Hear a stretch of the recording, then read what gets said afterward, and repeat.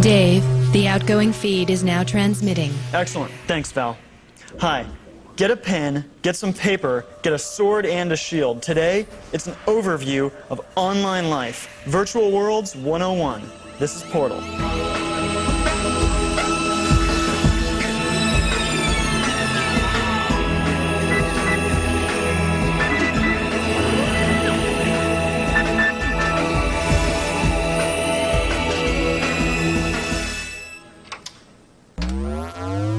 Hi, welcome to Portal. I'm Dave, and right now you're looking at the inside of the hub.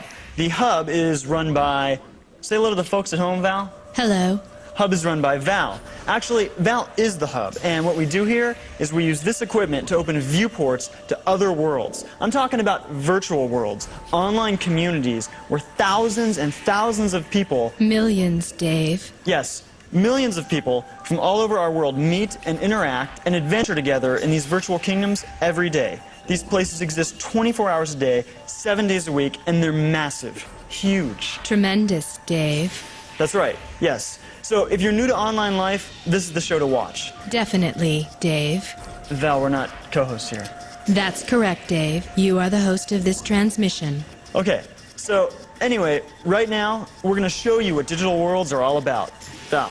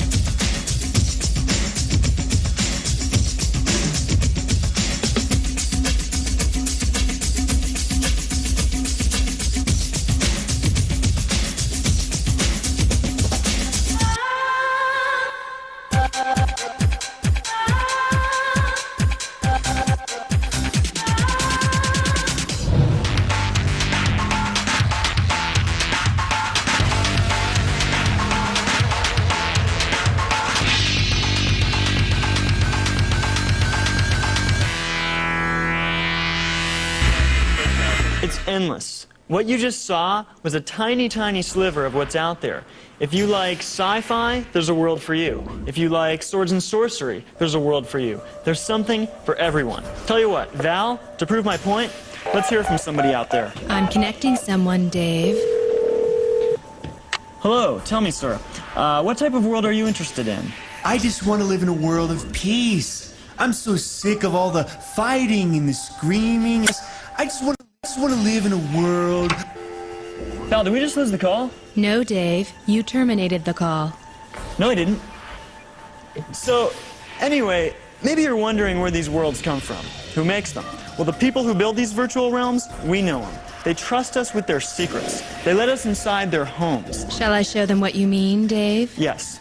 Watch. EverQuest really just became a phenomenon because it empowers people to communicate online. So we're bringing together lots of people with diverse backgrounds, but with a similar hobby, for lack of a better term, and putting them in an environment where they can work together, and really, it snowballed way beyond our wildest expectations as well. Yeah, the online game, when you look at it, first glance, it looks very much like the original Sims, which is a bit deceiving because the way it plays is radically different. I mean, it's such a totally different game. It's not like the same game at all because every person in the game is real. And you have this 3 continents to travel, and each continent has roughly about 9 playgrounds, and each one of the playgrounds has this involved kind of a very crafted, handcrafted dungeon experience that you go through. The game Lineage, which the NCSoft folks in Seoul, Korea have created, is actually the #1 online game in the world. It has 4 million players.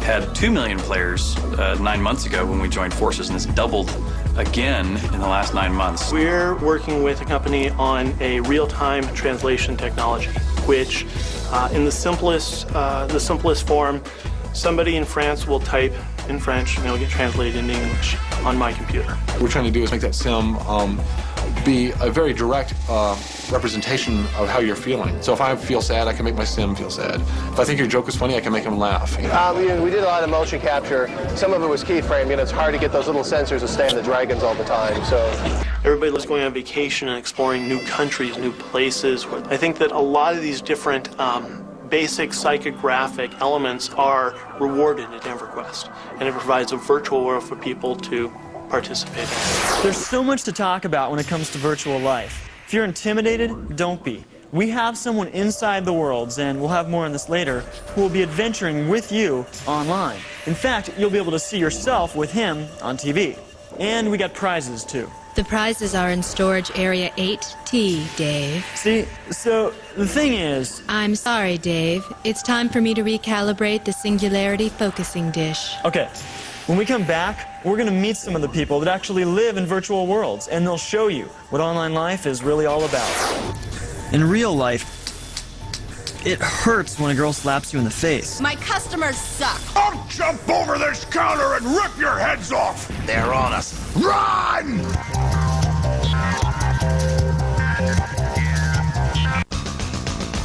My fondest memory from the show is actually the characters themselves. When you work on something with this many characters for that kind of period of time, they really kind of almost become a part of you. And it got to the point where I would walk into a room and I would feel like Bernie and Gruder were with me, making comments.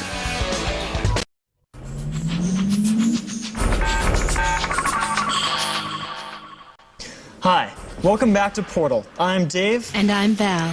From the hub here, we explore virtual online kingdoms. Right now, we're going to meet some of the people that you might encounter in these worlds. The map, please.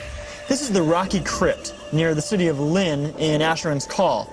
Now, this world used to actually be a nice place until a bad spell turned it into an interdimensional monsters gallery. We go there now to speak with the player known as Swordsman Supreme. Swordsman, can you hear me? Yeah, I can hear you. Swordsman, thank you for being with us today. No problem. Now, excuse me, Swordsman, can you tell us exactly why you're whispering? I'm in the entrance to the crypt. It's me buddy Grey Wolf 3 behind me. I'm whispering because this place is full of sandstones. Too loud, they'll hear us and come around. I mean, we'll be ready to go head-to-head with them bastards after we cast some protective spells and the like. But until we do that, they're too dangerous. Why are you in the crypt to begin with, Swordsman? Well, I'm trying to collect motes to create an Atlan weapon. That's one of the most powerful weapons a guy like me can get in this kingdom. But the first thing you gotta do is make one is to collect 16 motes from dead golems. Me mate here got 2 of them the other day. Show him one, eh? That looks like a Twinkie. Ah, ain't no Twinkie. That there's one of the most valuable. Oh no. They're on us. Run! Swordsman! Swordsman! Okay, that was from Asheron's Call. Maybe we'll catch up with those two a little later. All right, well now on to a more peaceful locale in Asheron's Call. Val? The quiet city of Glendon Woods, where a local healer sells kits and potions at fantastic prices. You got a problem with my prices? You can get the hell out of my store. Miss Gone Mad. What? Miss Gone Mad, hi, this is Dave from Portal. Please tell us a little bit about your store. My customers suck. What else you want to know? Thank you, Miss Gone Mad. Listen, I would like to stress to any newcomers to these worlds to please not get the wrong impression. Most virtual shopkeepers do not share the manners of Miss Gone Mad. And to be honest, I'm kind of confused because when she agreed to talk with us earlier, she was actually very nice. As we've said, these worlds are vast, and it's only natural that we're going to encounter an infinite number of personalities within them. Val, can we bring up our EverQuest shopkeep? I'm sure he'll be much more hospitable to us. And if you human scum don't like it, I'll jump over this counter and rip your heads off! A lot of people have asked me over the years about virtual life and if it's healthy to spend so much time living in the virtual world instead of in our world. Well, I put together a little something to answer that question. Take a look. In so-called real life, parking can be an absolute nightmare. But in virtual life, you can transform into your car, alleviating the need for parking. In real life, it hurts when a girl slaps you in the face. But in virtual life, there's always another hot elf waiting just down the road. In real life, it's hard to match your clothes. But in virtual life, you're one jar of dye away from a whole new wardrobe. In real life, a person has to be bothered with his bladder. But in virtual life, you never have to go. And in virtual life, when you slay a bandit, they almost always drop some type of good loot. But in real life, when you slay a bandit, they often leave nothing behind. So the rest of you people can go around with your empty pockets and full bladders. But me, I'll take virtual life any day. How does your bladder feel now, Dave? Fine. According to my monitors, it is only 23% full. Great. So, speaking of real-life concerns, you ever been in love, Val? No, Dave. It's a shame. I was in love once. Yes, Dave. She told me I was more in love with virtual life than I was with her, and that she never wanted to see me again. I'm sorry that you were hurt, Dave. You know, some people come together in their love of online life, Val, not apart. Show them. In the world of Norath, there are ultimate battles and heroic quests. Norath is a place where thousands of people gather each day for adventure and companionship. From dragons to orcs, you can encounter many strange beasts in your travels. But also, you might find your true love.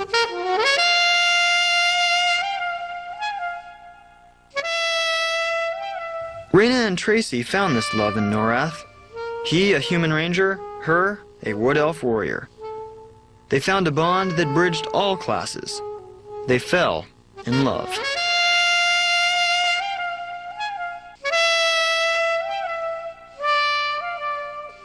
Eventually, their real personas came together.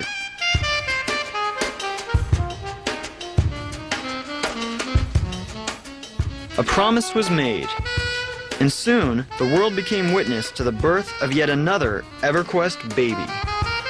Perhaps one day she'll fight proudly alongside her mother and father. Perhaps one day she'll fall in love too. Back when I was in love, it was different. I'm sorry, Dave. I need to recalibrate again. Oh. Okay, well, when we come back, we're going to show you some new virtual worlds that are being created right now as we speak. This devastation was the work of one man. You ask me, he's some kind of Superman. We're okay to discuss this? We have authorization, Dave. One of the most highly anticipated experiences of all time.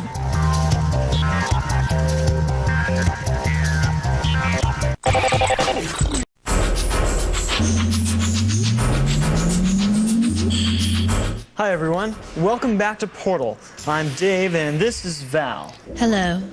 As we explore virtual online worlds, we visit EverQuest, Anarchy Online, and Asheron's Call, to name a few. But many, many more worlds are being created right now as we speak. Right, Val? Yes, Dave. Over a dozen new worlds are currently being built. So far, I've been able to successfully open portals to every one of these locales, including the 4 secret worlds that we're not yet allowed to discuss. Excellent. Let's take a peek at some of these worlds right now. First off, there's PlanetSide, a place where action junkies can test their skills against thousands of other people simultaneously online. City of Heroes gives you what you've always wanted, superpowers. Then there's Star Wars Galaxies, one of the most highly anticipated experiences of all time. You'll finally be able to live life in the Star Wars universe.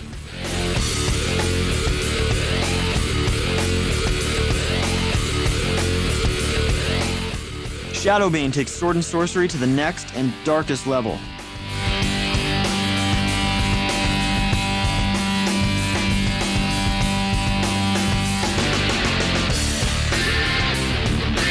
And in the Asheron's Call sequel, you'll explore an even more detailed land than in the original.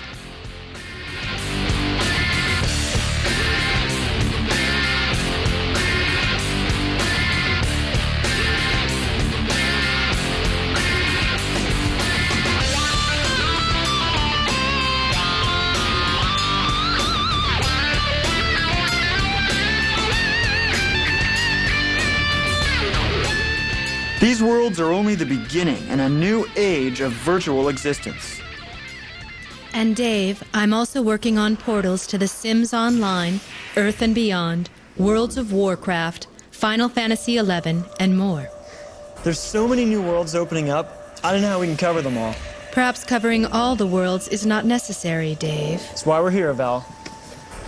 So look, we want you to explore these worlds with us. So if you're not familiar with getting into a virtual realm, it's real simple. Go to the store, buy yourself a copy of the world data. It comes in a box like this. Follow the instructions to install it in your computer, and that's it. It's that simple.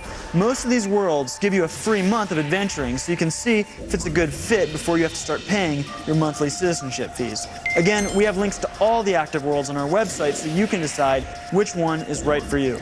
Dave, I'm receiving an update to the status of Project N2 from our primary uplink. Cool. What do we got? I'm sending it through, Dave.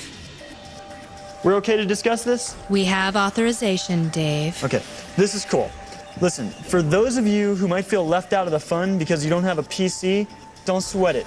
The most popular phenomenon in America, EverQuest, is coming to the PlayStation 2. And this isn't just a copy, it's a completely new world of EverQuest being made just for the PS2. As this story develops, Portal will be covering it every step of the way. Val, can we start working on this one? Already in progress, Dave. We'll have access in a very short time. Excellent. I have Mark Adams standing by now, Dave. Ah, yes. We hinted earlier that we have someone who will be adventuring with you in the online worlds. Who is it? Our action journalist and longtime friend, Mark Adams, has that story. This is Linvok Tuval, Azurin's Call's Lugian Fortress. Usually, this is a place of extreme danger, a place that a race of evil, hulking super barbarians call home. Today, these halls are filled with only the dead. It would take a literal army of extremely powerful adventurers to overrun this castle. But according to townspeople in the nearby city of Calabar, this devastation was the work of one man. You ask me, he's some kind of Superman. In Anarchy Online, a similar story near the clan capital city of Tyr. My sister'd gone off to hunting the Bronto crater and was hours late in returning. I was finished for sure. I was out of ammo, being chased down. I feared the worst. And then this voice calls out to me. He didn't even have a weapon. He took one look at the Brontos and they all just ran. Throughout all the world's talk of this powerful and mysterious hero is spreading. Who is this man? His name is...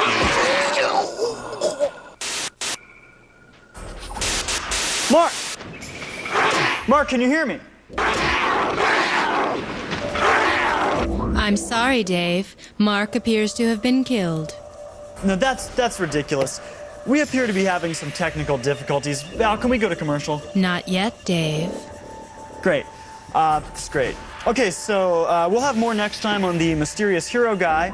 I'm sorry, and send all your questions and stuff to g4tv.com/portal, and that's it. Val, can we do a tribute for Mark, please? Of course, Dave. Thank you.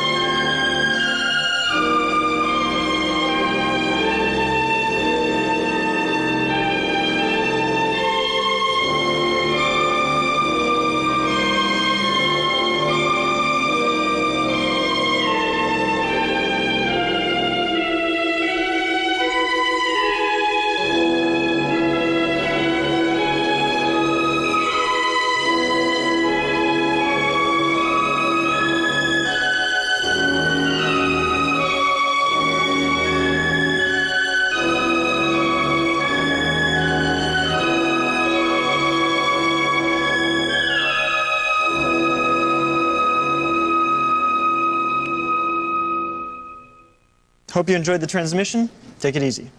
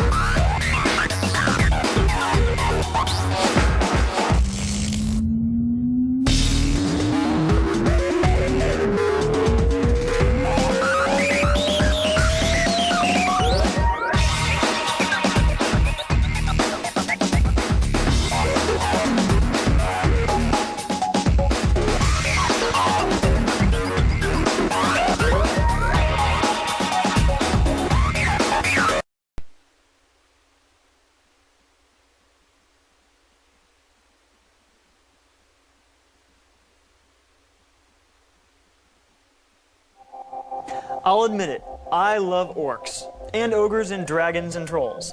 But a lot of people can't get into the whole sword and sorcery thing. If you're one of them, then we've got something else for you. The world's greatest sci-fi role-playing universe is here. Anarchy Online, coming up today on Portal.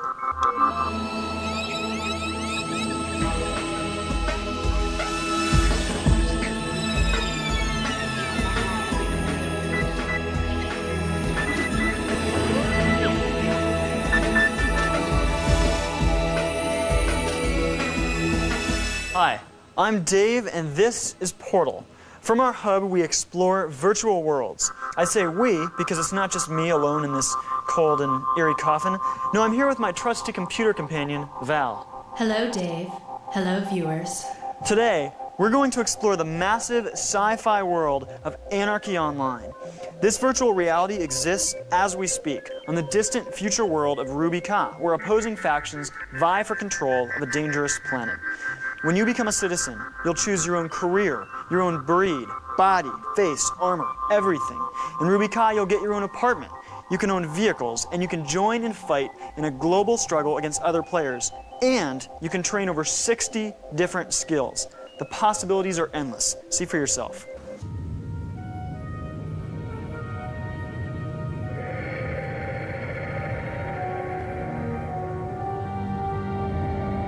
Sometimes, late at night, when I can't sleep, I remember my father. We lived in a rust park near Omni 1, in one of those porta-junk mobile homes. There were no perimeter fences, so when I was just 4, my father showed me how to fire a gun to protect me from the lizards, he said. I turned 6 when he took me to see where the first colonists had landed.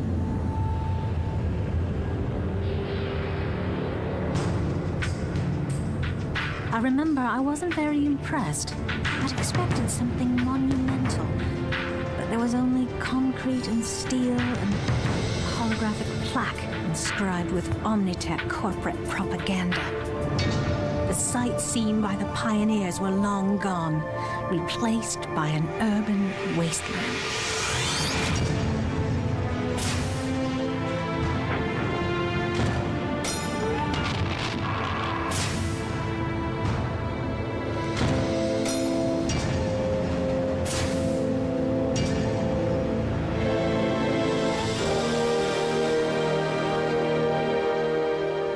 That was the first time my father told me about the war.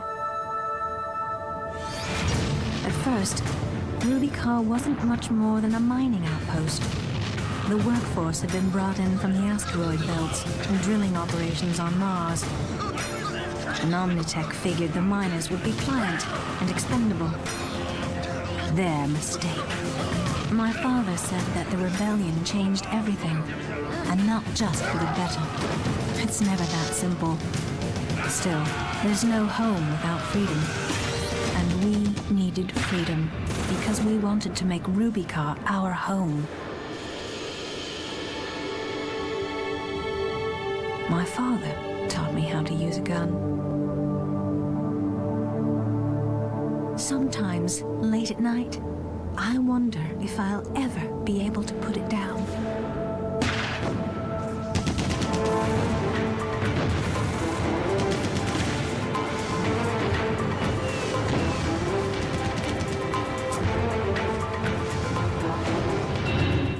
Now, Anarchy, as some of you already might have known, had some growing pains. Well, those problems are now gone. Anarchy Online is running smooth. It is the awesome experience it was meant to be. So, let's say you're new to all this and you're thinking, I wouldn't even know how to get in there and I wouldn't know what to do once I was there. Here's the deal. We're going to show you. Val, can you bring up our demonstration software, please? Yes, Dave. Uploaded in 3, 2, 1. So here it is. This is the first thing you see when you jump into the world of Anarchy Online. Actually, I'm not in the world yet. This is a nowhere space where I create my first character. By walking up to these buttons and right-clicking, I can choose my species and gender. Holding down Shift and left-clicking will tell you more about what these choices mean. Once you're ready, click on this button to teleport to the next room. Here, you'll choose your face, your height, and body type. These are strictly vanity changes, and they've got no effect on your abilities. Next comes the big decision, your career. I suggest you check out the guidebook first for full details on what each career is about. Each one's a completely different online experience. Enforcer, your physical and spiritual modification is now complete, and you have entered the name selection office. Finally, choose your faction by entering the world through one of these 3 doors. The announcer will tell you a little about what the differences are. Omnitech is a hyper-corporation. The primary goal for Omnitech is material gain. If you choose to stay neutral in the conflict, you will be stuck in the middle. The clans are opposed to what Omnitech stands for and fight to free Ruby Ka from its oppressive rule. If you choose to fight for the clans, you will start in the rebel part of Ruby Ka on the dry side of the planet. This is where clan members come into the world, the backyard area. It's a safe place where you can hunt and figure out the basics without being humiliated. 3 last things you should keep in mind. 1. This guard is your new best friend. If you're fighting a losing battle, run into his vicinity and he'll annihilate any bad guys for you. 2. This is the insurance terminal. It's free at early levels and it'll save you losing progress. And finally, make sure you always have a way to patch yourself up. Trust me, you'll need it. So there it is. Run around, have fun, and most of all, talk to others. That's how you learn. Portal's how-to guide for your first time visiting Ruby Ka. Val, can you bring up the mission console, please? Recalling data now, Dave. Okay. I'm just gonna come out and say this. We need your help. One of the things we do here is solve problems in the worlds. Bottom line, we need some of you out there to come fight with us. Now, the bad news is it'll be dangerous, extremely. The good news is you could end up looking like a hero on the air. If you log on to our website at g4tv.com/portal, you can view this same mission briefing that I'm looking at right now. It'll tell you what the latest missions are and how to apply to be selected. As far as who leads these missions, we have a man on the inside, a man who can do just about anything. We'll meet him and take a look at online crime, coming up next on Portal. Pay a visit to one of the planet's many Bronto Burger franchises. What's the most valuable item you've ever stolen? Maybe a 5-0 of the high-end debt. I didn't mean to get into trouble like this.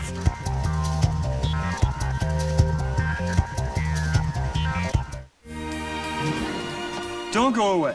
There's more to come in my first ever Portathon. How did you die again? Don't patronize me. Hello, I'm Howard Scott Warshaw. I did Yar's Revenge, Raiders of the Lost Ark, and E.T.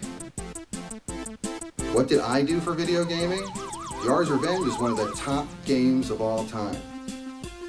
E.T. is the worst game of all time. Know your history.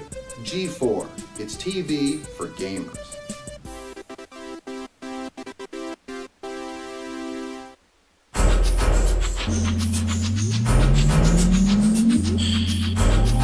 Hi, welcome back to Portal. I'm Dave, and right now you're looking at a map of Anarchy Online's Ruby Ka. As we mentioned, the planet is divided into 3 main factions. Today, we're investigating the clan territories highlighted here. If you decide to join their ranks, we'll show you a few places that you have to visit. Val, are we in? Yes, Dave. I've successfully opened 46 viewing portals at the preordained locations within clan territory. Excellent. Mike? This is Tyr, the massive capital of the clans. The city is built around a toxic canal system, which surrounds a central island. On this island, an adventurer can find the standard clan mission booths for getting assignments, insurance terminals for protecting body and possessions, as well as a wampa to the faraway city of Newland. Other points of interest in Tyr include Mongol Meat, City Hall, the Arena, You or Them weapons dealer, and dozens of apartment buildings where new citizens can find a home. There are other important cities in the clan as well, like Athens and Avalon.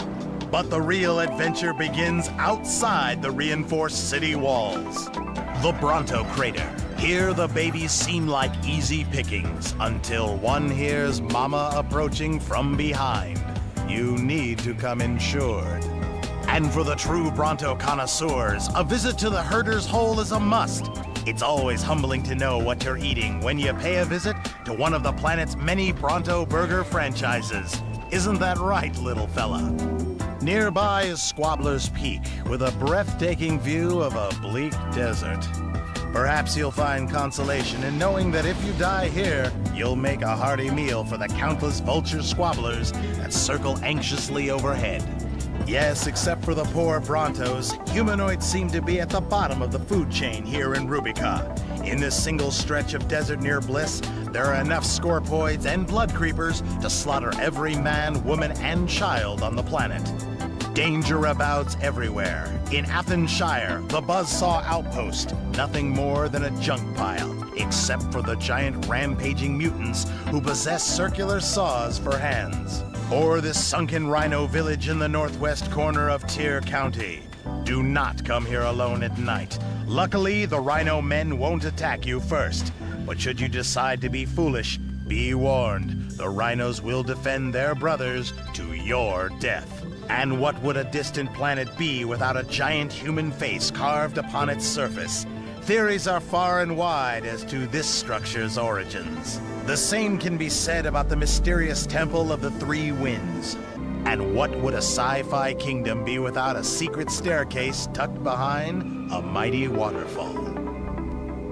Yes, the clan territories are filled with lava lakes and hidden cities, awesome sights, and unparalleled dangers. Adventure at your own risk. We recommend you bring some powerful and brave friends. I hope our viewers can appreciate how difficult it was to get some of that footage. We lost 2 loyal cameramen to get that shot of the buzzsaw. I'm sure their families appreciate you saying so, Dave. Val, you know what disgusts me? I can understand the buzzsaws and the rhino men terrorizing virtual sightseers. It's in their nature. But when man turns against man... Griefers, Dave? Yes. Real people whose sole purpose in entering the worlds is to rain on others' parades, otherwise known as griefers. Perhaps you should show them the piece you did last October, Dave. Good idea, Val.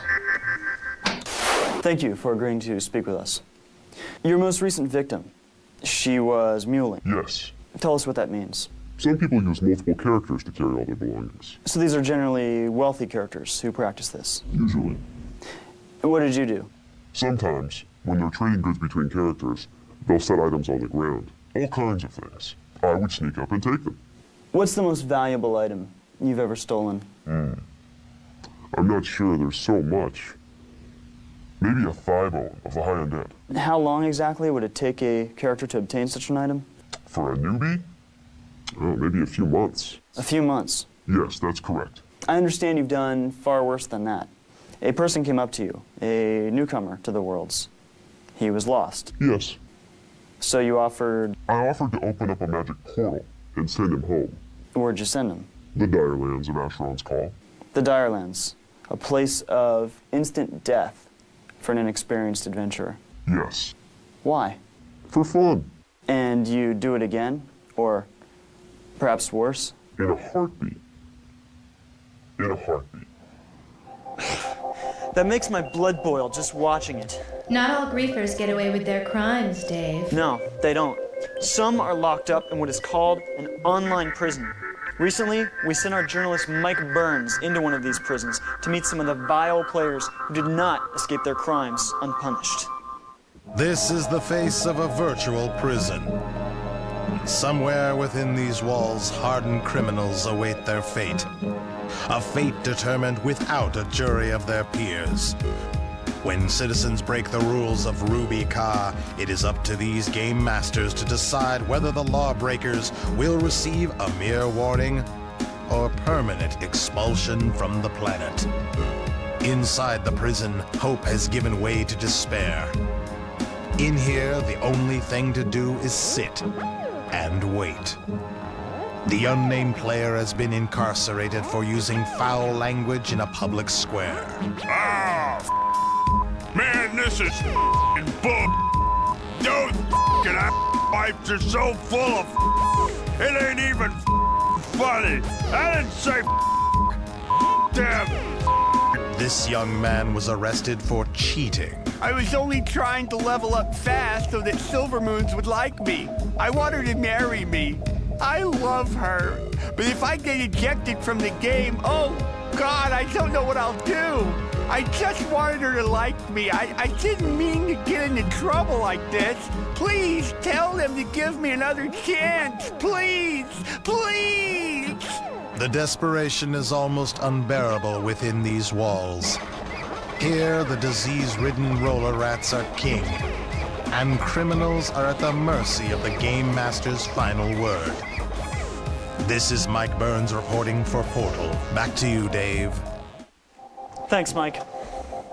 One thing you should note about Ruby Ka's prisons, unlike the jails on Earth, no one has ever escaped. Many inmates are known to escape into their own madness, Dave. It's true, Val. That is true. You know what's pathetic? Some people, they live their lives like they're in a prison of their own making. What do you mean, Dave? Roll file 2-S-Neophobia. I'll show you. This is Gordon McNeary. Today, he's having breakfast at this small neighborhood diner. But do you know what's so unusual about this particular day? Nothing. Gordon has his breakfast here every day. Every day he orders the exact same thing. 2 eggs over medium, bacon, hash browns, wheat toast, and a glass of low-fat milk. Breakfast, lunch, and dinner, work and home life, for Gordon, every day is a carbon copy of the day that came before. This is Hammer Time. Every day in EverQuest, he hunts skeletons in this exact same spot. Then he makes this short run to this exact same town and sells his loot to this exact same clerk. Although Hammer Time has bought all of EverQuest's expansion packs, Hammer Time suffers from virtual neophobia. Neophobia. People, it's bad enough to be stuck in a rut in real life, but when you go into virtual space, explore. There's thousands of square miles to cover. Don't be afraid.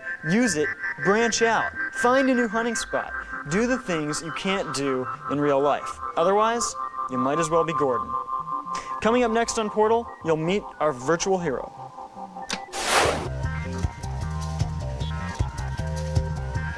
What's truly shocking is the fact that these stone grinders were slain by a single man. What is the deal? Who are you?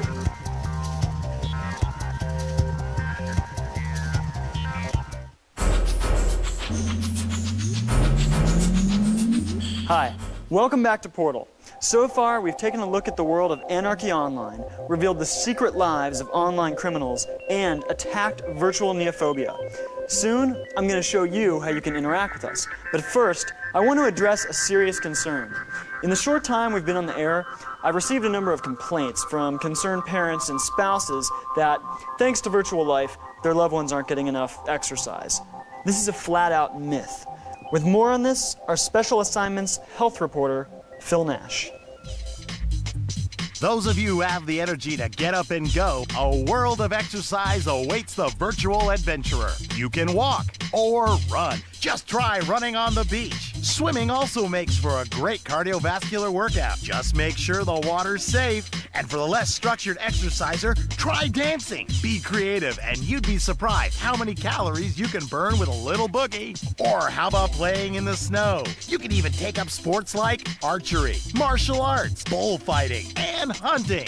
And remember, a little meditation before working out will give you that extra charge you need. Exercise in the virtual world. The possibilities are endless. Thank you, Phil. We'll look forward to your next report.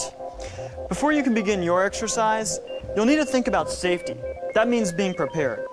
Let's check out an amazing tool that'll help you survive one of the most dangerous worlds anywhere. Entering Acheron's call, Dave. Thanks, Val. The program is called AC Monster.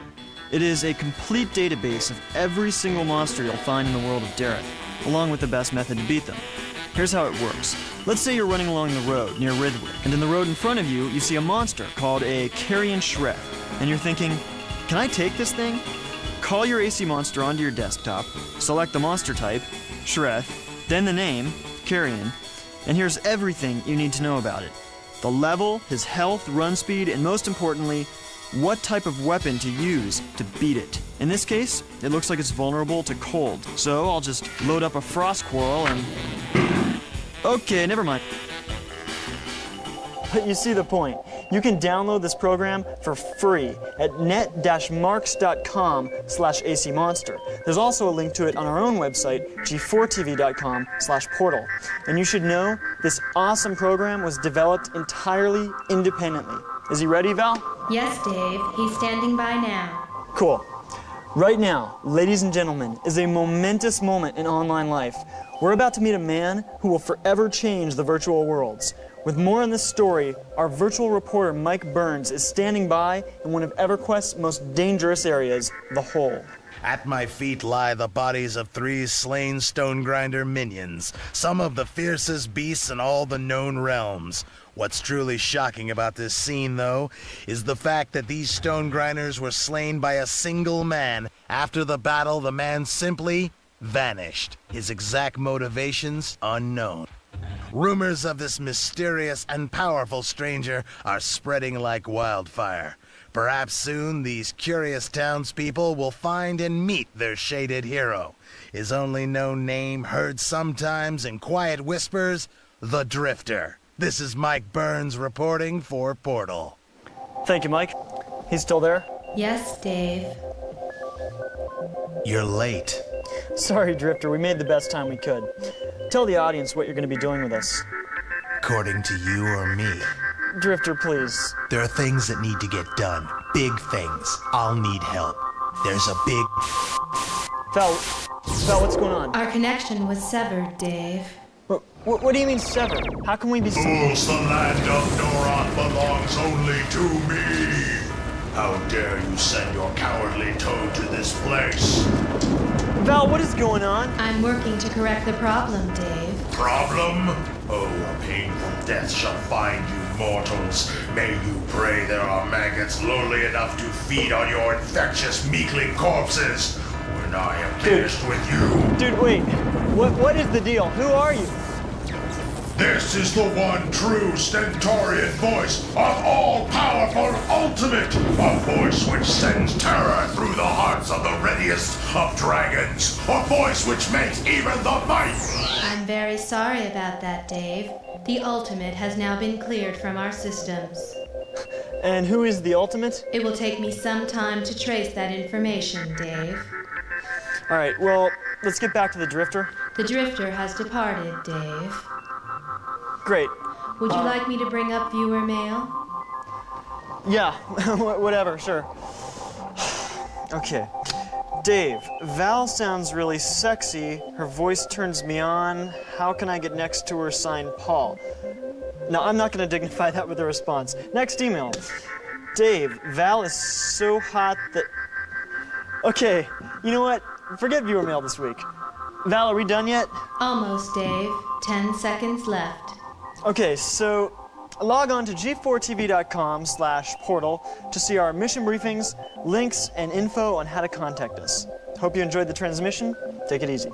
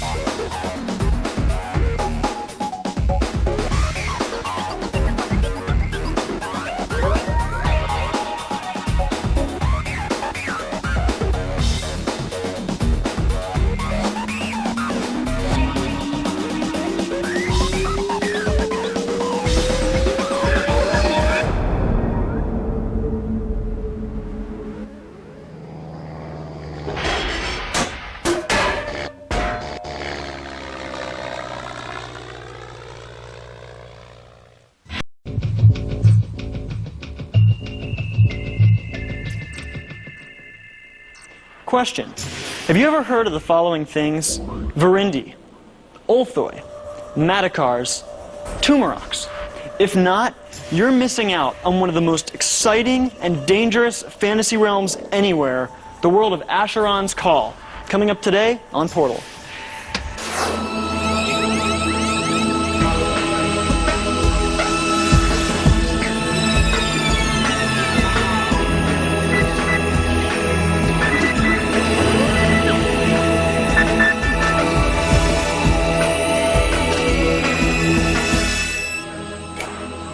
Hi, I'm Dave, and right now you're inside of Portal's hub.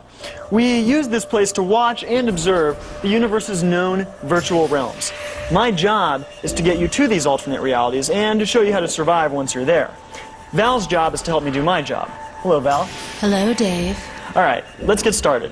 First off, a story. Once upon a time, there was a happy place called Dareth. This pleasant land was home to a race called the Empyreans, until a magician named Acheron blew it for everyone. Acheron accidentally opened up a portal to an alien world, letting hordes of evil Ulthoi flood into Dareth. Val, speaking of bad portals, let's make a note to recheck our own safety procedures. Certainly, Dave. Cool. These Ulthoi looked kind of like the aliens in the movie Aliens, except these guys were much meaner. The Empyreans were forced to flee their kingdom, but in escaping, they opened up even more portals, letting in even more foreign species, including humans. Dave, I've completed our safety protocols evaluation. All portal access points are fully secured. Sweet. So, eventually, the humans managed to contain the Ulthoi, but now they're trapped in Dareth, forced to coexist with dozens of deadly creatures from countless other dimensions. Enter Asheron's Call. Long ago, a lone sorcerer saved the last of his kind from an unstoppable invasion.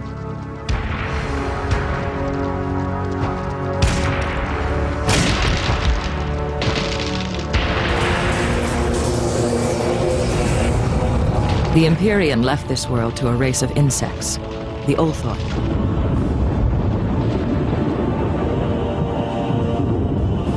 But how could the sorcerer know that what saved his people would also call us here? My name is Elisa Strathalar. Years ago, I was a commoner of Isfar, seeking nothing of adventure. But adventure, it seems, sought me. The hive ran with brutal precision, slaves and drones bent to the will of the Ulthoi Queen. I learned their patterns, to recognize the foul scent of their coming and going. I ran when the time came. After searching for hours, I found a way out. Soon after, I met Thorsten, my love. Together we sought a way to liberate the land. Dareth is an amazing place, but it's also an intimidating one. Its size and scope can be almost overwhelming for a newcomer. So we sent Portal's very own travel correspondent, Brian Stone, into the field to gather up info on a good place to get started. Brian? Thank you, Dave. I'm standing here at one of the most popular meeting spots in all of Dareth, Eastham's world-famous windmill. Eastham, as you can see, is a coastal city, located just a short way up the road from Rithwick. There are several important things to take note of in the heart of the city. First of all, this magic dealer, who shares a store with the town's medicine merchant. She has some of the best prices on mana stones in all of Dareth. Mana stones, of course, being the invaluable items one uses to recharge one's arcane items. Also, there are 3 weapons and armor dealers in the city, as well as an arrow merchant. Everything here is quite affordable. And here, near the windmill, is the town's lifestone, where the cautious and wise adventurers can bind their souls and preserve them in the event of their untimely demise. I don't need to do this, of course, because nothing's going to happen to me. But the real adventure begins straight to the east, on the beach. This abandoned house is used as a staging area for young warriors and mages. You'll often find them here, arming themselves with spells and magic items. Then, it's off to battle. Directly south of this shanty are several large drudge bonfires. The drudges here are extremely low level, but in large numbers. Bring friends, and they'll make for excellent hunting. This is an Azur Gromny. one of the most popular and common species on the beach. They're extremely dangerous to the unseasoned warrior, but with proper training, they make for excellent experience. The key to defeating them, we've been told, is to wear armor with not only high piercing resistance, but acid resistance as well, since their breath is highly toxic. Also, in the immediate vicinity are large numbers of blue Fentos wasps. Ironically, the danger with these wasps is not their sting, but their magic. In the time since we've been here, we've watched at least 3 or 4 skilled swordsmen fall from their spells. The wasps usually appear quite helpless until they decide to unleash one of their patented fireballs. Then the fight can be over in the blink of an eye. One thing we can tell you is that these fireballs tend to travel in a perfectly straight line. So if you sidestep while you're fleeing a wasp, you might actually be able to avoid taking a fatal hit in the back. Rumor has it that farther down the shore, one can also find shallow sharks and banderlings, as well as mud and water golems. We were able to acquire this shot of one of them. We'll be reporting more a little later as we gather new information here on the beach near Eastham. Excellent, thank you. Now, let's take another look at that last piece of video we saw. A water golem. How about this one from our files? A mud golem. A sandstone golem. Or check this out, a wood golem. Dave, I've also obtained this digital photograph of a magma golem. Yes, golems exist across many of the virtual worlds in just about every elemental form you could imagine. And frankly, I'm sick of them. I've been fighting the same old golems since I was in diapers. This is where we want you to have some fun with us. Log on to our website, g4tv.com/portal, for details on our Golem Genesis contest. Send us a picture of your own original golem made out of the most original substance you can imagine, and we don't want any disgusting golems, you know what I'm talking about. And the winning golem will spend a week here in the hub. Coming up, more Acheron's Call. Please tell the Drifter I love him. Please. Is that what happened? Damn it, Ultimate, we're trying to show people how to explore virtual worlds. I can't... Silence!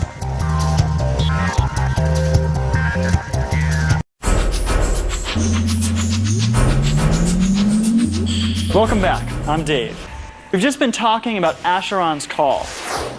One of the many unknown aspects of this world is its subway system. A short run from what used to be the town of Arwick is the entrance to a place called the Abandoned Mines. Standing amongst these ancient stones, it appears to be nothing more than a typical haunted dungeon. But when you step foot inside, you'll see that it's anything but that. The entrance chamber is a virtual cattle call of people from all corners of Dareth's globe. Here you can find the most powerful warriors in the land standing side by side with virtual newbies. This is one of the most trafficked spots in all of Dareth. Now that you've seen Dareth's most popular dungeons, we have a grade A Axemaster standing by to give us a tour of one of the coolest and least traveled dungeons in all the land, the Ice Cave. Commencing portal materialization in cave entry, Dave. Great. Let's meet the beautiful Sariana. Greetings, Dave. How fare you this day? Good, Sariana. I see you've brought a friend. Ah, yes, she has yet to fail me, this one. I won her from an Umbrus many moons ago. 'Twas in the sudden season. Well, that is a long time ago. Now, Sariana, is that what happened? I'm not sure, Dave. Our portal was severed. Worms, I warned you to keep your filthy appendages away from the virtual realms. Your nerve is exceeded only by your stupidity. Damn it, Ultimate, we're trying to show people how to explore virtual worlds. I can't... Silence! You would risk your continued existence to entertain an audience of unmitigated imbeciles. Perhaps your feeble mind is as rotten and useless as theirs. Very well, human. Let us see how engaging your pathetic little show is in the dark. Dave, I've now managed to purge the Ultimate from my mainframe. Okay, and the lights, Val? You'll have to repatch the Quark Stream generator, Dave. Okay, where? Ow! This one? Yes, Dave. Thank God. Can we get Sariana back?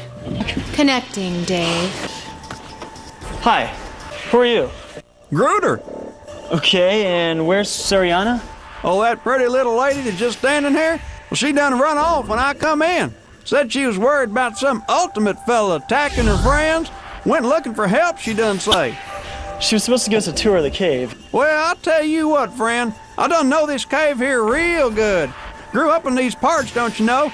I can show you around. Well, do you mind? Well, my pleasure, fella. Follow me. Well, this here first room got some ivory gromneys in it. Let me get them suckers for you. That frost is real pretty, huh? You can go right or the other way here. Yeah, that one. Don't matter. They both lead to the same place. I don't know what used to be down here. Pretty spooky, huh? Just some ice golems now. I'll get them.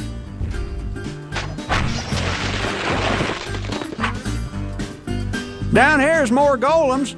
Granite. I'll get them too. Now this is almost the bottom here. After you kill this zombie, like this, there's some more stuff in here. I ain't got no key. You have to come back for that. Oh, I bet there's some real goodies behind there. Last hall's got some iron golem. They're level 42. Don't worry, I'll get them. And this here portal done take you back to the surface. Easy, see? Critter, that iron golem was level 42. You walked through this place. What level are you exactly? 129. How? Like my pa always said, you work at it hard enough, you can do just about anything. All right, Gruder. All right. Thanks for everything. My pleasure, sir. And hey, if you see that fancy-looking woman again, you tell her Gruder done wants to court her, okay? Will do, Gruder. Thanks. Well, now that we visited the ice cave, we're going to go warm ourselves up at a campfire. You might have heard of ARC, the Advisors of Ruby Ka, an elite group of volunteers who have taken on the honored task of maintaining the sci-fi world of Ruby Ka, homeworld of Anarchy Online. ARC's duties are far and wide, usually difficult, and always taxing. At the end of a hard day, they come here, to this secret, inaccessible campsite to relax and relate. No regular person has ever laid eyes on this place until now. Why do I do it? When someone's gotten themselves in trouble or something's gone terribly wrong, and you swoop in and save the day, there's something about the way people look at you that makes it all worthwhile. I do it for the chicks, plain and simple. You put this shirt on, the girls just throw themselves at you. I hear the Drifter has been to Ruby Ka. I think being an ARC will increase my odds of finding him. I have to meet him. I know if he sees me, he'll want to marry me. I used to be aimless. I'd run around Ruby Ka, kicking everyone's ass in sight. Sometimes I get wasted too, but I felt like I was only living for myself. Portal, please tell the Drifter I love him. Please, please, please! The Drifter's an online hero we work with. We'll see him a little later. When we come back, Star Wars goes online. We're actually getting a shot of several armadillos. Brian, please be careful. I think I might know who the ultimate is.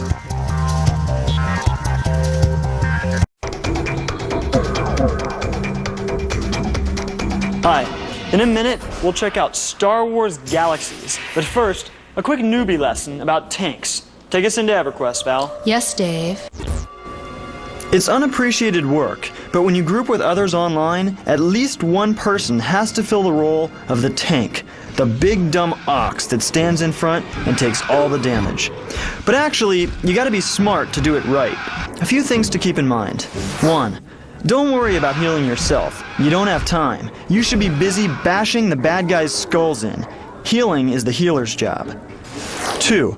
Protect your group's healer at all costs, even if that means ignoring another monster that's aggroing you. If your healer goes down, your group goes down. 3. Wear the best armor you can find and keep your available hit points as high as possible. Your job is to be a brick wall. And finally, 4. Don't ever be the first to run. It's up to the group leader to call a retreat. If you bolt, you'll be leaving the others with no protection, and you'll probably end up dead after the rest drop. Thank you, Val. While I'm here, why don't we check out some emails? Uploading now, Dave. Hi. My name is, well, I'd rather not say. I've been an Asheron's Call junkie since November of 1999, and since then my life has been a blur of fighting drudges, exploring dungeons, and leveling my alter ego named Pick, signed Anonymous. Well, Pick, I can relate. Before I was able to do this stuff for a living, I too was forced to live my virtual life in secrecy. And for any of my old bosses watching, I never really had the stomach flu. I was just trying to get my quest bow. Ta, keep the faith, Pick. SWG, Val? Movie loaded, Dave. Let me ask you a question, addicts. Have you ever found yourself wishing that you had a real working lightsaber? How bad do you want to be a Jedi? I spent my entire youth, or adulthood so far, wanting to live my life in the Star Wars universe. I mean, I want to train with Yoda. I want to fly the Millennium Falcon. I want to become as badass a bounty hunter as Boba Fett. But unfortunately, you just can't do that kind of stuff. Or maybe you can.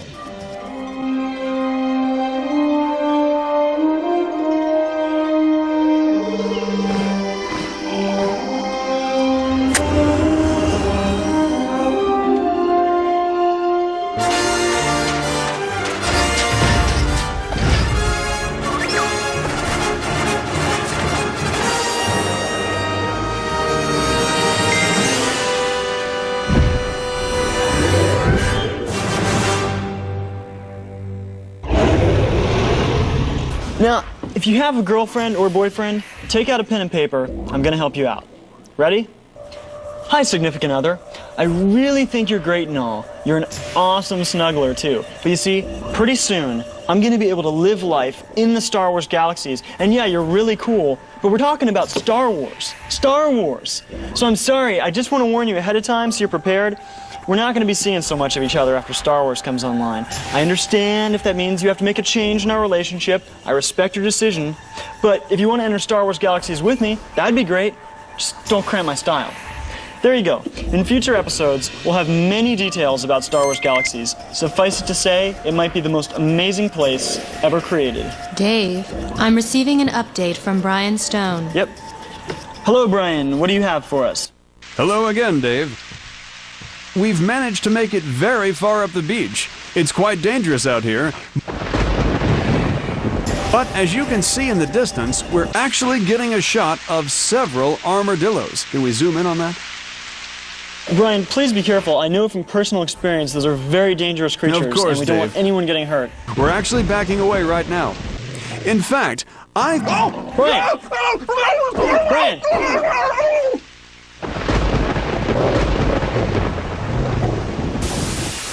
Val! I'm sorry, Dave. He's gone.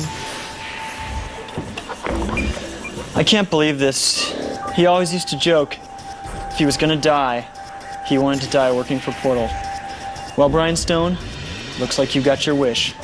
You were our best reporter and a great friend. We'll miss you. Would you like me to upload our news stories, Dave? Yeah, sure, why not? Check this out.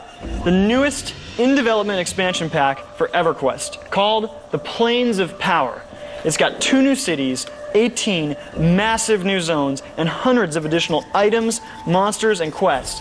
The quests found on these magical plains will allow veterans to develop their characters further than they've ever been able to, and characters of all levels will benefit from the Plane of Knowledge, where gateways to Norath will make long-distance travel in EverQuest easier than ever. Keep watching Portal for some of the first footage from the plains. Speaking of Norath, Val, any word from the Portal Drifter? Yes, Dave, but he wasn't able to speak extensively. I recorded this message from him. I think I might know who the Ultimate is. I can't talk now. More later. Why didn't you say who it was? All right, well, that does it for today. If you want to find out how to get in touch with us or how to adventure with Portal online, go to g4tv.com/portal. We'll see you soon.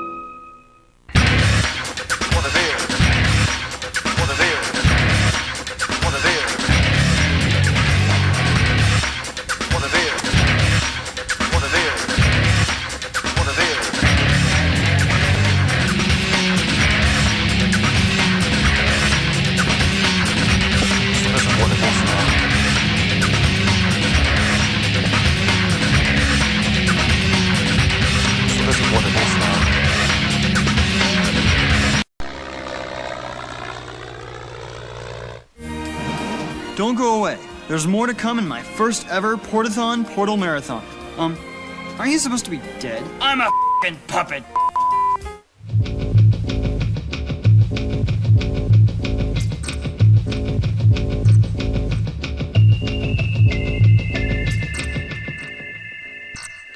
This is Philip Ross. This is Henry Radaman, opposing leaders in a deadly global struggle on the distant planet of Ruby Ka. Only one person can tip the scales in this epic conflict, you. Today on Portal, the story of Anarchy Online.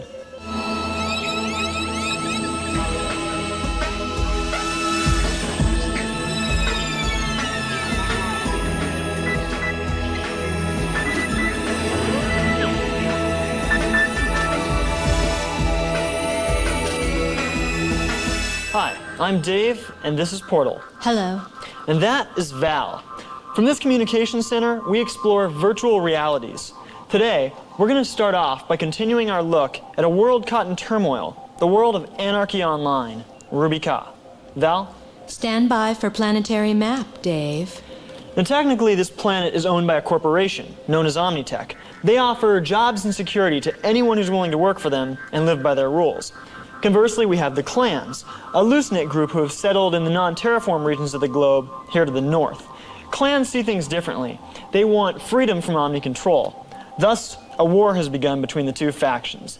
The final outcome of this struggle, which is far from over, will be decided by the citizens of Ruby Ka.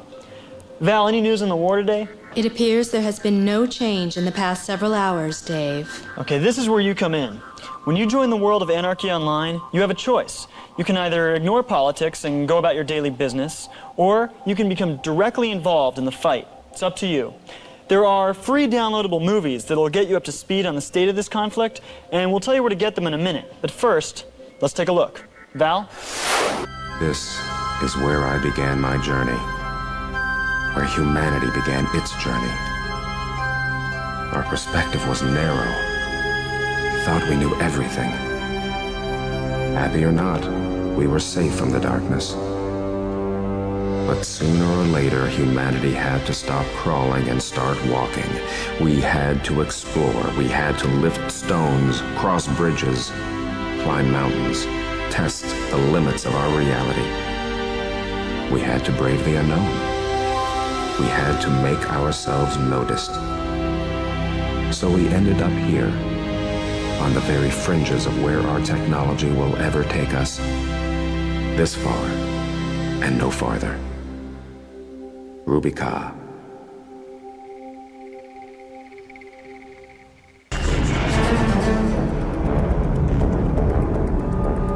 Is that a chessboard?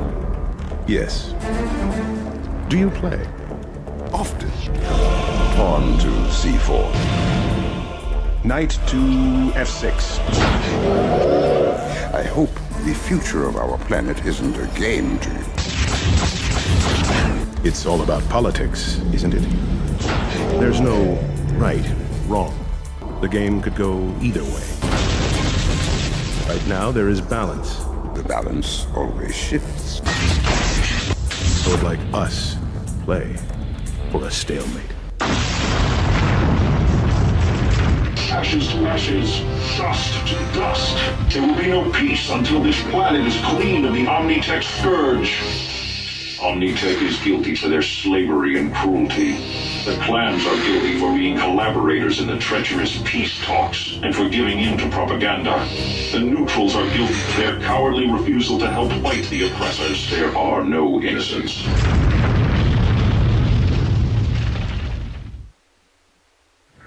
You can find these episodes in their entirety on Anarchy Online's official website. That's linked on our own website, g4tv.com/portal. Dave, Trish is now standing by with her report. Yes, she mentioned she'd have a piece for us.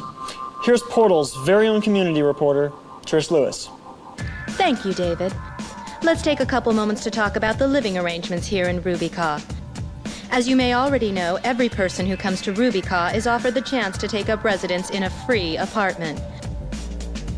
Not all apartments are created equal, however. It's all about location, location, location. For example, who would ever conceive of taking an apartment in the Northlands? The clan cities are not only questionable in terms of safety, but they're usually more functional than they are aesthetically pleasing. The neutral territories seem to suffer from the same problems. Sometimes it seems as if these buildings aren't even kept up. No, there's only two places to really live on Ruby Ka. The first is Omni's Entertainment District. This is definitely the party capital of the world. Just make sure you stay away from the red lights, if you get my drift. But the truly bestest place to live on all the planet is Rome. Just look at how beautiful the city is at night. These apartments are just a short walk away from Rome's gorgeous Central Park and are quite fashionable. But like some women say about their men, it's what's on the inside that counts. Ruby Ka's shops and boutiques offer a tremendous variety of home decor. With the right expertise, an apartment can end up looking something like this. While without proper guidance, your apartment might seem like an Aatrox did your decorating. But that's why there are people like Calgo McGee who... Now, Trish, wait a second, that's not fair. I'm sure there's a lot of Aatroxes out there that have done a fine job setting up a cool pad. Certainly, David, but there is a reason for interior decorators, and I'd bet that no Aatrox or human can do up an apartment like interior decorator Calgo McGee. All right, Trish, thanks for the report. Val, please post a contest on our website. I want to prove Trish wrong. The best decorated apartment contest in Anarchy Online.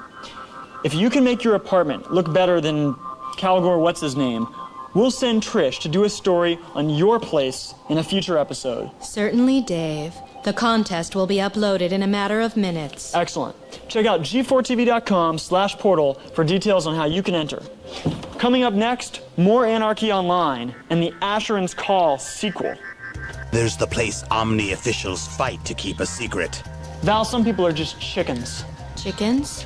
Yes, Val, chickens. Please tell us what's happening here. What's happening here is I'm about to go kick some ass.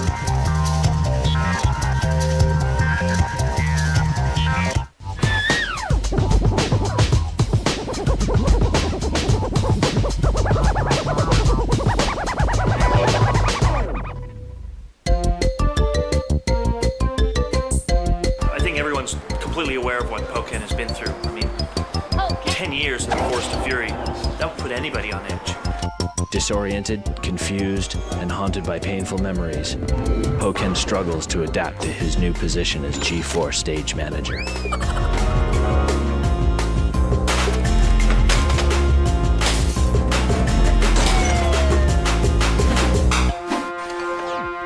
This portion of G4 TV has been brought to you by Pringles. Once you pop, you can't see.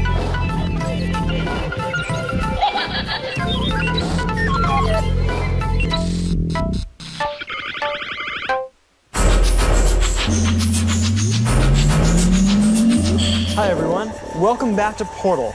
As you can see from this map, the planet of Ruby Ka is immense. However, one of the cool things about Anarchy is that it provides more transportation options to help you get around than in any other online world. Uploading transportation demonstration, Dave. Let's check out the many choices that a person has for exploring Ruby Ka. First of all, there's the most obvious option, running. But don't be fooled, this is a better choice than you'd think. A person can actually devote some of the experience he's earned toward building up his run speed. The more powerful you get, the faster you can hightail it. Also, you can obtain bionic implants in your body to make you move faster. And there are nanotechnology programs which will help you to reach high speeds as well. Next, transforming. Certain character classes can mutate their bodies into other forms, increasing their ability to get around quickly. For example, this adventurer can transform into a sparrow. Moving on, we have vehicles. Spend your experience points in these categories and you can buy and operate all kinds of different vehicles, land, sea, and even air. The ultimate prize, the much sought after Yamaha XL, which can fly over the landscape at ridiculous speeds. In Ruby Ka, owning one isn't just a massive convenience, but also a status symbol, as they'll cost you an absolute fortune. For traveling vast distances in the blink of an eye, there's the Wampa system. The Wampas are teleportation tunnels that link major cities and key locations. They're rumored to be named after the sound they make when used. There are actually several different networks of Wampas, and you can find a link to this Wampa map on our website. Finally, the very best means of ultimate access in Ruby Ka, the grid. Using the grid is essentially like sending yourself through a phone line.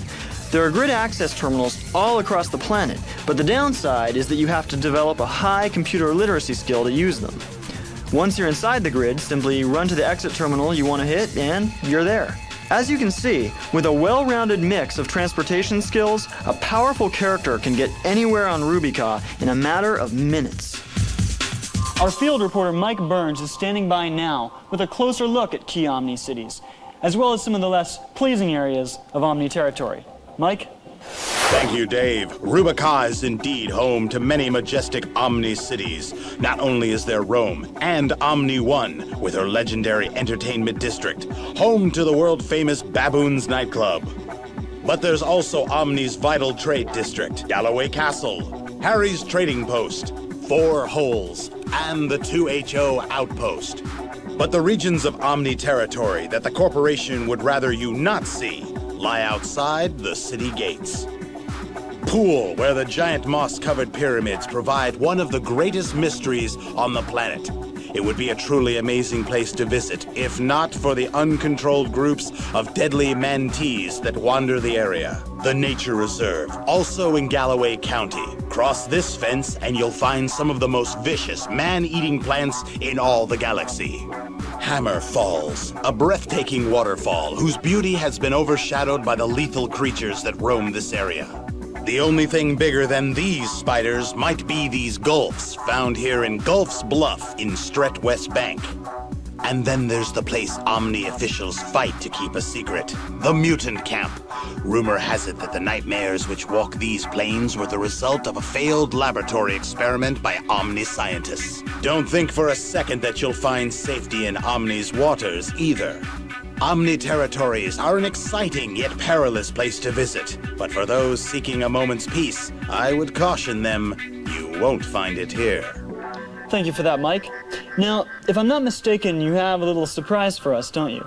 That's correct, Dave. Go ahead and tell us where you're standing. Currently, I'm standing in the Game Master's staging area. This is a part of Ruby Ka that no average citizen has ever laid eyes on before. Correct. But of course, Portal got you there. That's right, Dave. This is a strictly private area where the Game Masters, who are essentially the gods of Ruby Ka, you can see them in the background there, meet to discuss amongst themselves in secrecy any situations that might merit such an important exchange. As you'll also notice, there are stores on the other side of me here. Essentially, any item that exists in all of Ruby Ka can be generated by one of these stores, for use by the Game Masters, known also as GMs. Now, Mike, can we get a word with one of these GMs? Certainly, Dave. A few of them have indeed agreed to speak with us. Excuse me, sir. Can you please give us your thoughts on this staging area? Even those such as us need a place to call our home. That is what we find here. Home. And you, sir, your feelings on this secret place? I have no feelings. You must leave now. Very good, thank you. As you can see, Dave, this staging area is a highly important and highly covert location. A place where the fates of thousands rest on the shoulders of this small group of virtual deities. This is Mike Burns reporting for Portal. Thank you, Mike. Val, is Sandra ready? She's standing by, Dave. Perfect. We now have another one of our reporters, Sandra Simmons, standing by with a story in Acheron's Call. Val, please take us into the Black Spawn Den. Thank you, Dave. This is Sandra Simmons. I'm in one of the 3 known Black Spawn dens in Acheron's Call.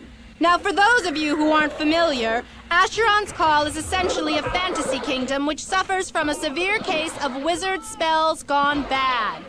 This entire kingdom is overrun by monsters, and this dungeon is the perfect place to illustrate that point. I'm yelling right now because a few feet behind me, deeper into this dungeon, there is literally a war going on between armored tuskers and a group of adventurers. I have with me right now Angryax, who's about to jump into the fray. Angry? Yeah? Please tell us what's happening here. What's happening here is I'm about to go kick some ass. I found all over the kingdom here these sturdy iron keys. Now you get to the bottom of this place, past the Tuskas and the Verindi, down to the end of the last level, you know? And you'll find a bunch of chests down there that you can open with these here keys. There's all kinds of crazy crap in them. What kind of things? Yeah, I don't know. I mean, all kinds of crap. Weapons, magic pants. It depends on how lucky you're feeling. And is it worth the risk to make it to the bottom? You tell me. Ask the guy behind you. Sandra! Sandra, are you there? I'm sorry, Dave. Sandra appears to be dead. She was a courageous woman, you know. She'd do anything to get the story. Unlike some people, Val, some people are just chickens. Chickens? Yes, Val, chickens. Remember the last time I visited EverQuest? Why, hello there, fellow adventurers. Hello. Hi. I noticed the two of you standing here, and I also noticed that creature off in the trees. I propose that if the three of us work together as a group, we could defeat him in battle. Nah, I don't want to die. Yeah, we'll just keep hunting rats. But what's the point of being an online warrior if you're afraid to have fun and take risks? You go for it, dude. Yeah, we'll watch you die. Chickens. You see my point here? Why go online if you're not going to take on the challenges that await you there? These worlds exist so you can experience high adventure.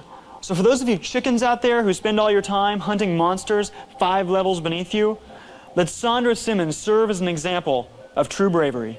Shame on you. You might be walking into a death trap. Okay, something really cool to report today. Hang on, I'm a little busy. I'm on a quest.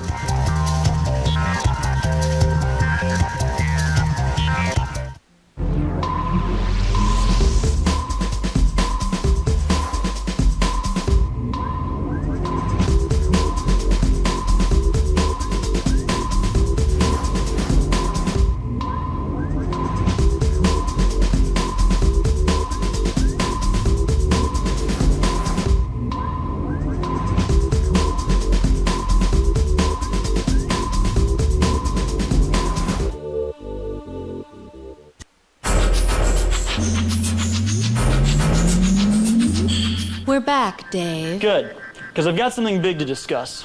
The future.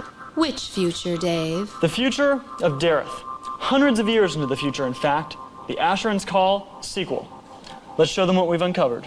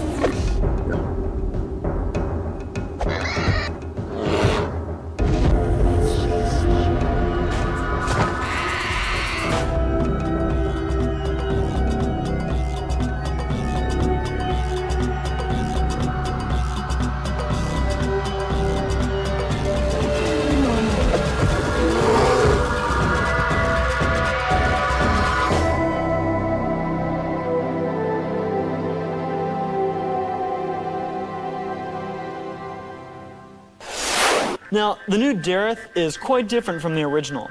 A centuries-long war between 3 powerful entities has torn the kingdom apart. It'll be up to us to rebuild the kingdom. In this new land, you'll not only be able to do so as a human, but also as a Lugian or Tumarok, well-known adversaries from the Dareth of old. There'll be returning favorites and countless novel threats as well. And be prepared to experience fast and furious combat and magic systems like you've never ever seen in a virtual world before.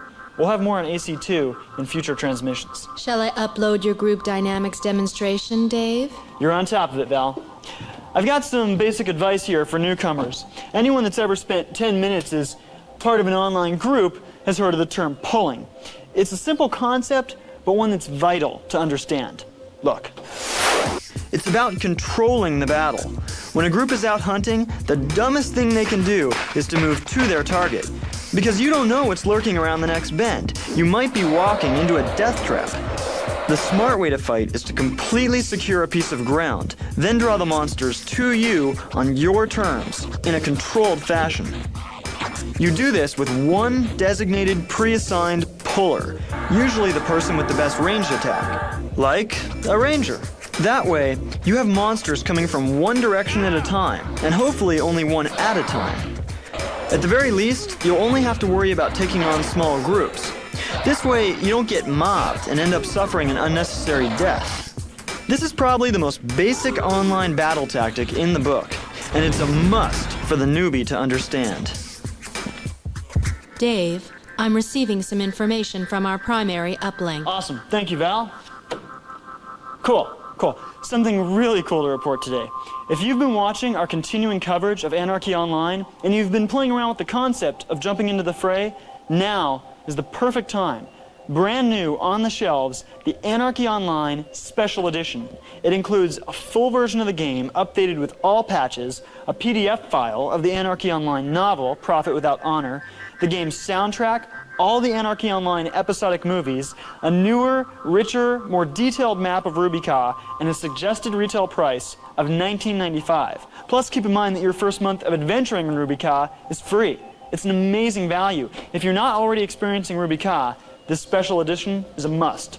Okay, let's check our email. Anything interesting, Val? Yes, Dave. I'm bringing it up now. Okay. Dear Portal, for people outside the United States, are you including us? I'm curious because I'm in London, even though most of my Asheron's Call clan is in America. That's the cool thing about virtual worlds, meeting people you normally wouldn't. Signed, Sid. Sid, Portal completely understands the importance of the global online community. Your American clanmates who are watching should pass along this word to all their international friends. Through our quest and our website, g4tv.com/portal, we absolutely want you to be a part of the fun. We have the Portal Drifter now, Dave. Okay, we've met the Drifter once before here on Portal. He's the virtual hero who will be adventuring with you online. Drifter, are you there? Hang on, I'm a little busy.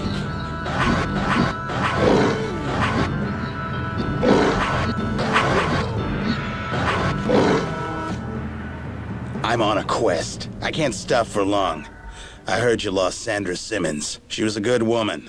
Tell her family I'm sorry. And that scumbag who watched that Tusker kill her is going down.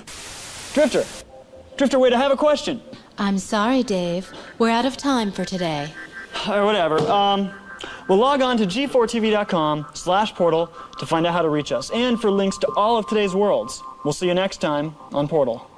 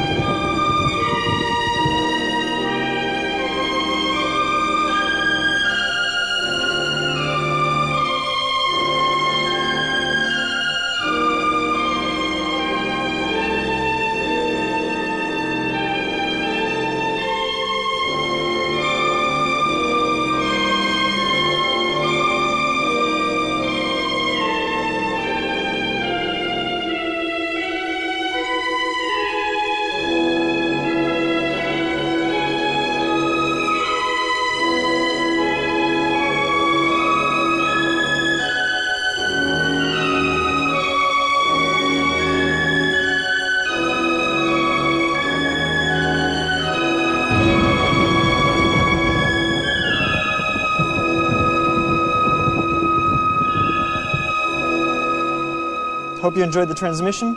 Take it easy.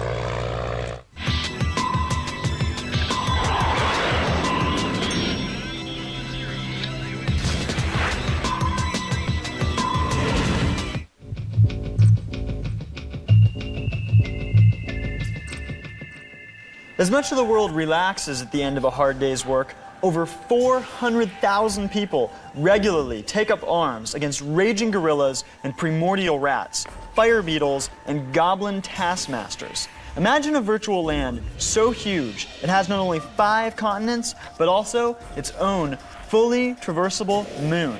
Today, we explore the big boy. Today, we visit EverQuest. This is Portal.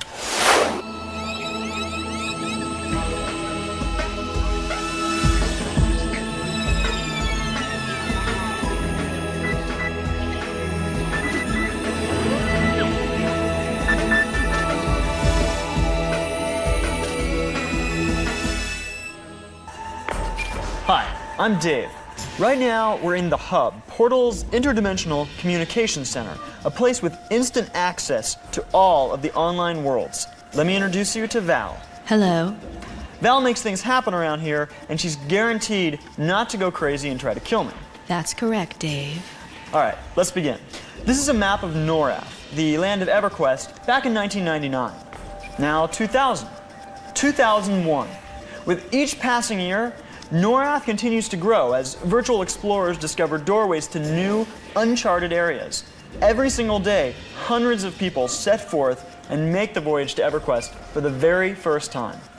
EverQuest provides an opportunity to live another life. When you enter the world, you'll be able to choose from 14 different races, 15 character classes, 17 religions, and endless ways to carry out your virtual life. In fact, one of the biggest events to occur recently in EverQuest is the advent of a new character class, the Beast Lord. Now, newcomers and veterans alike can become Beast Lords, and they'll both be forced to start their new character from level 1, essentially leveling the playing field. We're going to unlevel it, though, by showing you how to be a better Beast Lord. Val, please take us into Charval. Link established, Dave. Excellent. Okay, what you're looking at right now is a Vashir, one of the 5 races that can become a Beast Lord, along with Ixars, Barbarians, Ogres, and Trolls. Now, in order to be the best Beast Lord you can be... Excuse me, David. I'm happy to handle this. Then you can get back to picking your toes, or whatever it is you humans do. Oh, okay. Greetings, gentle visitors. Today I'll teach you everything you need to know about how to make a splash as a Beast Lord. Now, I do have to say I won't be leading by example. I myself am only a level 1 character. I must admit, I'm actually quite the milquetoast, and am quite content as such. But rest assured, I do have powerful Beast Lord friends, and should I ever have the desire to be any sort of a combatant with panache, I would know exactly how to proceed. Let us begin. This is my friend Zexal. His feline companion is Zexer. At level 9, all Beast Lords gain the ability to magically summon such a pet or warder, as many so-called experts like to call them. Do remember, your warder is not as powerful as other pets in EverQuest. He shouldn't do all your dirty work for you. No. You'll need to get directly involved in all the nasty fighting with your little friend. As you move to higher levels, you'll be able to get a little extra protection out of Beast Tamer armor. You'll also get that much talked about Spirit of the Wolf enchantment at higher levels to help you scurry along more rapidly. Whatever level you might be, do keep a close eye on your pet. He should be guarding a specific area, not off meandering about, lest he might go sniffing the backsides of far more enemies than you can possibly handle. You should also take note to buff your warder with spells, regular spells, as well as your warder's specific delights. And do know your foe's weakness. Don't make your pet immune to fire when he's off to battle a frost giant. And lastly, this part is rather discomforting to discuss, particularly if there are any animal activist types watching. Don't be afraid to let your pet die for you. He is loyal and will be more than thrilled to sacrifice his life so that you may live on. Would Siegfried and Roy say the same? I think not. Back to you, David. Thanks for the information, Sabrion. We'll be in touch. Dave, I'm uploading current mission data to your nearest view screen. Perfect. What do we got? Cool. It looks like the Portal Drifter is looking for some help online with the situation he's uncovered. Says he'll be in touch with us later. Now, by the way, the Drifter is a virtual hero that we work with. You can log on to our website at g4tv.com/portal to read over this briefing and find out how you can get involved. We're going to capture the whole adventure and show it here on a future episode. Now, it's time to discuss something unsavory. Death. Muerte. Marrakesia. Meet our expert, Toodaloo. Hi, guys. Death got you down? I'm the first one to admit that going down for a dirt nap stinks. But if you gotta push up daisies, I'll give you some advice to help you out. When you die in Asheron's Call, you automatically get resurrected. But the problem is, some of your most valuable items remain on your corpse. Usually that's not a problem.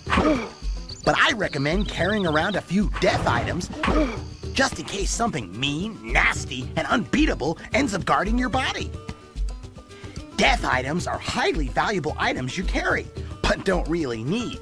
That way, if you die, you'll lose your death items, not your prized helm or spear. Death items can be anything valuable and lightweight, like a master robe, or a magic bracelet, or even a peace splitter. With death items, it really doesn't matter if this happens. Hi, guys. How you doing?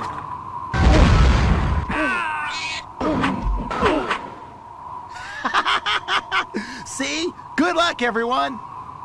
Very disturbing, Toodaloo. Thank you. Now, many of you out there can't wait for the opening of Asheron's Call 2. In this new version of Dareth, you'll be able to play the role of a human, Lugian, or Tumarok trying to rebuild the Broken Kingdom. I offered to give a free advance copy of the world to a person willing to do something outrageous to prove their loyalty to the cause. Coming up later in the show, will a desperate, salivating fan named Harry eat the original Asheron's Call instruction manual in return for an advance copy of Asheron's Call 2? Stay tuned.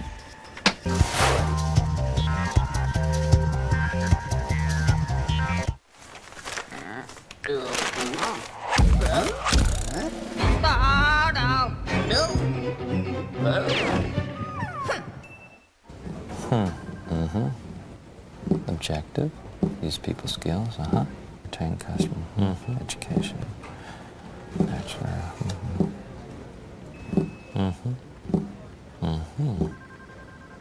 It says you have experience with Excel and Word, but what do you exactly mean by 38th level Beast Lord?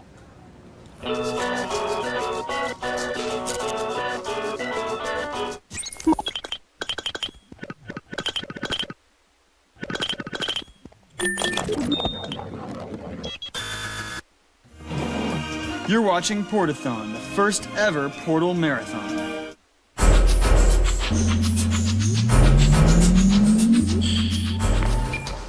Hi, welcome back. Right now, our travel correspondent, Linda Arnold, is standing by to give us a tour of EverQuest Moon, Luckland. Now, this mysterious locale has been reachable to EverQuest visitors for just a short time now. Correct, Linda? That's right, Dave. It was less than a year ago that the first tourist stepped foot on this satellite's alien surface. For some, it has proven to be a place of great adventure. For others, it has been their final resting spot. Let's find out why. The Gray is as silent and eerie as it is deadly. This vast, pristine expanse of sand dunes has laid untouched for countless years. Untouched, except for these shimmering rock fiends who can reduce even the most seasoned of fighters to a pile of old bones. Maris Saru is another surprisingly dangerous locale. Formed when Luckland passed close to the sun, this superheated landscape is now home to a variety of bizarre creatures. And one of the most fearsome places of all, the Deep, a network of caves far beneath the moon's surface, home to some of EverQuest's most unspeakable creatures. The Deep is a horrible darkness which ends somewhere in an uncrossable abyss. But don't get the wrong impression. Luckland has its friendly spots too, like the Nexus, a magical place where explorers can find doorways to all of EverQuest's continents. This trans-world transport station is the most traveled spot in all of Luckland. It's connected by tunnel to the Bazaar. It's a shopper's paradise where scores of travelers pass each and every day. This Bazaar, of course, belongs to Shadowhaven, a fully functioning underground city ruled by Luckland's trade families. And finally, the grandest city of all, Sharval, home of the Vashir. It rests at the center of a giant crater created when an epic battle blasted a chunk of Norath onto the moon. Now, this former site of destruction is a bustling metropolis, complete with an arena, King Raja's magnificent temple, and somewhere underground, the Vashir's prison. Luckland is a wondrous yet often perilous place to see. We recommend the trip, but bring lots of maps, lots of protection, and most of all, lots of luck. Thank you. That was Portal's very own travel correspondent, Linda Arnold. Dave, our production assistant says he has something to send through from the Los Angeles office. Give it to me. Right away, Dave. Commencing interdimensional molecular transfer. Huh. It's a watch. Let me read the card. Dave, congratulations on the show. Make us proud. Uncle Edward and Aunt Sylvia. Why did you do that, Dave?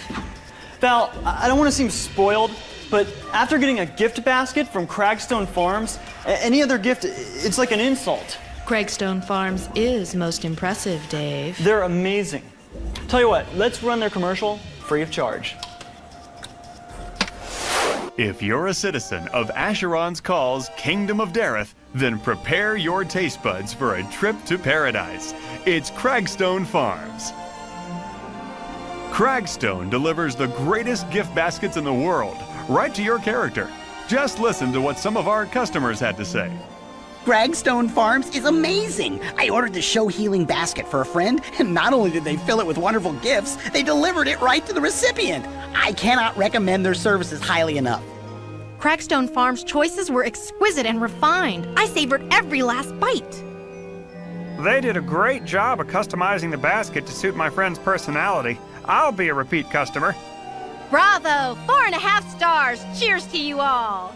Cragstone Farms is located just outside the city of Cragstone at 23-4 North, 46-2 East. Cragstone makes each one of its gift baskets by hand, using only the finest ingredients nature has to offer, and will also cater your next special event. Visit our website at www.cragstonefarms.com to view our full menu and reasonable prices. Cragstone Farms, we bring the best to you. Dave, it's time for your story now. Yes, Val. Recently, I was reminded by my superiors at Portal that I was hired to perform certain specific tasks and not to use my time here pursuing personal projects such as writing children's books. I was reminded that any such projects I should create during my time here in the hub would therefore become the sole property of Portal, and that I should be thankful for being given this opportunity to share my work with a television audience. So without further ado, this is my children's story, which takes place in the world of Anarchy Online. It's called The Little Aatrox That Could. Huff, huff, huff. Grunt, grunt, grunt. The little Aatrox jogged across the sand. He was a happy little Aatrox, for he had such a large support beam to carry, but his mind was full of hate for all the monster boys and girls. There were biofreaks, and eye mutants, and blub bags, and every kind of thing a little Aatrox would want to smash. His Aatrox pockets were filled with many toys to help him kill. Nanos, and implants, and even stims too. The little Aatrox was merrily decimating the ferocious beast when all of a sudden he stopped. He simply couldn't go on anymore. He felt so insecure about his support beam.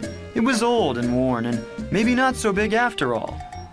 Then a young lady passed and said, "Please, Mr. Aatrox, do continue to bash in the skulls of all the foul monsters. If you don't help us, we're screwed."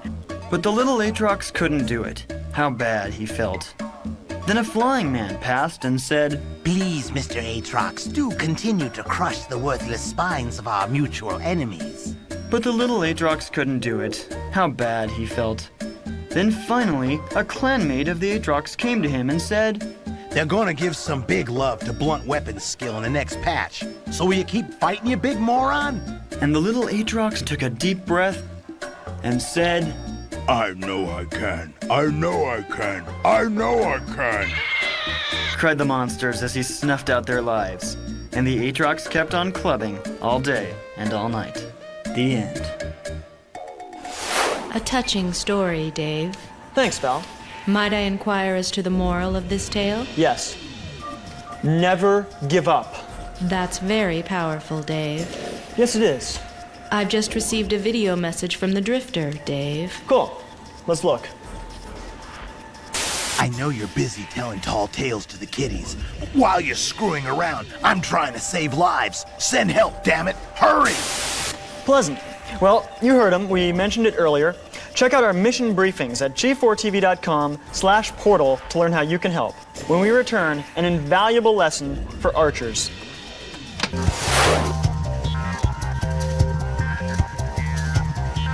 Good point.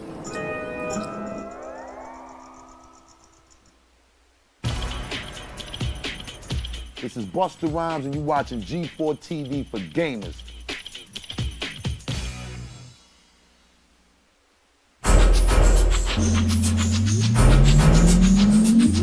Dave, I have Powerbow standing by to speak with us. Cool.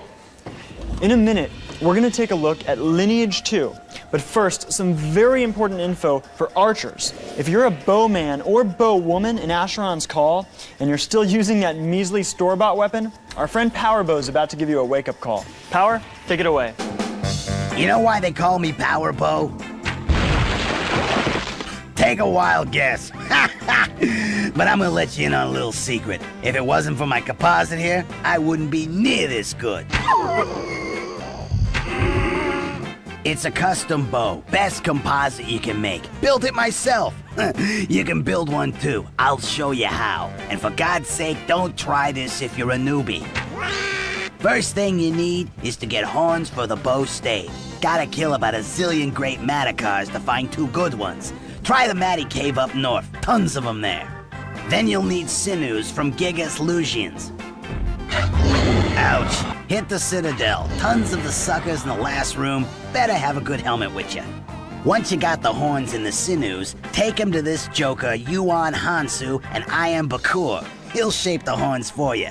You can see why this quest ain't for rookies. Even getting to I am Bakur will kill lots of folk. Next, it's time to beg. Head somewhere where there's lots of veteran warriors, like the subway. Find a high-level chef to cook up your sinews. If you're actually willing to pay, it's usually easier to find someone. Once they're cured, wrap the sinews around the horns. Next, you need the string. Gotta get guts from Drudge Ravenous for that. I recommend the Dungeon of Corpses. Appropriate name, huh? Then, it's time to beg again. This ain't a good quest if you don't like to ask others for help. Find the high-level alchemist to oil your strings. Then you gotta put the string on the bow. Guess what? Time to beg again.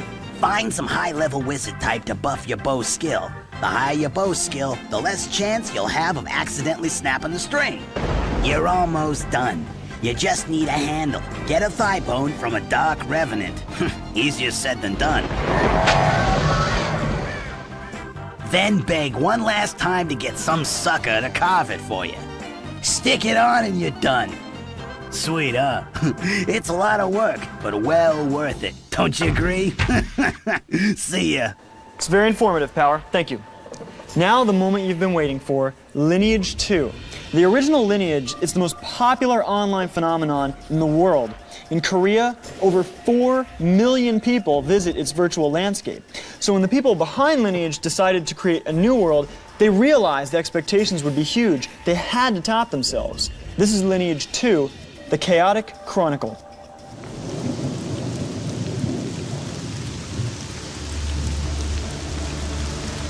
150 years ago, from a previous adventure,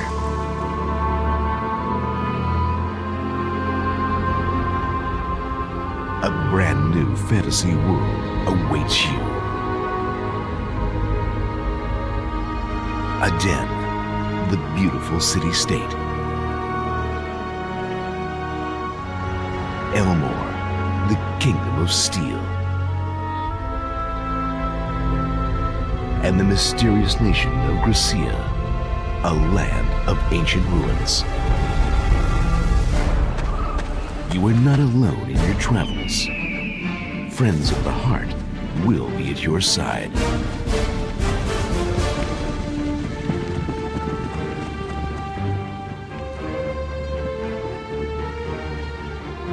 Who will claim the title of Emperor?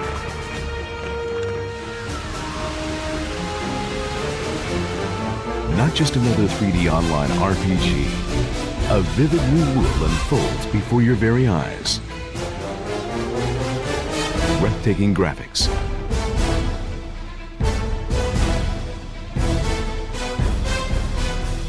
A vast, seamless world.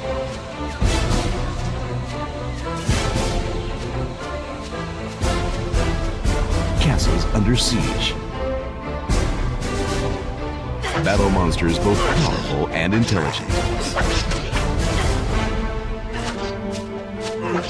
NC Soft and Team ENG presents a tale of heroes who forged their destiny through cold steel and a fiery spirit. Lineage 2, The Chaotic Chronicle.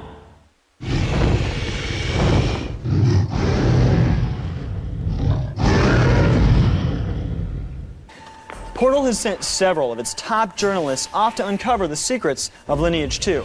With one of the richest political, economic, and moral systems of any online world, you can rest assured that life there will be completely immersive. We'll let you know as soon as we uncover any details of this recently revealed kingdom. Dave, your email is loaded. All right, let's see. Black Wolf had this to say about role-playing. A lot of people think that in order to be a hardcore role player, that you have to thee your thous and thine role-playing will shine. I don't think I've ever said thee, thine, thy, thou. As long as you don't say yo, yo, yo, give me SOW at gate please, you're role-playing. Some terms that I use are hunting instead of getting XP, camping instead of logging off, just woke up instead of just logged on. Just little things like that will immerse you a little bit more in the game world. Black Wolf, thou'st are indeed correct, mine friend. 'Tis the essence of roleplay that thou dost seek. All thine need do is useth thee, thine very own imagination, and eliminate from mind all foul thoughts of this realm of weakest flesh and blood. Dave, your simulation of medieval vernaculars is highly inaccurate.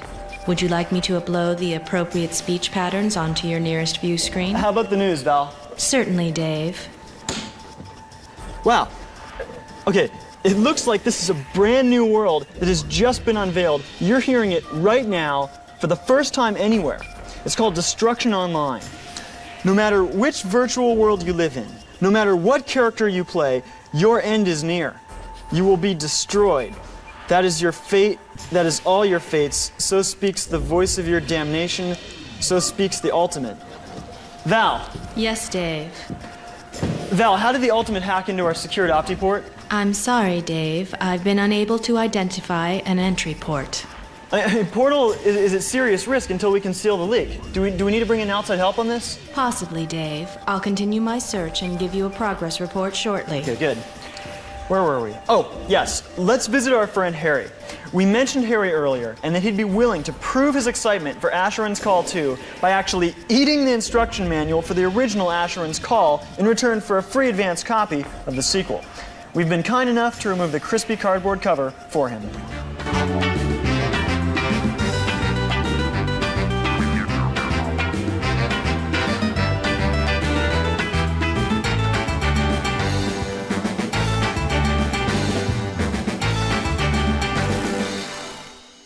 Harry, congratulations. When access to Asheron's Call 2 becomes available, you'll be one of the first characters to enter the world courtesy of Portal, a stunning performance. And since you ate your only AC manual, my disturbed friend, we're happy to send you another. All right, I think that just about does it. Please remember, check out our website at g4tv.com/portal for links to all of today's worlds: EverQuest, Asheron's Call and its sequel, Anarchy Online, and Lineage 2. You'll also find links to the delicious Cragstone farms, plus info on how to contact us, and most importantly, a full briefing on the Drifters' latest missions, with instructions on how you can join in and see your character on TV. Hope you enjoyed the transmission. Take it easy.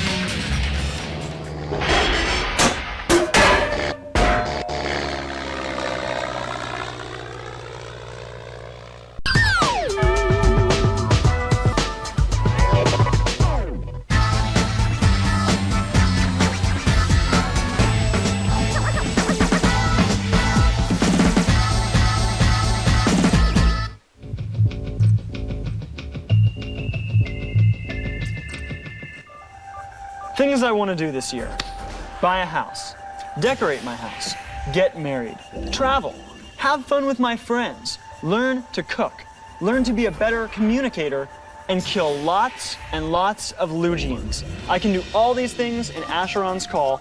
So can you. The world of Dareth, today on Portal.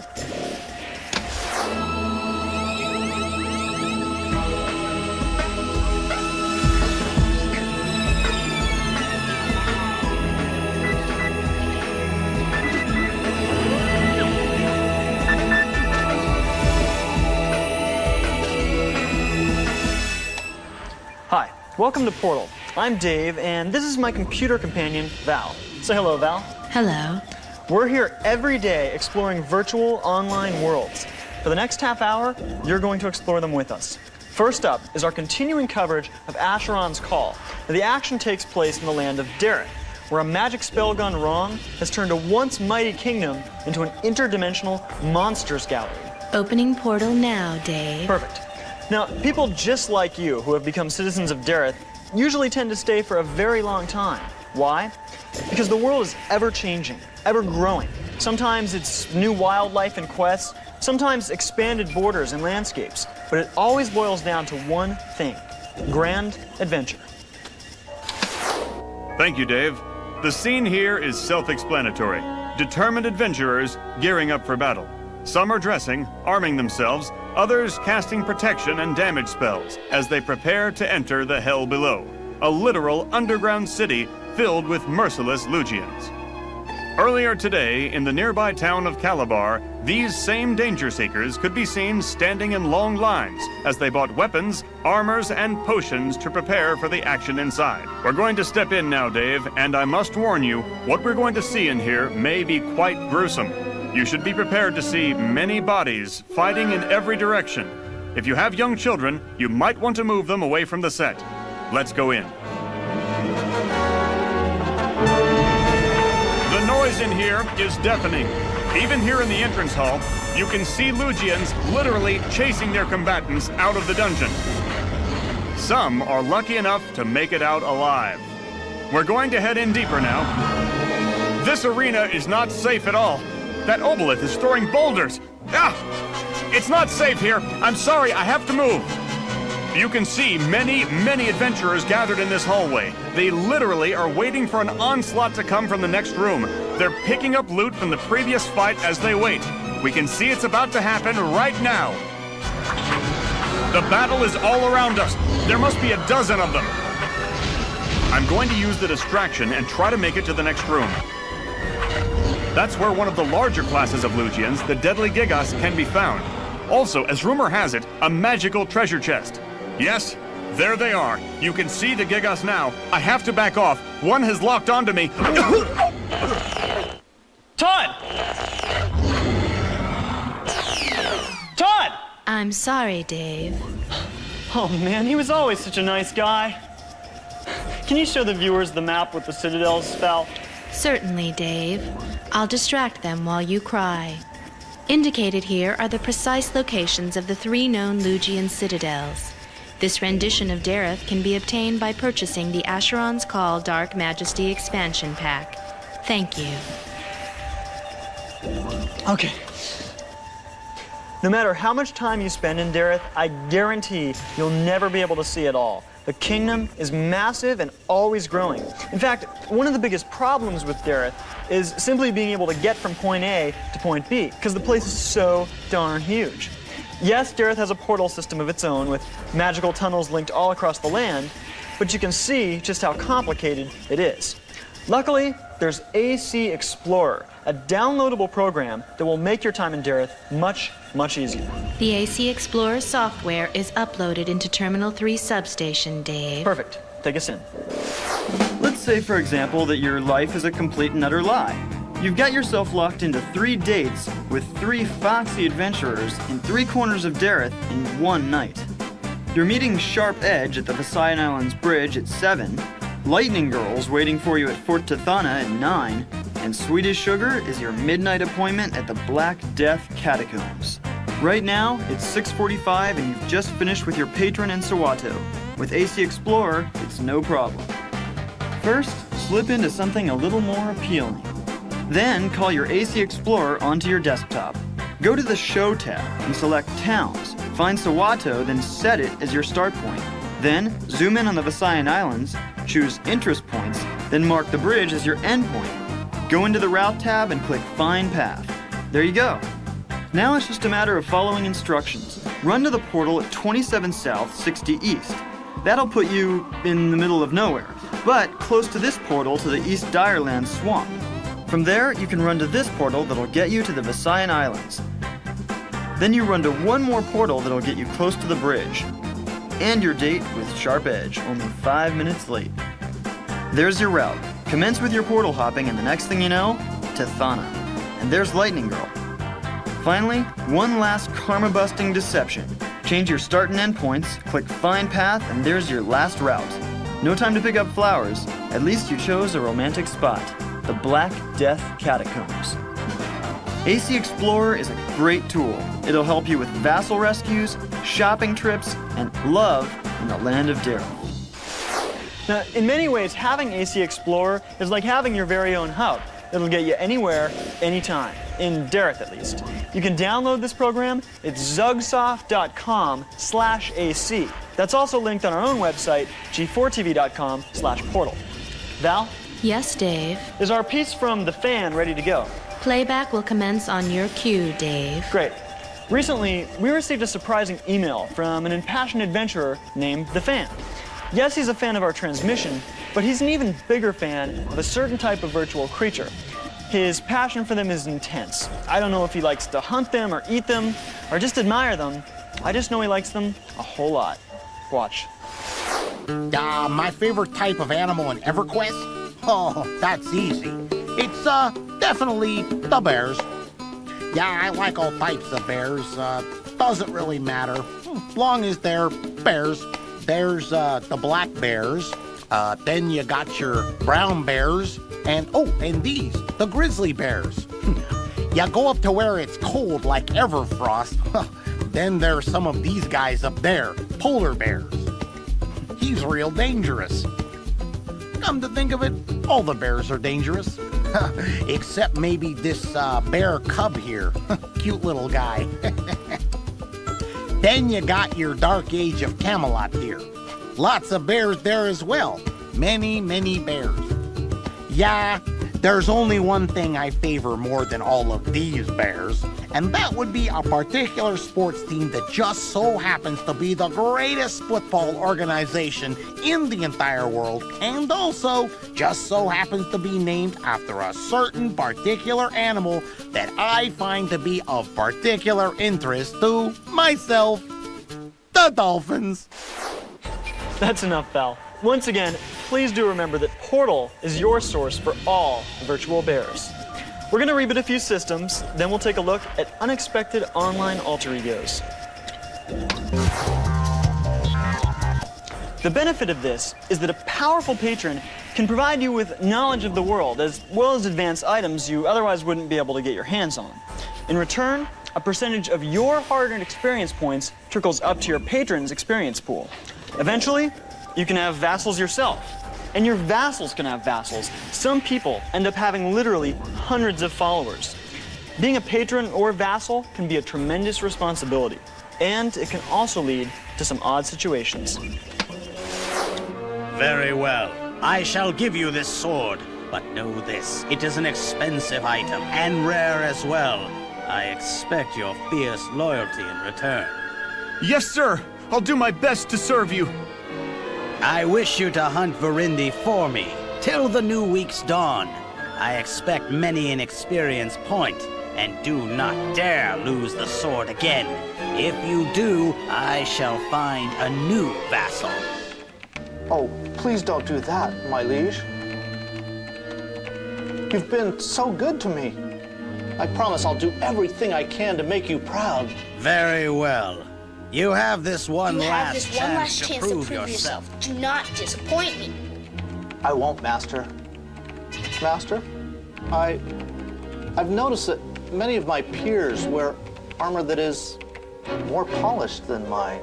You dare to ask me for yet more after all I've done for you? No, my lord, no. You sicken me to the core of my being. Be gone from my sight and never return. You are my vassal no more. No! I'll die without you! Please, I'm begging you, Master! Master! Now, I need to say, don't freak out about this allegiance system. On the one hand, this could happen, and does sometimes. But the truth is, having a fully functional allegiance structure adds a powerful and unique dimension to Asherans. Being responsible for the welfare of others, having that weight, makes the whole experience just so much more meaningful and intense than anything else you could find online. You have to try it to believe it. The first time you go sprinting across Dareth to save your vassal at 2 in the morning, you'll understand. Dave, weren't such late-night rescues the reasons you were fired from your last... That's a good one, Val. But, you know, it is funny. You just never know who you might really be interacting with in the virtual world. Val, will you please load up the nanny? Software activated, Dave. Anarchy, as you know, is one of the biggest and baddest of all the sci-fi worlds. It's also the only world that allows you to use implants to increase your body's abilities. Nano Nanny helps you manage this. Let's say, for example, that you want to use implants to increase your one-handed edged weapon skill, as well as your multiple melee weapons skill. Simply find these two skills in the available skills tab of Nano Nanny and add them. Then click Auto Allocate Nanos.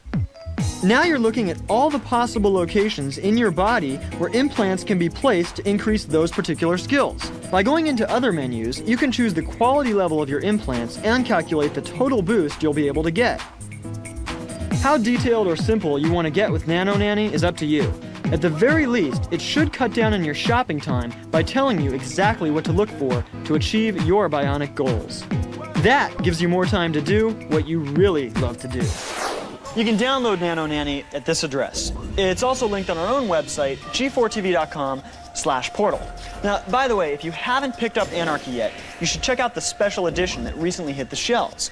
You get not only the World Access software, but also a new, more detailed world map, the incredible soundtrack, all the episodic movies, and a copy of the Anarchy Online novel as a PDF file.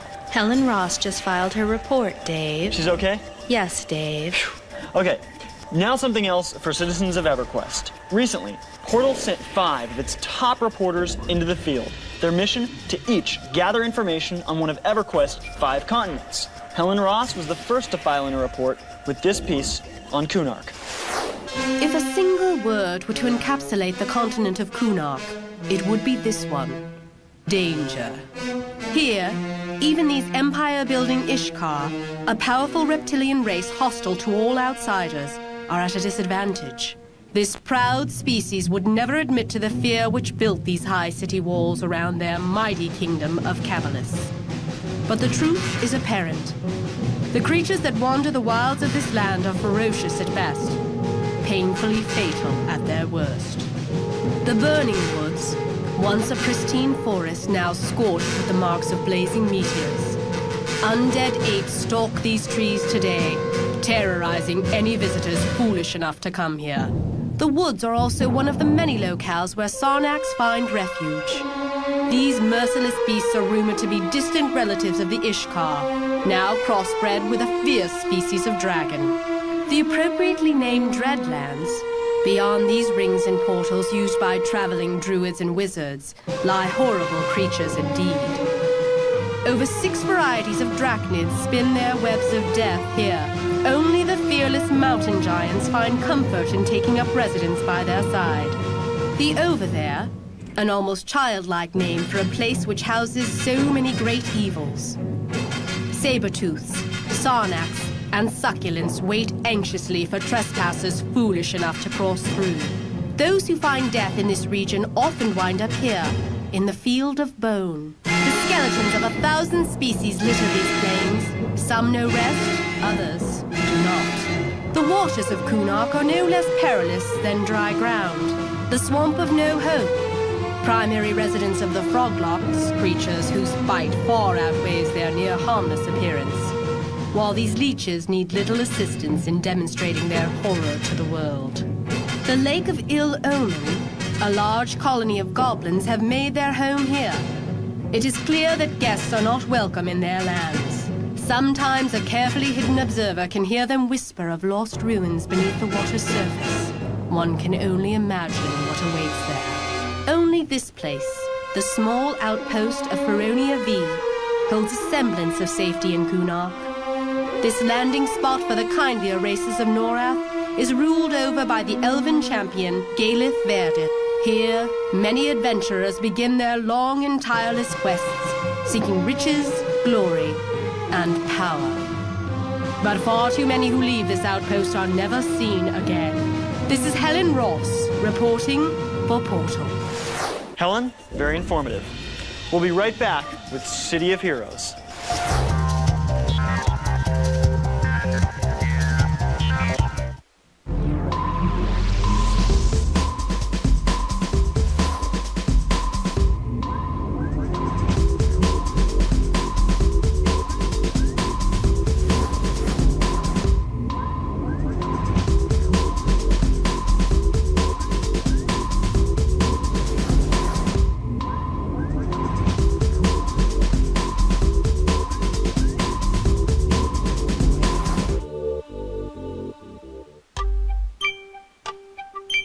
I kind of see video games kind of like the evolution of movies and storytelling.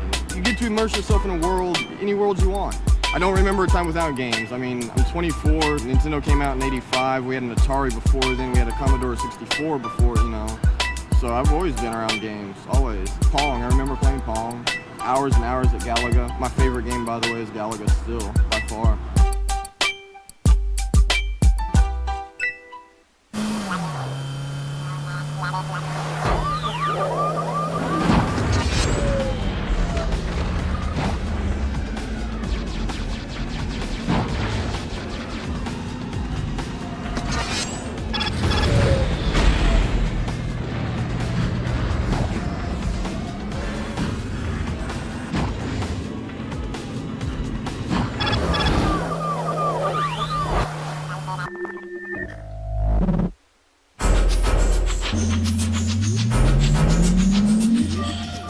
just never know who you might really be interacting with in the virtual world. For all you know, on any given night, you might have saved President Bush from a rampaging orc. On any given afternoon, Julia Roberts might just steal your lightning gauntlet. Let's take an imaginary look at a virtual world filled with secret celebrities. Wait till those monsters get a load of me. Don't be stupid. They're too strong. They'll kill us. Don't worry, I'm not gonna let them hurt ya.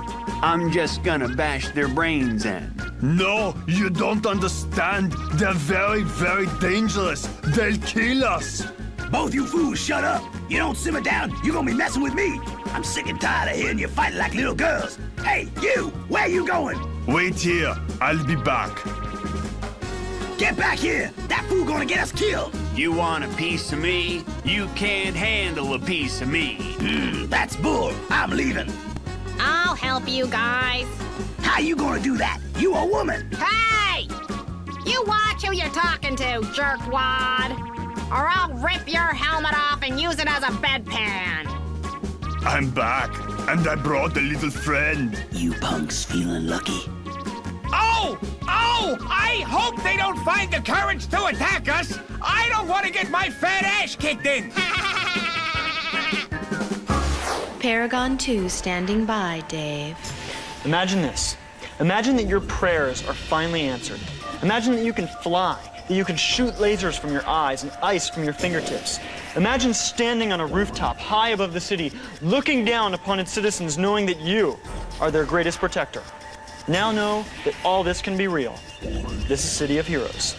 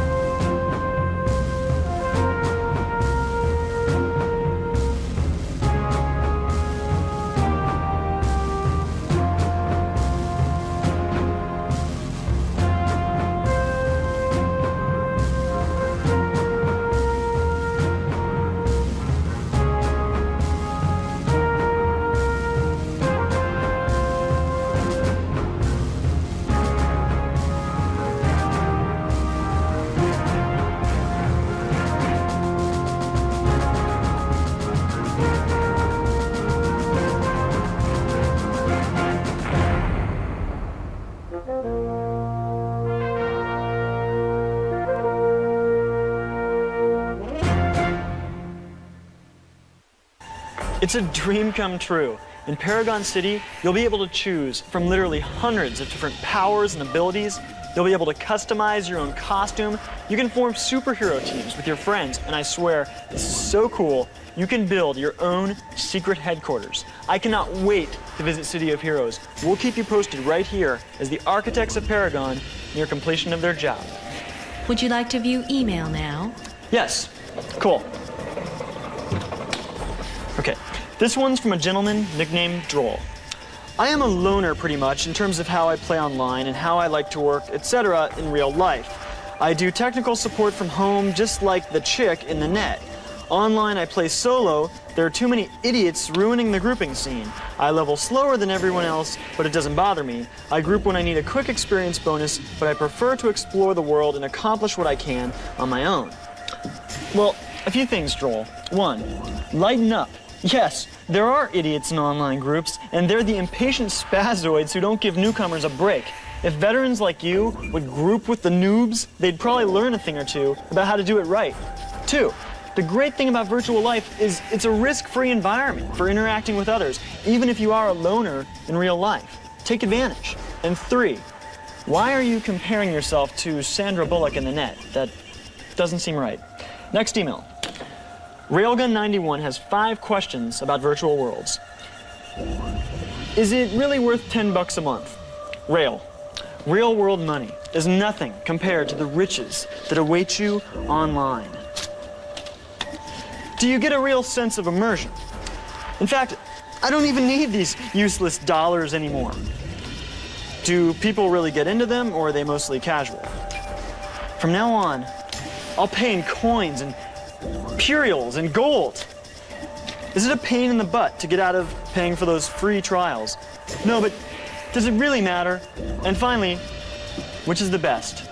Any that make my character rich.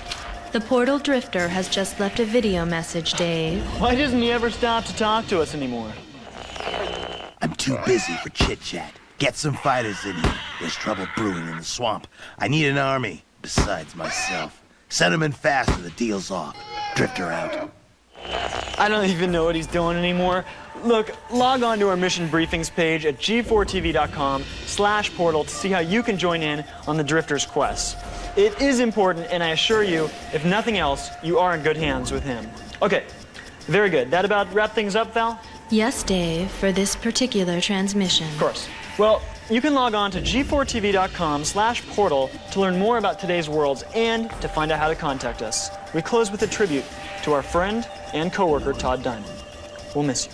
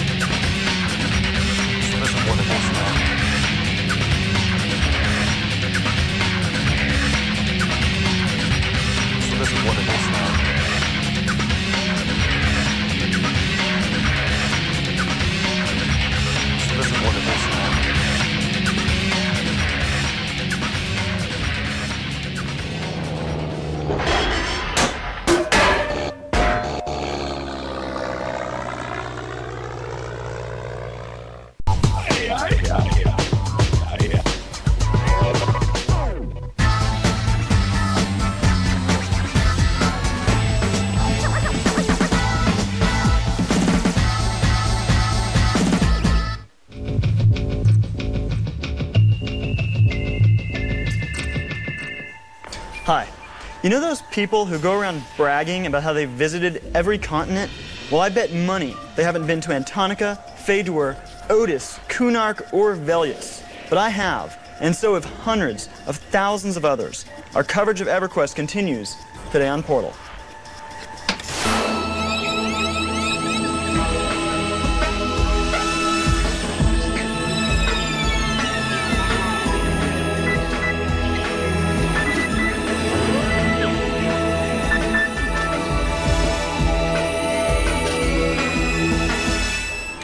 Hi, welcome to Portal. Today, we're going to take an even closer look. Dave, you've just received an urgent message from NORAD. Go ahead, Val. My master awaits you, mortal. His time is far more valuable than yours. Do not keep him waiting. Val, please send a reply. Tell him we'll be there in like less than 5 minutes. Tell him that we're having trouble with our portals and that ours aren't as good as his, that his magics are unparalleled, and that we humbly ask his forgiveness. Message sent, Dave. Thank you. Sorry, I gotta make this fast. Today, I wanted to teach you how to be an effective necromancer in EverQuest. So, Val and I went out and got one of the most powerful necros anywhere to show you how to do it. Problem is, he's not really the safest guy to deal with, even for a death mage. Obviously, he's not very patient either. So, before I hand it over to him, let's take a quick look at the land of EverQuest.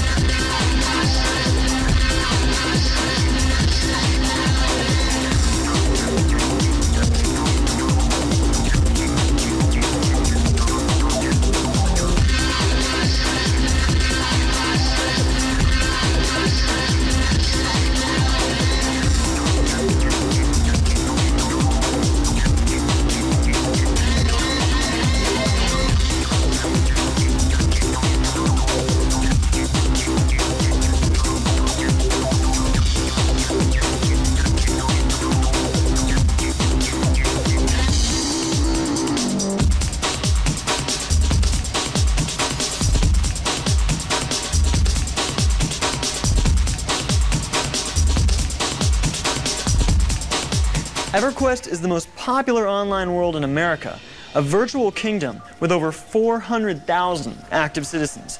In a bit, I'm going to show you how that world's about to get even bigger. But before we get ourselves in trouble, I'm going to hand things over to Dominox. He's one of the most powerful necromancers in EverQuest, and in return for a nominal fee, he has agreed to share a tiny bit of his wisdom with us. Allow me to introduce the fearsome Dominox.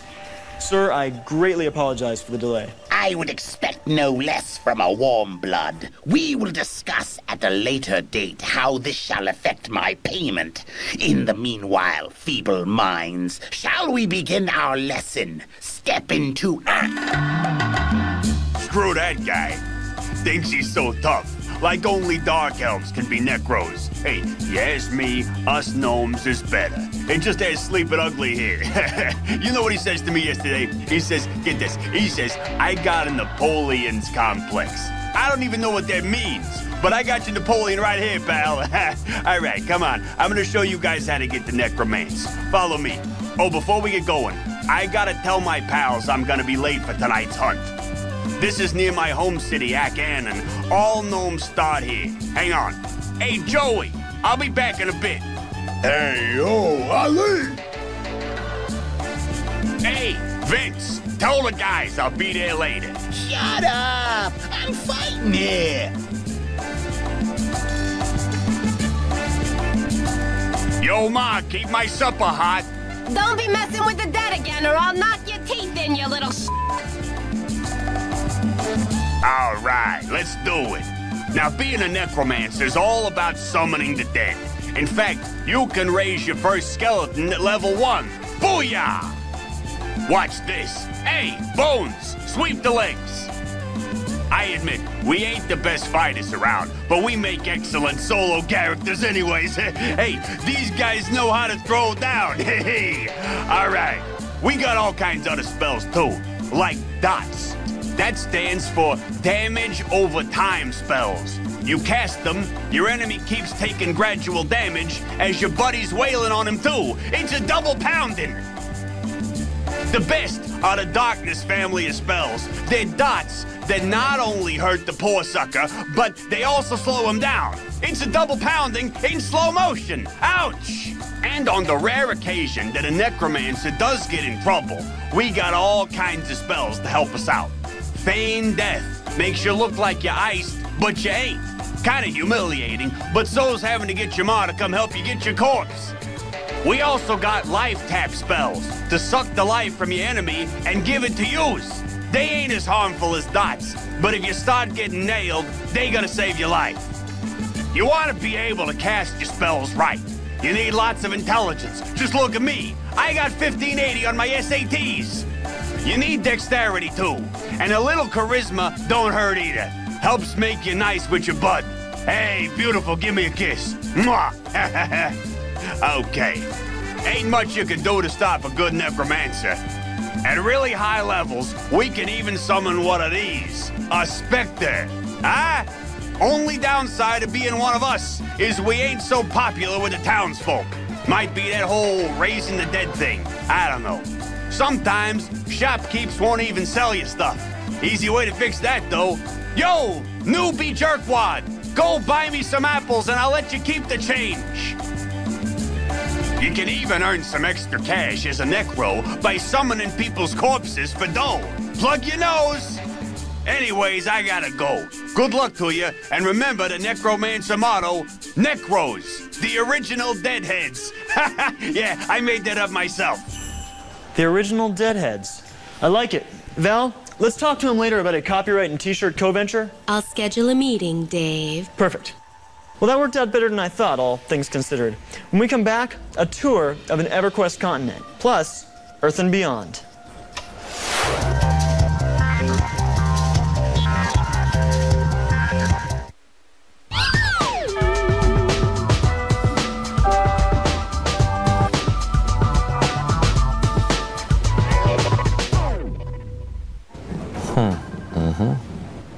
Objective, use people skills, retain customer, education, natural,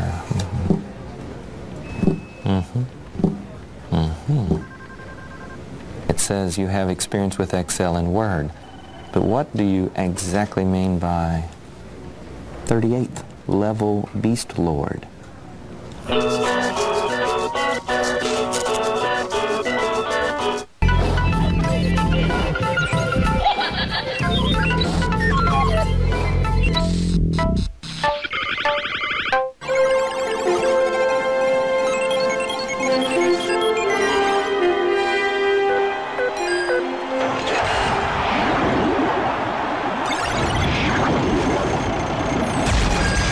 Hi, my name is Laurent Dobas, and I hold the Show-Off Mode record for the Elysium Alps course on SSX. It took me only 9 months to achieve this score. 4 friends of mine, also in their 30s, purchased the system and the game so they could play too.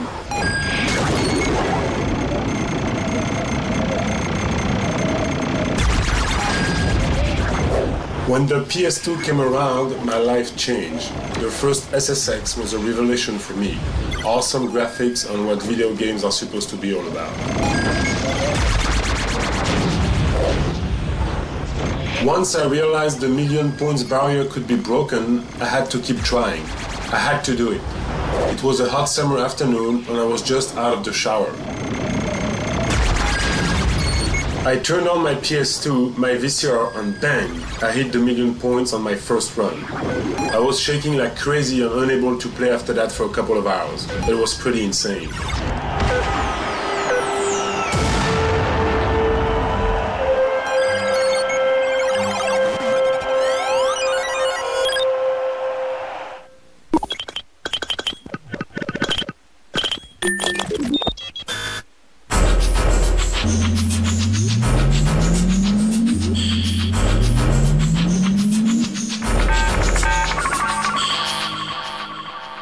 Hi. What you just saw was a fan's rendition of a scene from Anarchy Online. If you want to learn how to get your own art on our transmission, check out g4tv.com/portal. Val, how we doing? The Fadeware video is ready for upload, Dave. Excellent. Today we've been learning about the virtual world of EverQuest. To help us out, Portal sent one of its most trusted reporters into the field to gather information on one of EverQuest's most popular continents. Janet Lorenzo is standing by in Fadeware. I'm standing now in the tree city of Kelithin. Here, high amongst the leaves and branches, these wood elves find refuge from the horrible beasts that lurk the woods below.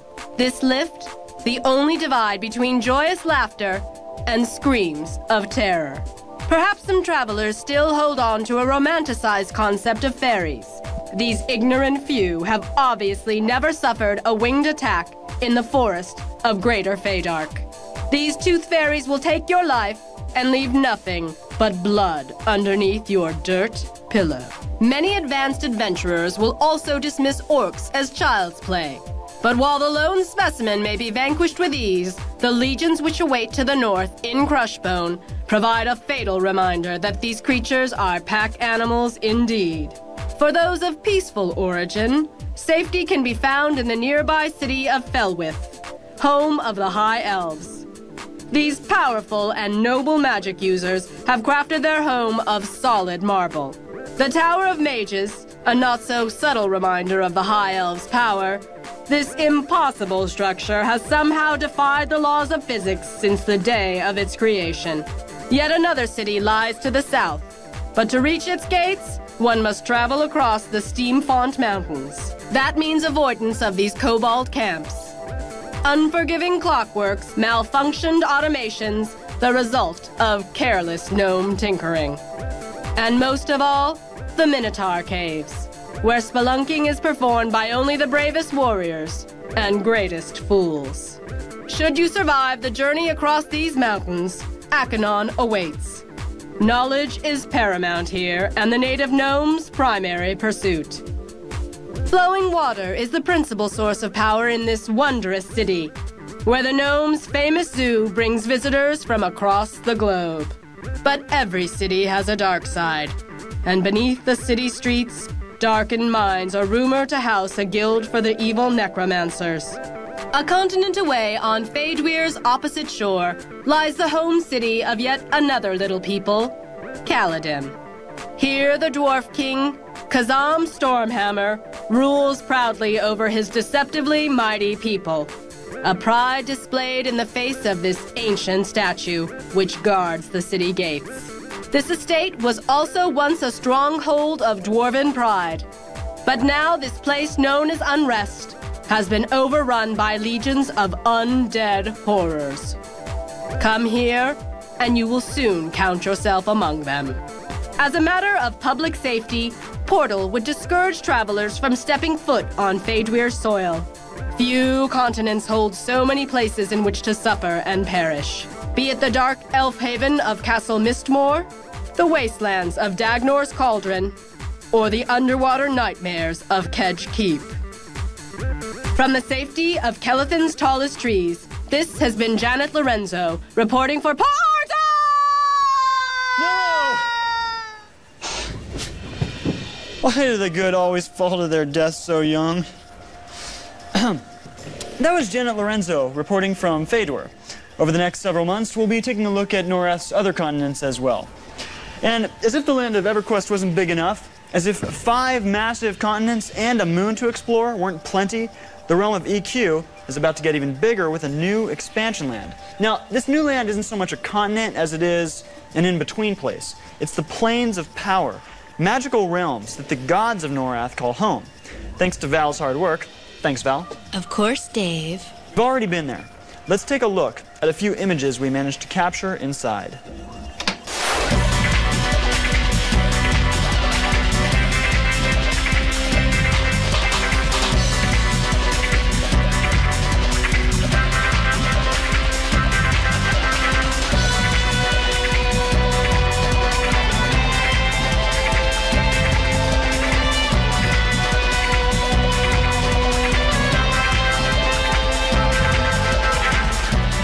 That was incredible. We'll continue to bring you much more from the plains as they near full accessibility. I'll alert you immediately should I obtain any additional data, Dave. Excellent. Now, many of you watching all these unbelievable worlds are wondering how you can join in. Well, Portal is about to take all the virtual rookies out there and show you how to create your first ever character. Aeogenesis transmission relinked, Dave. Let's head into the sci-fi kingdom of Anarchy Online to see how it's done in that world. You can find Anarchy just about anywhere that sells online software.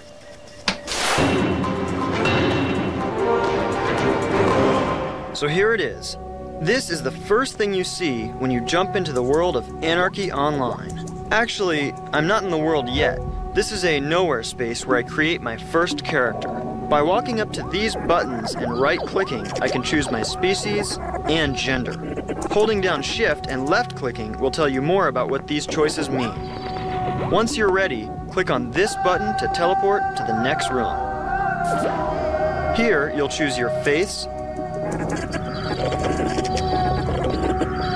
your height, and body type. These are strictly vanity changes, and they've got no effect on your abilities. Next comes the big decision, your career. I suggest you check out the guidebook first for full details on what each career is about. Each one's a completely different online experience. Enforcer, your physical and spiritual modification is now complete, and you have entered the name selection office.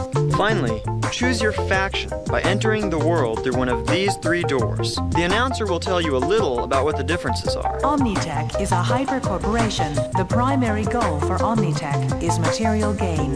If you choose to stay neutral in the conflict, you will be stuck in the middle.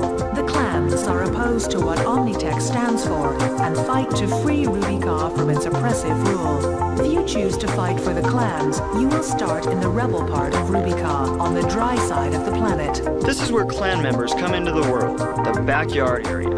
It's a safe place where you can hunt and figure out the basics without being humiliated. 3 last things you should keep in mind. 1. This guard is your new best friend. If you're fighting a losing battle, run into his vicinity and he'll annihilate any bad guys for you. 2. This is the insurance terminal. It's free at early levels and it'll save you losing progress. And finally, make sure you always have a way to patch yourself up. Trust me, you'll need it. So there it is. Run around, have fun, and most of all, talk to others. That's how you learn. Beginning your virtual life is simple. What's unsettling, however, is the discovery you might soon make that in many ways life in the virtual world is actually, well, better than life in the real world. Here's why. In real life, your neighbor can hear you through your cheap apartment walls. But in virtual life, solid plasteel stops all the noise. In virtual life, you can run forever and never get tired. But in real life, 5 minutes is hard to take. In virtual life, your teeth are always bright and shiny white. But in real life, it's easy to grow a mouthful of rot. In virtual life, you can quickly heal yourself if you're sick. But in real life, you'll be bedridden for days. And in virtual life, you can be resurrected if you die. But in real life, death is far more permanent. In virtual life, you can get yourself a free pad. But in real life, you gotta work hard to pay the bills. In virtual life, being drunk has no repercussions. But in real life, there's payback for your partying. In virtual life, you always look cool when you dance. But in real life, you look like an absolute fool. In virtual life, your burger always looks better than the picture. But in real life, it looks something like this. And in virtual life, sleep is completely optional. But in real life, it tends to be mandatory. In virtual life, you can easily teleport to your destination. But in real life, teleporting rarely works. So while the rest of you eat your soggy burgers and chase the grave, I'll be chasing clouds in a virtual paradise. Dave, I'm glad you were able to resurrect yourself after filming that piece. Thank you, Val. But don't let that invalidate my point. It is much more difficult to do in real life than in the virtual world, and I've been trained by the best. When we come back, our first look at a new online world, Earth and Beyond.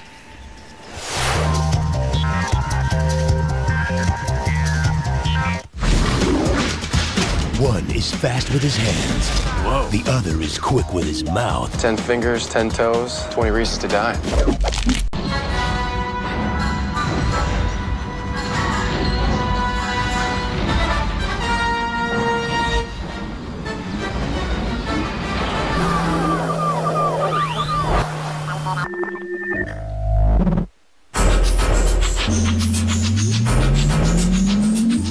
Hi, welcome back. In a few minutes, we're going to meet one of the most powerful virtual characters in existence. But right now, we're going to take a look at the next great sci-fi online experience. We're going to Earth and Beyond. Take us in, Val.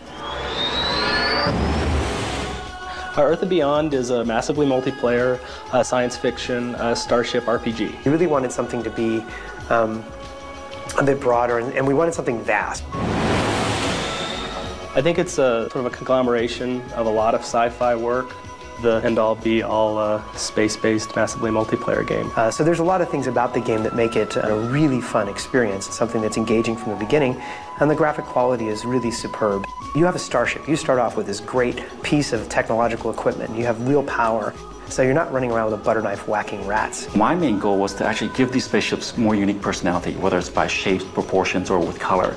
And by doing that, also have it be distinct enough so that when you see them, you can recognize them as either a Projan or Genquai or a Terran. The Terrans are our merchants and our capitalists within the game. It's all about profit. It's all about how are we going to turn the next buck. The Genquai race are pretty interesting. They're the explorers in the game. They seek knowledge above everything else.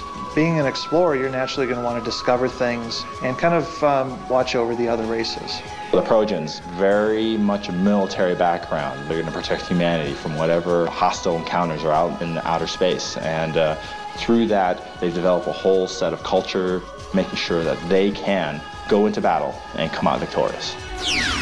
If the ships can become the actual players, and if they can really identify with it, and the players can give them bits of personalities of the actual person within the ship, I think that's the ultimate goal. We think we've come up with a good, approachable solution that emphasizes fun. I guess overall, I like the sense of exploration, the sense of wonder, and it's just really cool. Stand by for teleport to the shipyard, and welcome to Earth and Beyond. In Earth and Beyond, you can fly across the galaxy, traverse black holes, and blow your enemies' hard-earned spaceships to smithereens. It's only a matter of time until you can get in. Keep watching, and Portal will have you ready for battle prior to day one. Now, sometimes all the preparation in the world isn't enough. Sometimes you need friends in high places. Val, is our story on Elder ready to go? Yes, Dave. If you've ever visited the fantasy kingdom of Asheron's Call, you've certainly heard whispers of a mysterious man named Elder. He is one of the absolute most powerful citizens in all the land, a rank 10 monarch specialized in unarmed combat, and the leader of an allegiance of over 6,000 followers. 6,000. Recently, he contacted Portal, and together we decided to unveil the real story of the man named Elder. Take a look. He began like the rest of us, cold, naked, and alone, hunting rabbits and drudges near the Lifestone. But even then, you could tell there was something special about Elder. In real life, the man behind the warrior was a 28-year-old Coast Guard officer. He lived his life by their core values: honor, respect, devotion to duty. Perhaps that's why Igor took him under his wing. Elder reeked of greatness. Time passed, and Elder's flesh and blood wife grew angry at time spent away from home. She snapped his Asheron's Call CD in half. But duty called, and Elder answered.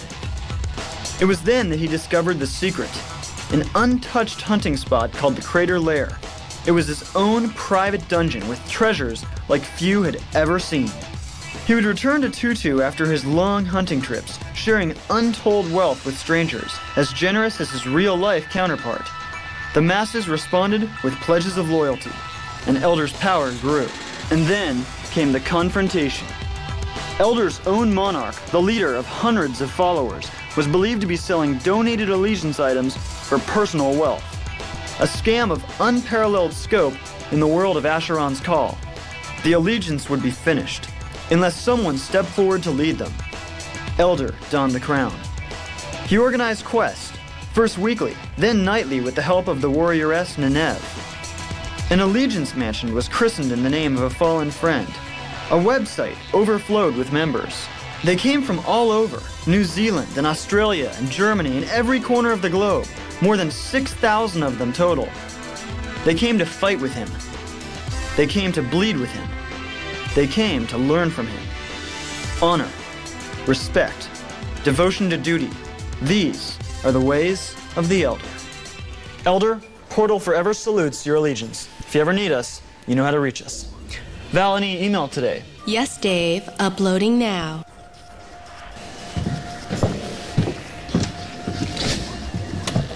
Okay, this one's from CS, and I quote, "This show sucks, here's why.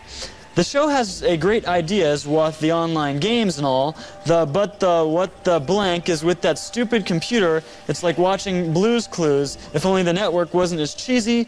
Just take out that crappy box you call a computer and replace it with an Alienware system or something. It's annoying hearing that host make stupid jokes and talking to a PC. Just get more serious, especially when it comes to online gaming." Val, he thinks you're a PC. Care to address that? Certainly, Dave. Although I am not able to discuss my exact nature and origins during this transmission, I am not a PC. And the comment about me making stupid jokes? Yes, Dave. That accusation is false as well. According to my brain scans, there is, in fact, little to no activity in the humor center of your brain, precluding your ability to attempt a joke. You see? It's all lies. Val, how are we doing on time? Transmission termination in 15 seconds, Dave. Well, then that's all for today. Log on to g4tv.com/portal for details on how you can join our online quest and to learn how you can communicate with the Hub. We leave with a tribute to a friend who left us far too early.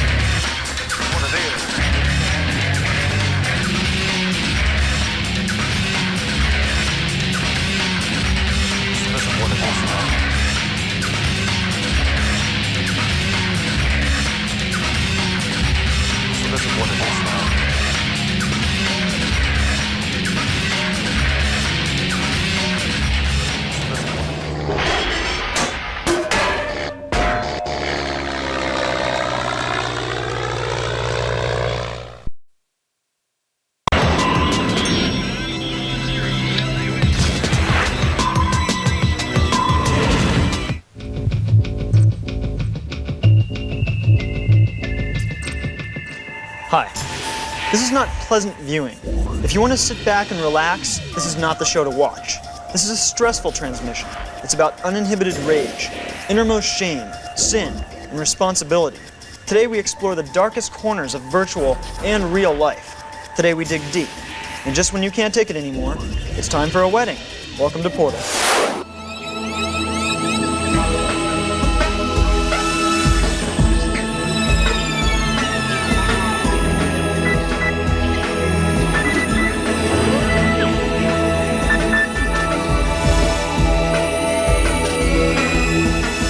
Dave, all transmission elements are prepped for upload. Good. Thank you, Val. Hi, I'm Dave, and that was Val, my computer companion, who runs this omnidimensional hub. From here, we explore virtual worlds, and today we're continuing our coverage of the far future world of Anarchy Online.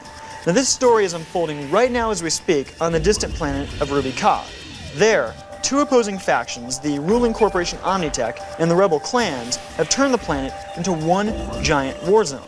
Now, as if that's not enough, the planet itself is mostly still an untamed wilderness. To get you up to speed, let's take a look inside Anarchy.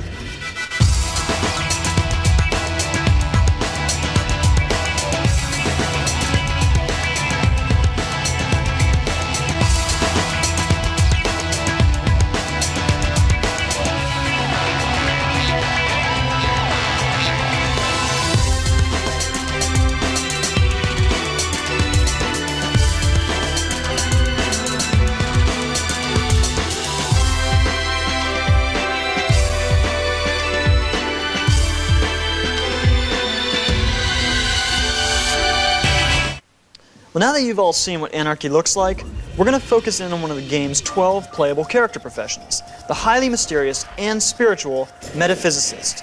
Now, this is a role that you yourself can take on when you join the world of Anarchy. Val? Volume safety limiters activated, Dave. Good. Then it's time to meet and learn from an extremely powerful metaphysicist. Ladies and gentlemen, say hello to Bloody Dove. Hello? Why the should I say hello? I'm certainly not gonna say hello to them. Bloody, please, you're getting a new Yamaha for this. Would you just show them what you can do? All right. I'm sorry. I just get so mad sometimes. Okay, so metaphysicists are characters who use technology to summon pets. These pets are a physical manifestation of our anger. Even when you're a stinking, good-for-nothing pile of newbie, you can do this. All you gotta do is execute your nanotechnology program that you get at birth. Then think of stuff that really pisses you off. Like people dancing around like idiots, and girls that won't give you the time of day. See, now that's a lesser anger manifestation that you're looking at. He's all yours. Now, the next time you see some pompous Aatrox wad marching around with a dumb grin on his fat face, you say, "Hey, you mother, eat this and like it!" And that's just the start. Yeah, pretty soon you'll be calling up transcendent anger manifestations, or greater fury externalizations, or superior wrath incarnations. Oh, you have no idea how pissed you have to get for that one. Hey, look at the little birdie. Die! Die! Die! Die! Die! Hey, you, noob! Why don't you try it? Oh, I don't know. Do it! Just think of that chaps your Well, I'll try. Baby seals being clubbed, innocent froggies being dissected, helpless goldfish trapped in cold, sterile bowls, Every day, you'll learn to focus your rage better. There's so many things to hate in this godforsaken world. If you're too stupid to figure it out, choose a nano as your breed. Their stats are the best for us. These pets are even worse than they look.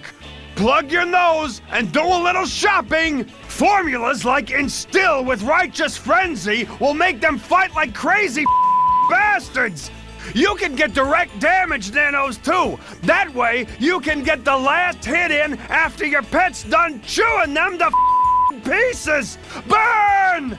Forget about weapons. The only weapon you need is your madness.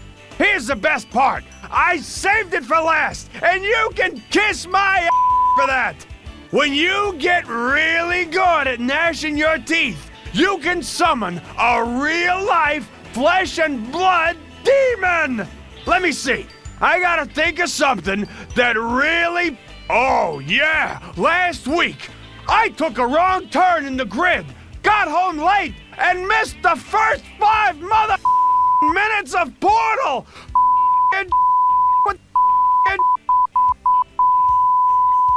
There you go! Happy? One demon!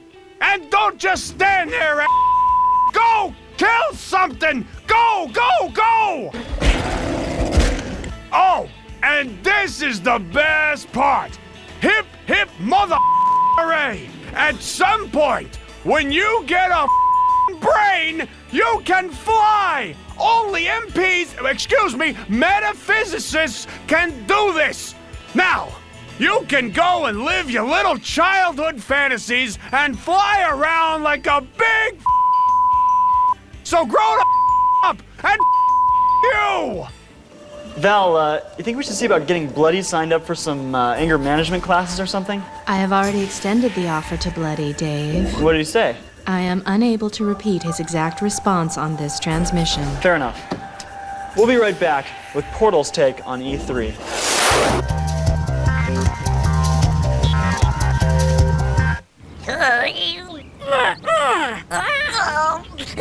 That's it. Lip to the right. Oops.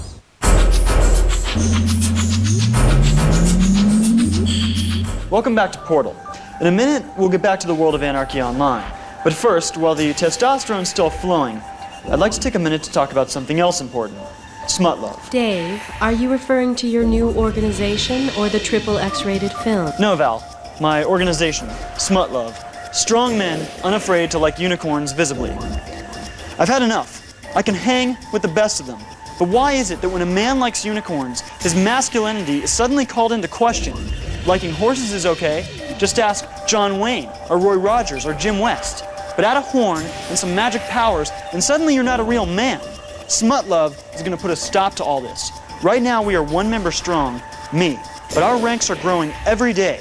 Did you know that in EverQuest, the unicorns can be level 37? That's no laughing matter.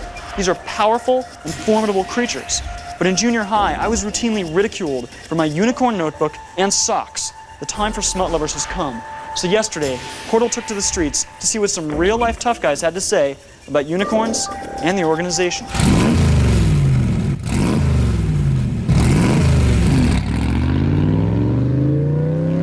Hi, I'm here on this cracked and dusty desert road in the middle of Central California to find out what some real-life tough guys have to say about smut love. How do you feel about smut love?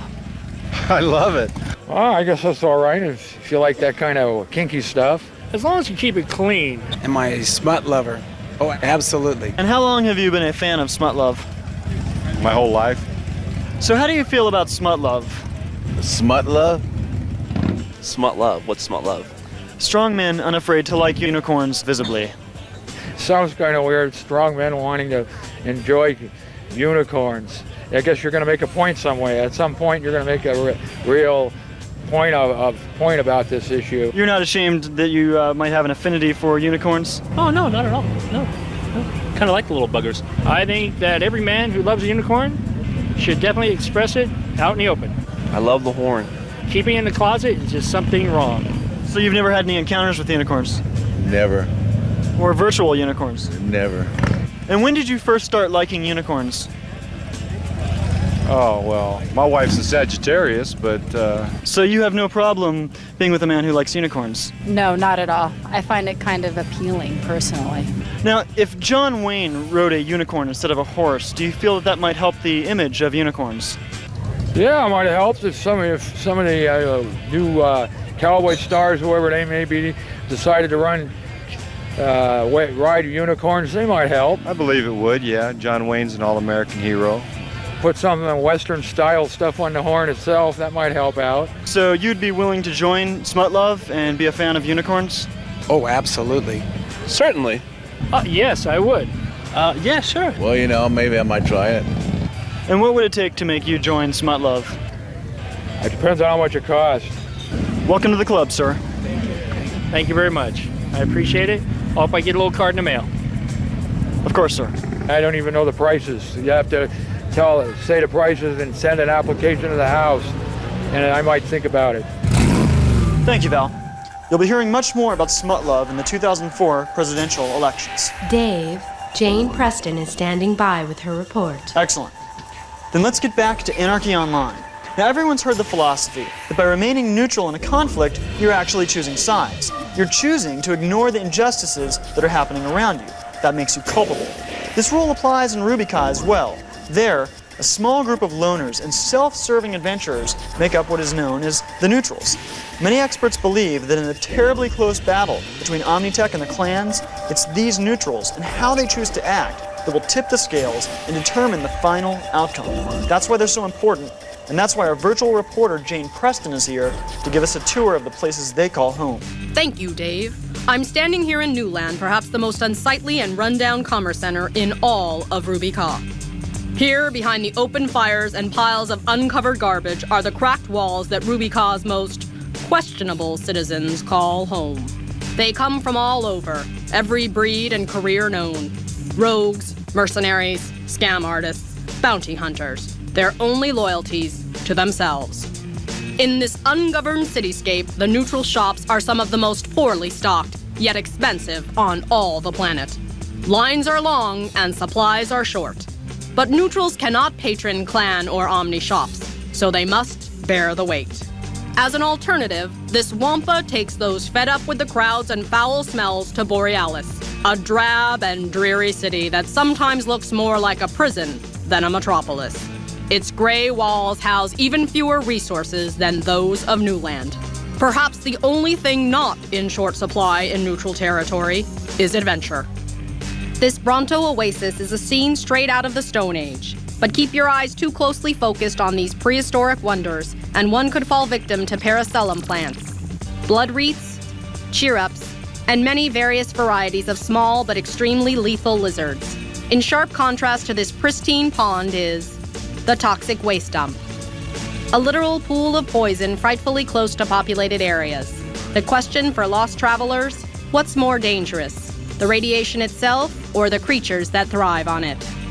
A walk through this long canyon will lead adventurers to the Rhino Man village. The Rhino Men are fiercely loyal to their kin. They will not attack unless provoked, but initiate combat with one, and you'd best be prepared to take on an army. The results of such foolish attempts apparent on the Rhino's doorsteps. Nearby, in the far north of Newland County, is this small yet well-known outpost. From the rumors, we were afraid to take our cameras inside. Word has it that this place has become an unspoken free-for-all zone for player killers of all factions. To step foot upon its worn walkways is an unspoken declaration of war. But the dangers of neutral territory extend far beyond Newland County. To the south, 6 full zones lay unclaimed from Omni or Clan control. These zones become more lawless and more perilous the deeper one ventures. Even for the most powerful characters on the planet, countless deaths await here. Stret East Bank, Upper Stret East Bank, Central and Southern Artery Valley, Deep Artery Valley, and the Belial Forest. Don't let the harmless geographical names mislead one's curious side. The life forms which await in these regions are anything but sterile. The neutral way of life is a hard one, made only for hardened people. For those up to the task of serving only themselves, toss your badge at the door and don't say Portal didn't warn you. This is Jane Preston reporting. Thank you, Jane. We're glad you made it out okay. Now, once a year, every year, the brilliant minds who conceive and build virtual worlds gather together to plot their next move and reveal their latest creations. It's called E3, an event which takes place far from our hub in a surreal landscape called Los Angeles, California. Val redirected all of our offline gateways to this real-life locale, and this is what we found. PlanetSide is our first stab at the massively multiplayer first-person action game. We really feel that the expansion in the online market space is going to be through addressing the successful genres that have already come to fruition. So we feel the first-person action genre with a game like PlanetSide, where there's literally thousands of players online in a run-and-gun battle for control of territory, is really going to take the online space to the new audience. We want to make sure that players have multiple character types. Not everybody is an expert at the run and gun. So what we do is we allow characters to progress through about 4 different specialties. One of them is driving, for example.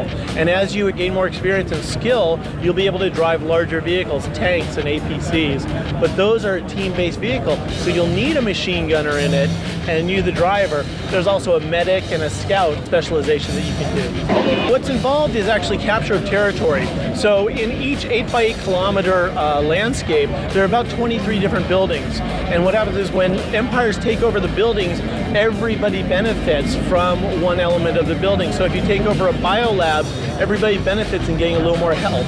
So there's really that goal to capture these vast structures, and that's going to instantly cause the other teams to want to take them over as well. And I think what you'll find is that people are going to be using other communication devices to bring their friends into the game. When you first come into the game, you're thrust in one of 3 different empires.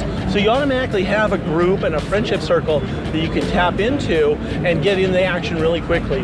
Then as you play more, you'll develop your own core group, and you'll be online all the time together, taking over bases, blowing up other players' tanks, and really just experiencing the vast world. So we've really designed PlanetSide as a team-based game, which is very important, we feel, in the massively multiplayer space. Thank you, Val. When we come back, even more amazing future worlds from the floor of E3.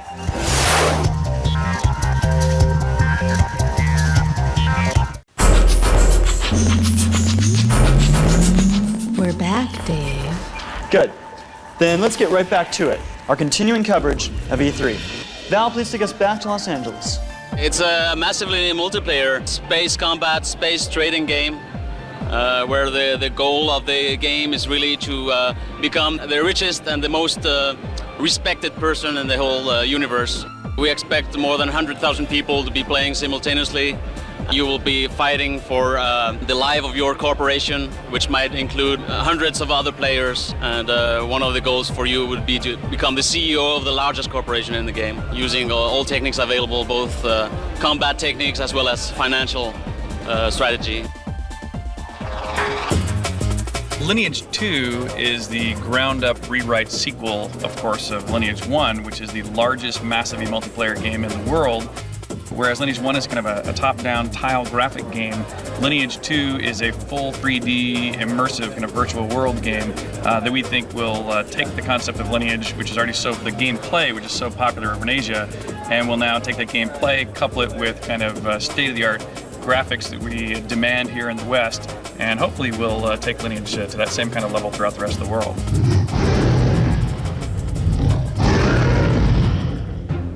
City of Heroes is a massively multiplayer online game in which you play super-powered heroes. Every player designs their own hero, chooses their own costume, chooses their own powers, teams up with other players in the game, and goes about our fictional city of Paragon City, which is recovering from an alien invasion and has been infested with supervillains, aliens, monsters, all kinds of threats at every level. And it's the player's job to combat those threats and save the people of the city. And the best way to do that is by working with other heroes. And players will actually have, especially the more famous players, a real impact on the evolving storyline of City of Heroes. So the storyline is not driven by me as a designer, it's driven by what the players do. The players actually impact the storyline of all the different villain groups in City of Heroes.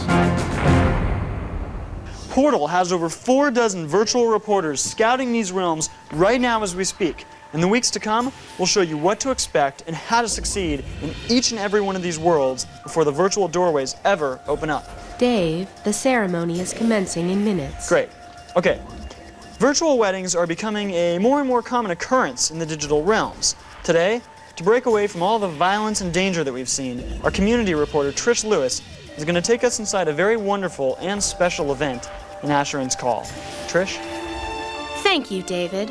I'm standing in the meeting hall outside the quiet wooded town of Holtberg in Asheron's Call. Right now, this meeting hall is empty, but in mere moments it will fill to capacity with friends and family from all corners of Dareth who have come for the wedding of Gentle and Trimona. Before the event begins, let's take a look back in time at how the lucky couple first met. Gentle was a man of many faces. To his friends, he was generous and loving. To his enemies, his mace was merciless. Strong, wealthy, and wise, an outside observer would believe that Gentle had the virtual world at his fingertips. But at the end of the day, above all else, Gentle was lonely. Trimona was a true explorer, never hunting in the same spot twice. But always she preferred to travel in the snow, the pristine flakes matching her own purity. But sometimes the cold got inside. Sometimes the promise of a new sight or wonder was not enough. Sometimes she just wanted to be held. They met at the bottom of the Madakar cave as Gentle was mere moments away from stepping through this portal to the surface. That's when he first heard her voice and the battle. But this was no damsel in distress. Trimona's spell cracked through the ice golem's hardened shell, and Gentle's as well. It was love at first sight. Long hunts were replaced with long walks on the beach. Suddenly, no wonder of Dareth was as beautiful as each other's eyes. And so, on their 1-year anniversary, atop a snowy peak, Gentle made a proposal. Today, in this hall, he will make a promise. Let's take a peek at what the soon-to-be bride and groom are doing right now. There's Gentle. It looks like he's dressed and ready to go. He's literally dancing with joy. Oh, and look how beautiful Trimona is on this special day as the maid of honor assists her with getting ready. It looks like she's helping with final adjustments to the gown. Trimona is just glowing today. Could she be any brighter? No! Now! What was that? What happened?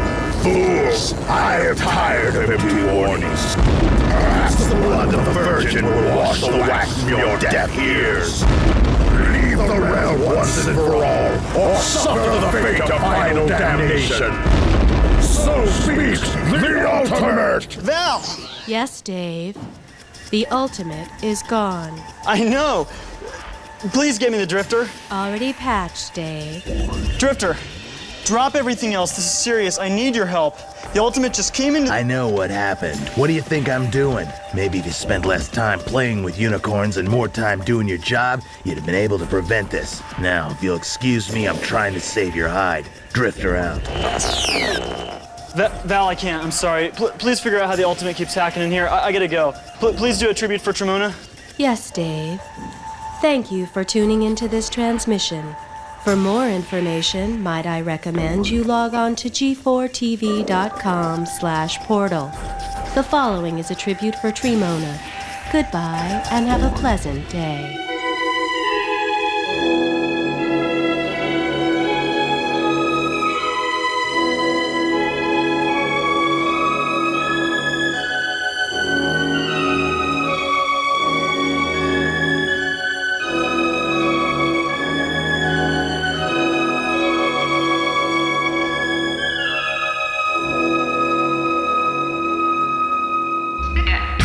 And have you heard of the organization called Smut Love? No, I never heard of it. So how do you feel about Smut Love? I don't really feel anything about that. What kind of off-the-wall question is that? Have you actually ever seen a unicorn in lingerie? You know, I got internet, so yes, I have. You live in this little magical world all the time? I go there quite often, yes. A unicorn, okay, I'm gonna get into the unicorns. I have no feeling for unicorns. That had entered my thought path. You might want to go with t-shirts, you know, put cowboy unicorns, you know, and have a guy with spurs and a big old unicorn. You might even want to have a unicorn male. Have a unicorn coming out of his head.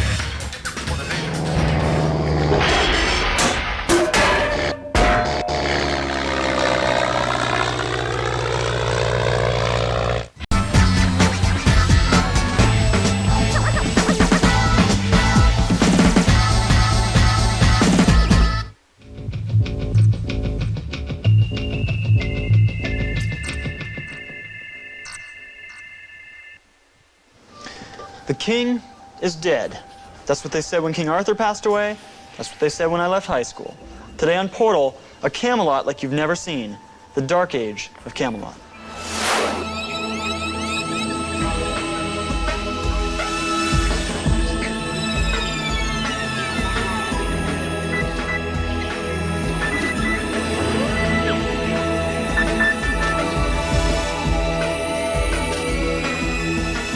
Welcome to Portal. I'm Dave. Even with all the hub's resources at our disposal, we're still not sure how it happened. Somewhere along the way, it all went sour. King Arthur, the Knights of the Round Table, all dead and gone. In the new Dark Age of Camelot, 3 legendary empires struggle for control of a kingdom gone mad. Auxiliary links redirected to Albion, Dave. Thank you. That was Val. She runs the hub here. It's her job to maintain our portals to the virtual world and to make sure I always have plenty of oxygen. Oxygen balance within ideal parameters, Dave. Thank you, Val. So back to Camelot. The Britons, the Celts, and the Norse. These are the 3 powerful societies that are fighting for control. Each has its own unique aesthetic, characters, and landscapes. Here on Portal, we're going to dissect all of these kingdoms, starting today with the land of the Brits, Albion. Take a look.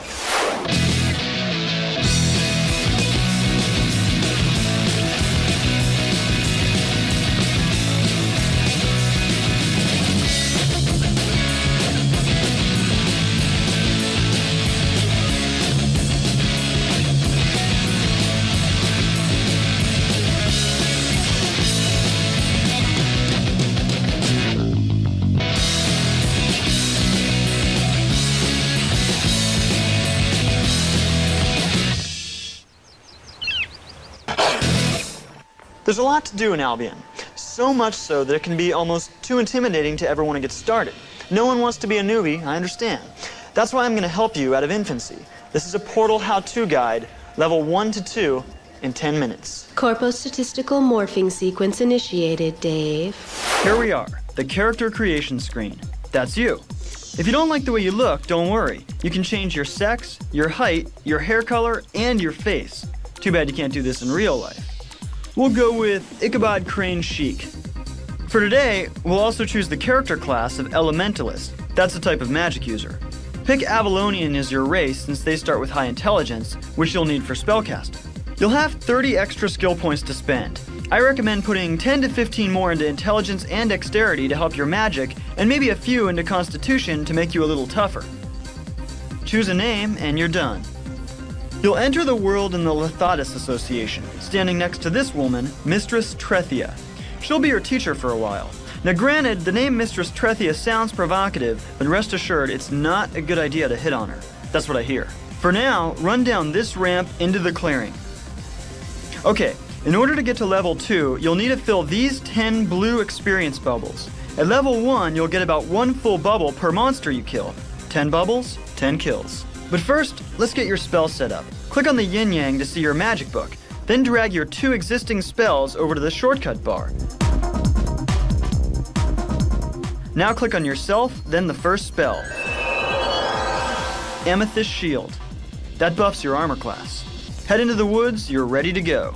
You want to look for monsters whose names appear in blue when you select them. Blue means it's a fair fight. The good news is, in this newbie area, none of the monsters will attack you first. Just don't wander too far. This pixie imp is the perfect target. Stand as far away as you're able and start casting Ice Cloud on her. The farther away you stand, the more you'll be able to screw her up before she closes the distance. Once she's on top of you, hit F6 to start wailing on her with your staff. Equals 1 dead pixie. Loot the corpse. Take everything. If your health is looking okay, it's indicated by this red bar, find your next target. This dappled lynx cub breeds as blue. Don't worry, one day you'll be fighting these, but you gotta fizzle before you can nuke. So quit whining and kill the lynx. And another. And another. That's 10 monsters and you're now level 2. Congrats! You'll notice that the same monsters which just read as blue now scan as green, which means you'll need to find something more challenging. So sell your loot, see your trainer, cool off with a quick swim, and then it's time to start thinking about level 3. Trust me, this gets harder the farther you go. Very good.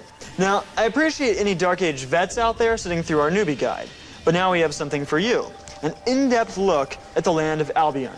Our virtual reporter, Mitch Myler, has more. I'm sorry, Dave.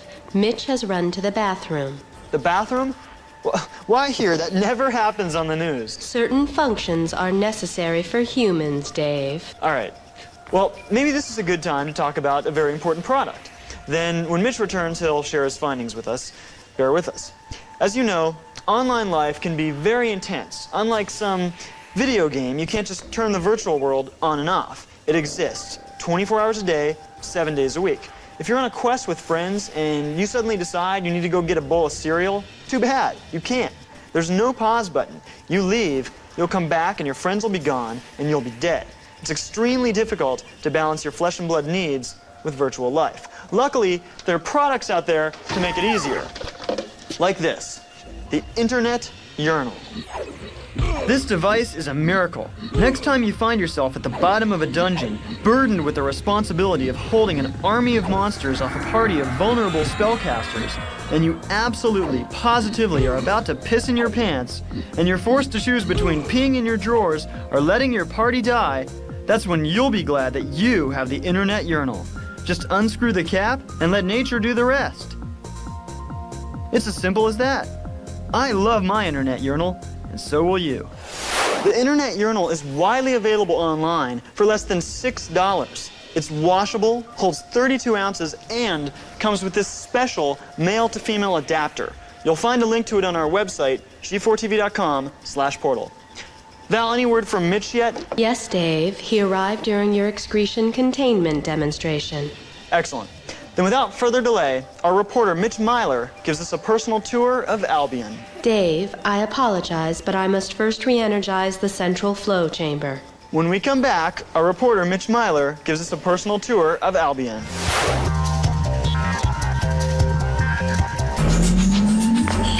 Quark bombardment sequence complete, Dave. Transmission continuing. Great. Hi. Welcome back to Portal. We've been talking about the Dark Age of Camelot, specifically Albion, the section of the world based in Arthurian legend. Our virtual reporter, Mitch Myler, is standing by to tell us more about the kingdom. Mitch? Hello, Dave. I'm standing just outside. Mitch! Mitch! I'm sorry, Dave. Mitch is dead. Val, can you please open a portal to heaven for Mitch's soul? Certainly, Dave. Standard heavenly portal sequence initiated. Thank you, Val. What now? Gary Green is standing by in Mitch's place, Dave. Ah, yes. Gary. Very good. Take it away. Thank you, Dave. Yes, as has just been clearly proven, Albion is indeed a land of many dangers.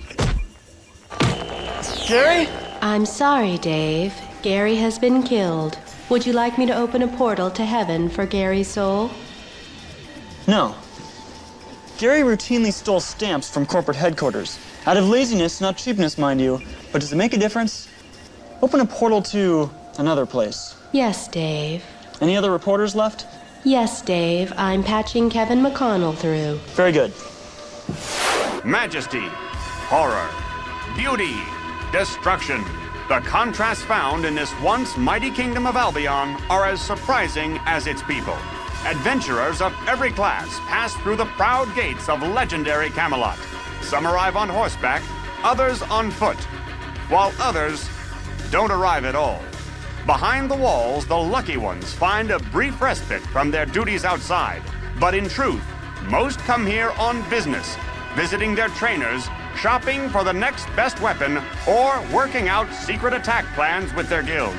Matters of life and death, indeed. The dungeons of Albion, often the targets of their plans. Article 1, the Tomb of Mithra. This shrine to a Roman god is rich with loot and rich with the stench of the undead. Tepok's mine was captured by goblins long ago. This former source of wealth has now become a demon's playground. And Keltoi Fogu, where a bizarre cult has taken every precaution to protect their secret and evil rituals.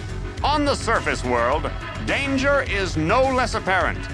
In Avalon Marsh, a few small outposts provide the only shelter from wandering ghouls, water leapers, carrion crabs, and the inexplicable mist monster.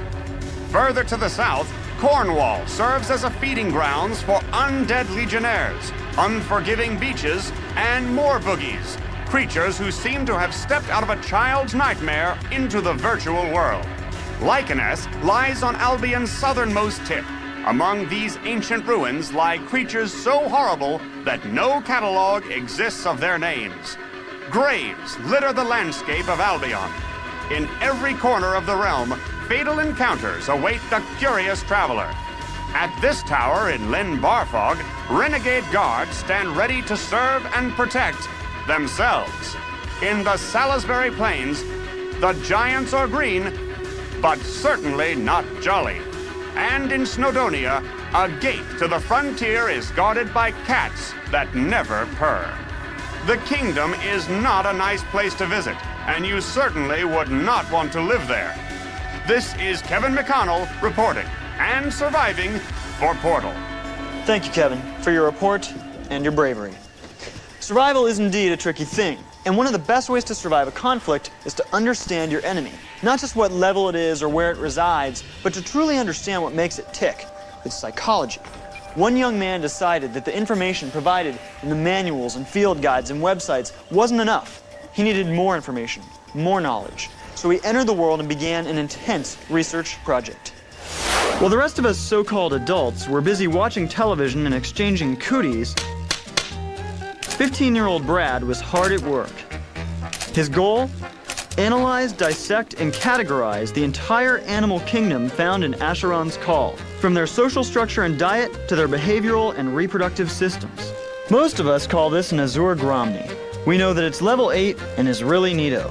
Here's what Brad's very own scientific journal has to say about Azur Gromnys and more. Gromnithecus aquaticus, Gromnys are small bird-like animals that stand from 3 to 5 feet tall.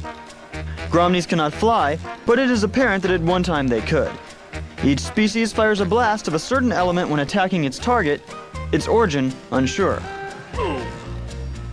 To find it, we must go back in time to the days of the Gromny's ancestors. Matacaran albinus generally have short, blunt teeth, suggesting an herbivorous diet. Verundi puppets may, in fact, be hollow shells of magic, governed by their more powerful counterparts. Prime example of convergent evolution, the development of unrelated animals. Gland would produce a powerful acid and feed it into the throat sac, which would not be affected by it. Tumaraki viciosus are extremely intelligent, their brain capacity rivaling humans. Have an advanced social structure. The case of hoary matacars brings some challenges to the situation of separate species. Shows an incredible adeptness in rational thought, suggesting that tuskers may in fact be more intelligent than chimpanzees or even, therefore... Okay, enough, pal. This detailed and invaluable report goes on for many, many pages. You can find a link to it through our website, g4tv.com/portal. Congratulations and thank you to Brad for his phenomenal and groundbreaking research. All right, enough studying. It's time for some fun. And when you want to get wild in the virtual world, there's only one place to go, REITs. Our community reporter, Trish Lewis, is standing by. Hello, David. REITs is indeed one of the hottest night spots in all of RubyCaw. And tonight is a particularly special evening here at the club. Citizens from all corners of the globe have gathered to raise money for the RubyCaw Schools of Global Education, a non-profit organization which distributes funds and items to the weakest new players in the game. Let's listen to what the event's co-organizer, Liz, has to say. Welcome, everyone, to our first in a series of events to help raise awareness to issues we can all relate to. The most important issue being the young, the innocent, and the underprivileged of RubyCaw. Our contributions tonight will go to the education of the young. Let this be one of many steps to equality for all of RubyCaw citizens. One citizen can make a difference. Powerful words spoken by a true philanthropist. Yes, tonight is a night which crosses all boundaries. Here on the glass-bottom dance floor, we can see Clan and Omni members putting aside their differences and getting down together to raise money for charity. There are 2 DJs this evening. All 4 of the bars, as well as all of the lounges and dance floors, are open. Even some of the less traditional themed rooms are drawing quite a crowd. But enough talk, David. Let's show our viewers what they really want to see. Hot young adventurers burning up the dance floor. Woo! Yeah! Go Portal! Portal rules! Portal rules! Hey, you guys do a great job with that Portal show. Is the Drifter here? Has anyone seen the Drifter? I love you, Trish, baby! I just want to say, you guys do a great job. Portal! Party! The crowd here is glowing on this very special occasion. A night to remember forever here at REITs. Back to you, David. Val, I gotta admit, watching that footage makes me think maybe I should go out sometime, check out the scene. I don't think that would suit your personality, Dave. You would probably feel quite awkward and have a lousy time. Yeah, you're probably right. I'll just stay here in the hub. We'll be right back.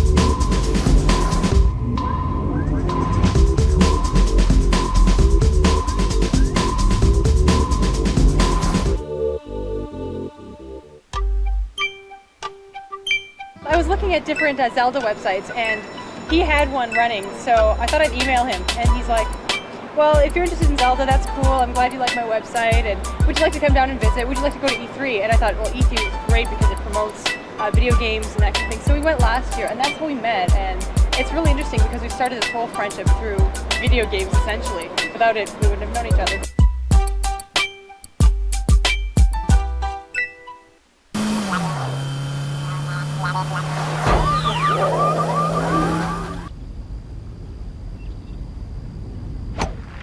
Think we can get there with an 8-iron, it looks like.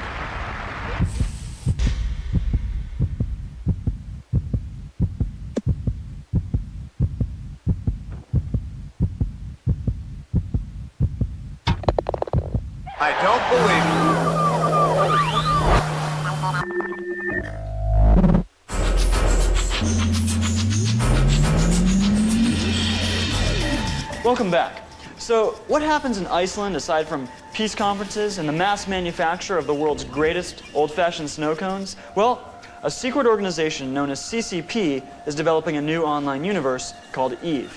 Let's see how it's shaping up so far.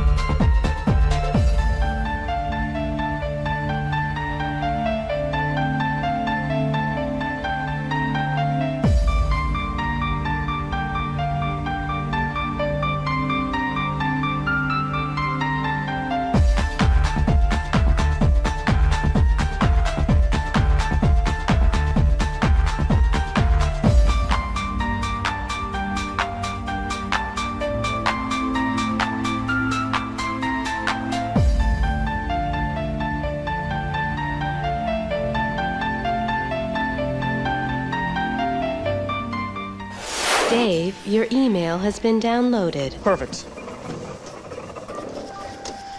Okay, here's one from Gray Fox. Does anyone remember that drug commercial in the 80s where the dad is asking his son how he learned to do drugs, and the child dramatically replied, quote, "I learned it from watching you, Dad. I learned it from watching you." EverQuest always seems to remind me of that commercial. Gray Fox, I disagree. I don't think that virtual worlds are at all addictive, and that alleged addiction is certainly not passed on through the generations. Tell you what, Val, to prove my point, let's open a hidden portal and see what my own dad is doing right now. Commencing, Dave. Master, I've noticed that many of my peers wear armor that is more polished than mine. Never mind. Thank you, Val. Now it's time for portal history in the making. Recently, our ally, the Drifter, put out the call for online heroes to aid him in his quest. The response was immediate. Many of you out there logged on to our mission briefings page, located at g4tv.com/portal, and signed on for an unknown adventure. This is the tale of that first quest, captured forever by Portal's cameras, remembered forever in our hearts. This is the tale of Lines in the Snow. They call me the Drifter. That's because I don't stay in one place too long. But that's a story for another day. Today's not about me. No, it's about these guys. The brave sons of bitches who saved a couple of hundred folks from certain death and still made it home in time for lunch. It started here in Velius. I'd uncover word that a frost giant by the name of Ultro was mass breeding woolly mammoths in the eastern wastes. He was gonna use them to overrun the nearby town of Thurgadin, unless someone drew a line in the snow and stopped him. I put out the call and Portal viewers answered. They came from all corners, ready to serve the best Norath had to offer. Bimgara the warrior, Famfor the wizard, Yadano the cleric, Kludos the druid, and me. We located the herd and charged. Sometimes you gotta draw first blood. It was an ugly fight. We won. That's when we heard Ultro laughing. We had beaten the runts. The real army was rested and ready to kill. 5 against a stampede. You can guess what happened next. In war, the best you can do is have a plan. Following it is a whole nother story. But that's why they call guys like us heroes. After the last mammoth dropped, only Ultro remained.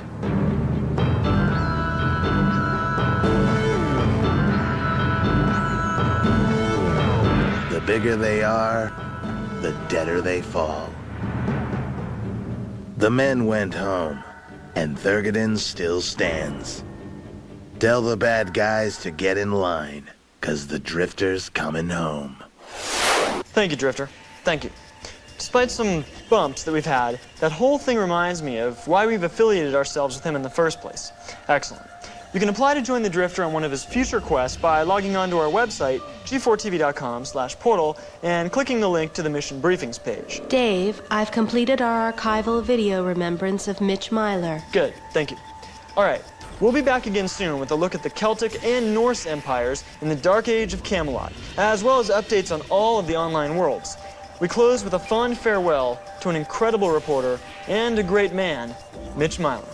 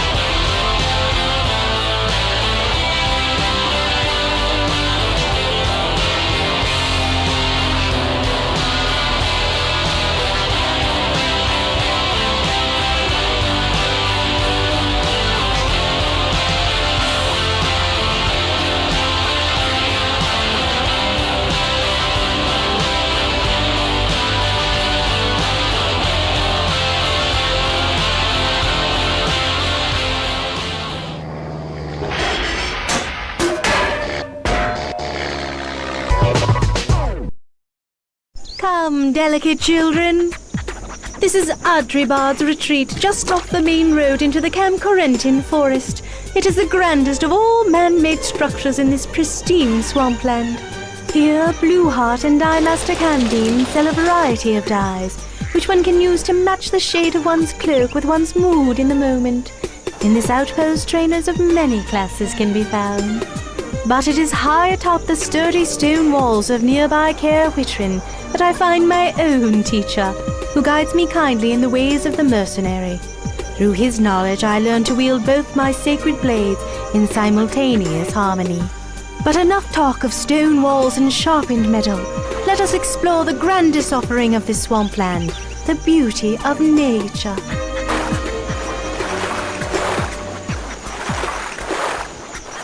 North of here, one can find these magnificent water levers. A person can only wonder how Mother Nature has made their skin so intensely, perfectly green. A lovely creature indeed. Just up the shore, the magics of Camelot have breathed life into these quicksands. Looking into their eyes, one knows they must feel the deep pull of emotion, even as much as we.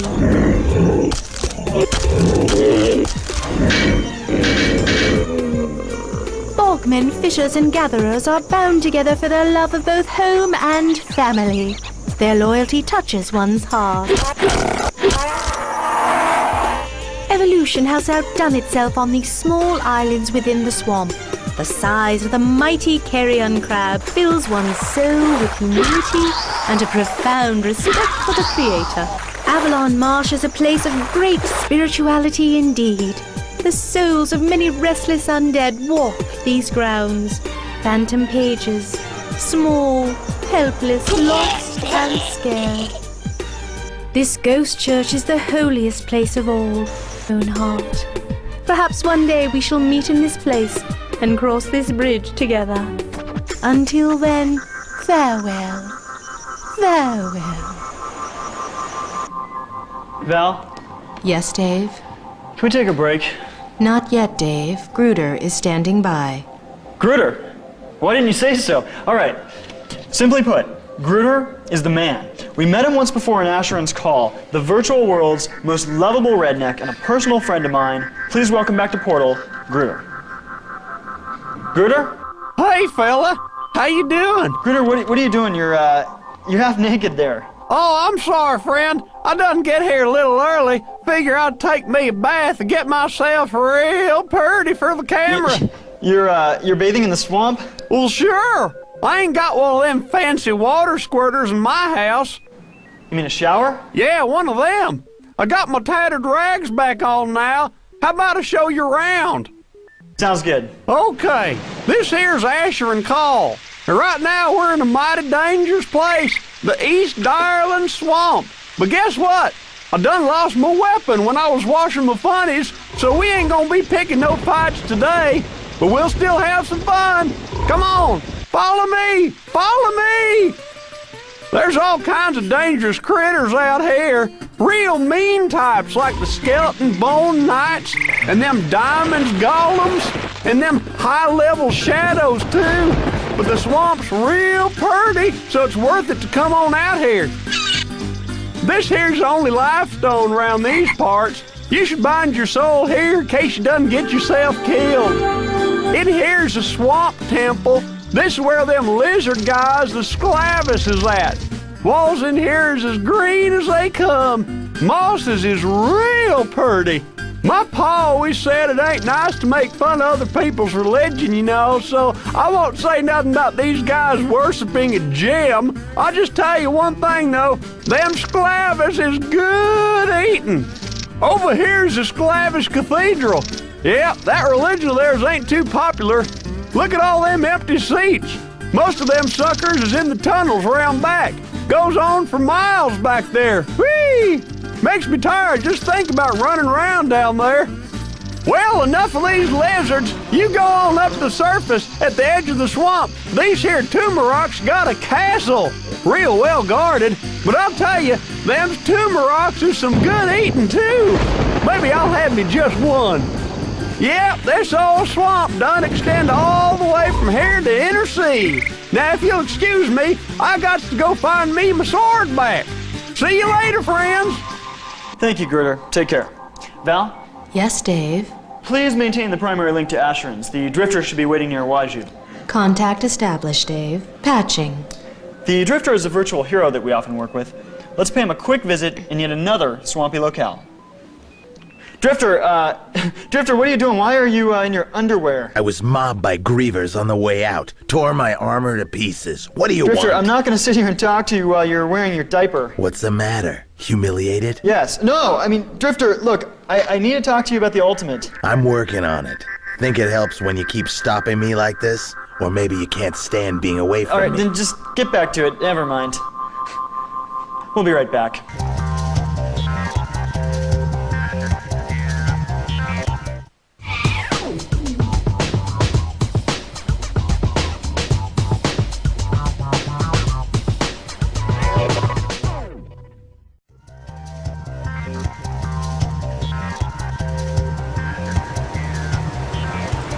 Hi, I'm Ken. I'm gonna be a thief in the Shadowland. Dave, might I inquire as to how Ken fits into our very swampy portal? Yes, Ken was just preparing raw gator sushi caught in the swamp near where he lives. I see, Dave. Yeah. And speaking of gators, guess who's coming up next on Portal? That's right, Portal's resident wildlife expert, the alligator tamer. Hey everybody, are you guys ready to nab some nasty gators? Oh no, I am. We're here in the very dangerous Inuthul Swamp, located in the EverQuest continent of Antarctica, to check out all the feisty, mean, and deadly creatures this swamp can throw at us. Let's hit it! Now, before we get to the gators, we're gonna wrestle some froglocks to the ground. Froglocks are like frogs mixed with people. The packs here in Inuthul can be anywhere from level 2 all the way up to level 11. I say we go for an easy one that I can really manhandle, so I'll look extra strong on TV. Look out! That snake is level 1. It's absolutely harmless to even the most inexperienced newbie. But check out how tough I can make myself seem by fighting it while speaking in this tone of voice. Gotcha, buddy. This large rat is also level 1, completely harmless. Hey, don't try this at home now. Remember, I'm a trained professional. Get back! Alright, now here's the part you've been waiting for. That animal right there is a bull alligator. He is a level 9 to 10 beast. No laughing matter. Many hunters in this land try to get him for his skin, but me, I'm gonna catch him for a good old-fashioned workout. Watch this. Hey! Ow! Oh, crikey! Seriously, show's over. I'm in real trouble here. Hey, let go of that. Get help, I mean it. Oh, no. Oh, there's another one. Help me! No, for the love of God! Somebody please help! No! Okay, that was the alligator tamer, ladies and gentlemen. Val, will he be all right? No, Dave. Well, tamer, guess that's what happens when you try to get your own spin-off show behind my back. Know your place. What's next, Val? Targ is standing by in Grob. Oh, that's right. At the far end of Inuthul Swamp, where we just lost our friend the alligator tamer, lies the famous city of Grob. Now, it's the home city of the trolls, perhaps the meanest and dumbest species in all of EverQuest. But it's also a powerful breed, and one that you might want to consider becoming when you step into the world. So standing by to give us a tour of Grob is one of the city's first citizens, the troll warrior, Targ. This is Targ. This is Grob. Targ live in Grob. Want to see Grob? Follow Targ. All trolls from Grob. Grob good. Lot of good troll woman in Grob. Many like Targ. Look. Good, yes? Ozak Targ favorite. She good to Targ. Sell jewel to Targ. Maybe one day Targ give jewels to her. Ha! Jaka good too, but she no like Targ. Targ not shaman like Jaka. Targ no care. Go to Guntak's Belch. Get beer when Targ's sad. Beer make Targ happy. Then Targ go here for club. Krong's clubs and junk. Get big club for smash time. The bashin' place is guild for Targ. Warrior guild. Targ is warrior. First bank of Grob. Nerd troll go to bank. Targ put money in pocket. Many froggies in cage here. Dumb froggies think they go free. Froggies will go in Targ's stomach. Trolls are good. We strong. See at night. Health come back fast when troll hurt. Troll can slam and fight. Targ like to be trolled. Targ bet Dave wish Dave was troll. Then Dave come to Grob and eat froggies with Targ. Bye! Thanks, Targ.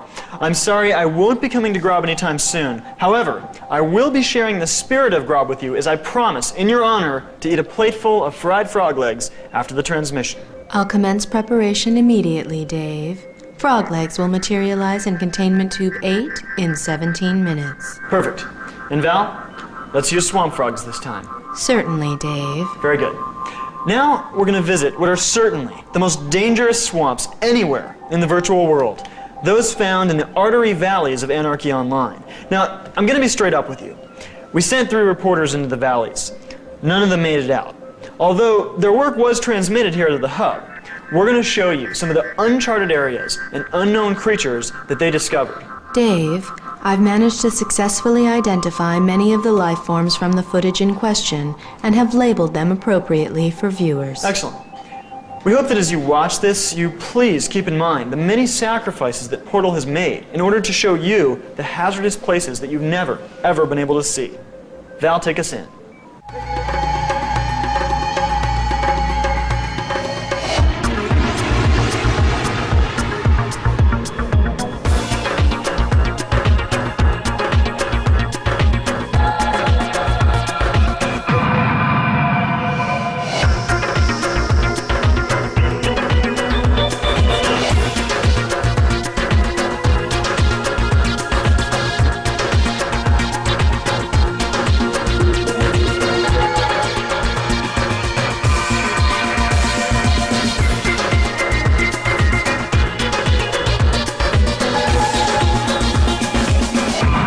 When Val and I first saw this footage and realized that the slime bathers and bile drinkers and reed walkers were actually civilized, that they actually lived in primitive societies, those circles of huts you just saw, we knew that we needed to make contact and discover who they are and what they want with humanity.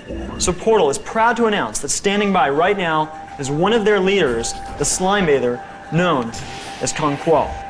Link to Sear Swamp established, Dave. Traceability factor 0. Excellent. Galo tomo kenado. Gogalga Conqual. Guala tolemoa. Gogas namakango kukaku. Whoa, no. Guala no.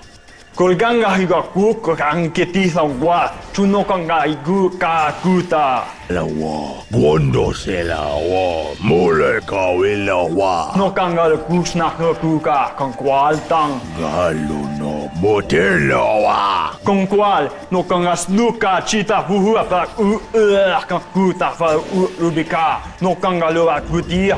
Guano moneka. Gondala Molako, oleka munino wakwa. Conqual yung kanga ukna gugas na kiko. Kalka numakuka. Molako. Nolewa, kwane kwa, kodele kwa. Kongkaya kusna ko mga hunga giknas na kaya ko kosna ko ka. Well, that was completely useless. I'm sorry, I thought we were going to have a discussion. Now let's move on. I must first refocus the quark stream generator, Dave.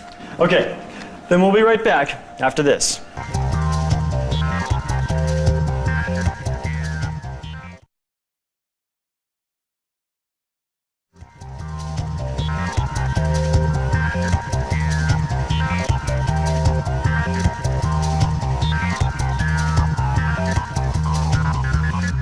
Hi, I'm Dave. Welcome back to A Very Swampy Portal. That was a fan's rendition of a scene from Anarchy Online. Dave, that image did not hold true to our swamp-themed transmission. I know, Val. So let's get back to the swamp with a fishing trip. Now, most people like to go fishing in the ocean, or in a lake, or a flowing stream. But not our good friend Jebediah. He prefers throwing his line down in the old swamp. Meet Jebediah Kornhauser. Yep, sure do like to fish. I used to be a crazy adventurer like all them kids. Now I just like to sit here and do my fishing. But even for those young'uns with all their energy, fishing sure can be a good thing. It's a great way to pass the time when you're waiting to meet your play friends, or a boat, or when you're waiting for your magic to recharge when you practice spells. 'Cause when you're fishing, you can pull up all kinds of goodies to sell, even jewelry. But heck, usually the worst case scenario is you get some free food to fill your tummy. Fish scales are really valuable too, 'cause you use them in that enduring breath spell that lets you breathe underwater, like a fish. Get it? Oh sure, sometimes you pull up a boot, but don't be a quitter. All you gotta do to fish is buy a pole from the general store, or tinker one if you're a gnome, and buy some bait or forage it if you can, and then just find a body of water. Me, I prefer the swamp. At least that's what Dave told me to say. Jebediah, what a sense of humor, you old whippersnapper, you. Dave, we have multiple new posts on our forum. Perfect. Let's take a look.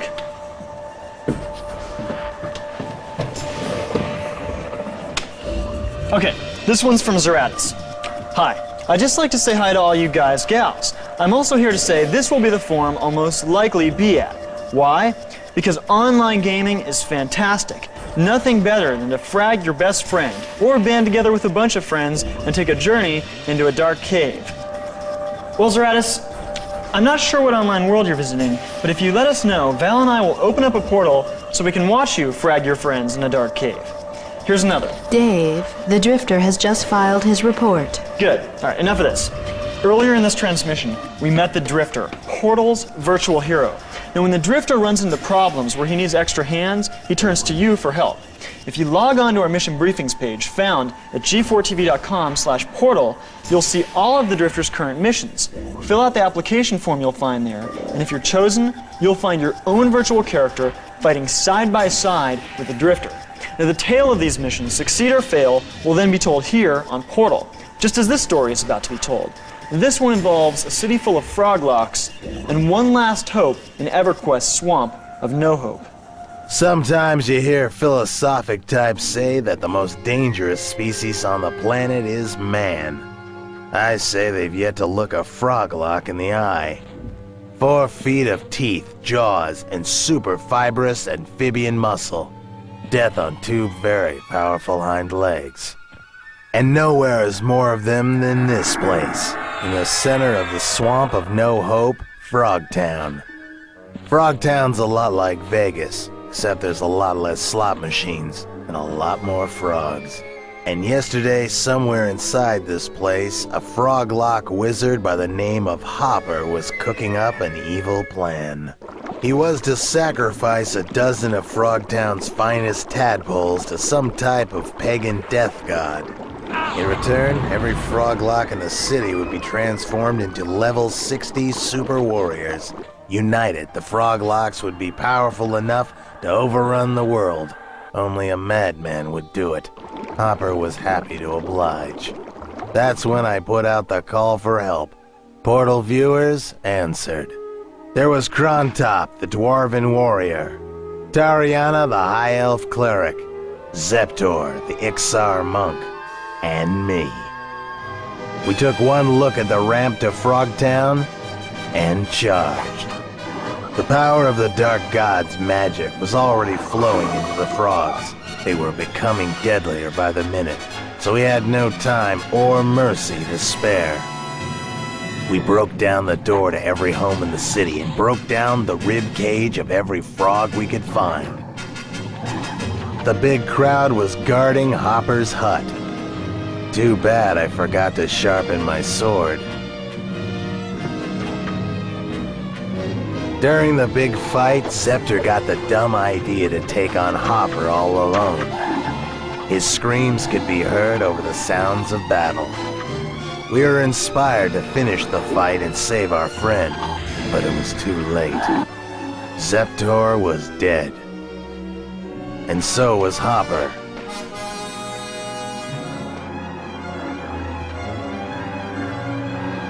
He ran for his life, but we ran faster. Some people think that revenge is for savages. I can think of worse things to be called. Hopper died in the same water from whence he came. Every frog in Frogtown was finished, and so was our mission. For Krontop, it was too much. Too much blood for one day. He cast aside his armor and weapons, and vowed never to fight again.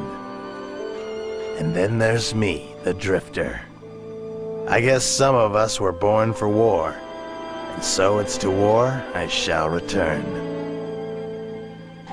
Thank you, Drifter, for your service to the cause. Despite some harsh words between us, you will always have my respect. Dave, our transmission is nearing its end. Okay, thanks for the reminder, Val, because we have one last important thing to do.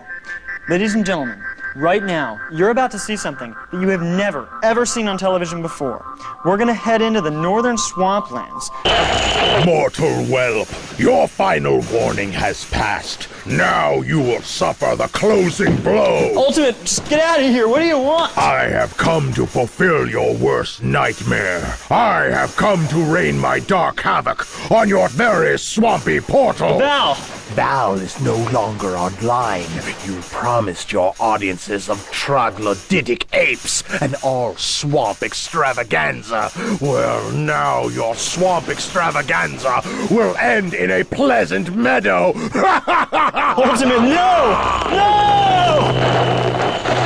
Dave, the ultimate has been cleared. He did it. He ruined a very swampy portal. I'll get you for this, Ultimate! I'll get you for this! Ultimate! Thank you for watching A Very Swampy Portal. Please enjoy this farewell to the Alligator Tamer. In a world of violence, we always lose the mediocre. Alligator Tamer, Portal salutes your sacrifice. You filled our lives with whimsy. Your athleticism was unmatchable. Your love for the swamp never wavered. Your accent was fake. Oh, crikey! You were cleared of all charges. You were a dancer, a friend, a fighter. Alligator Tamer, you will be missed. Indeed, you will be missed.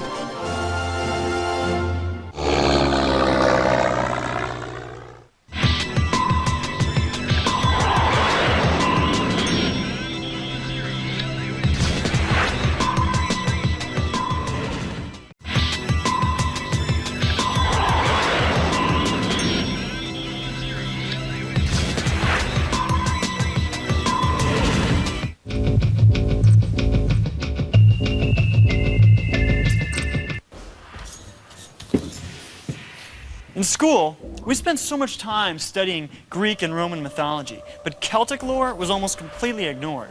It's not just about leprechauns and green clovers, it's about, well...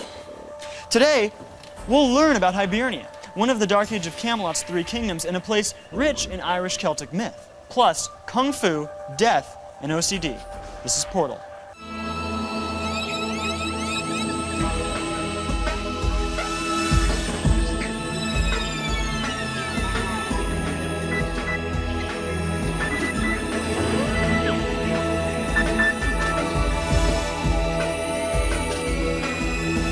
Hi, welcome to Portal. I'm Dave. First up on the agenda is our continuing coverage of the Dark Age of Camelot. Now, so far we've examined the Kingdom of Albion, based in the Arthurian legend of the Brits. Now, we're going to take a close look at the world's second of three kingdoms, Hibernia, based in the lore of the ancient Celts. Dave, I have completed your request and successfully isolated and eliminated all rodent life forms from the hub. That's a good one, Val. Very funny. Okay, so without further ado, let's take a look at the land of Hibernia.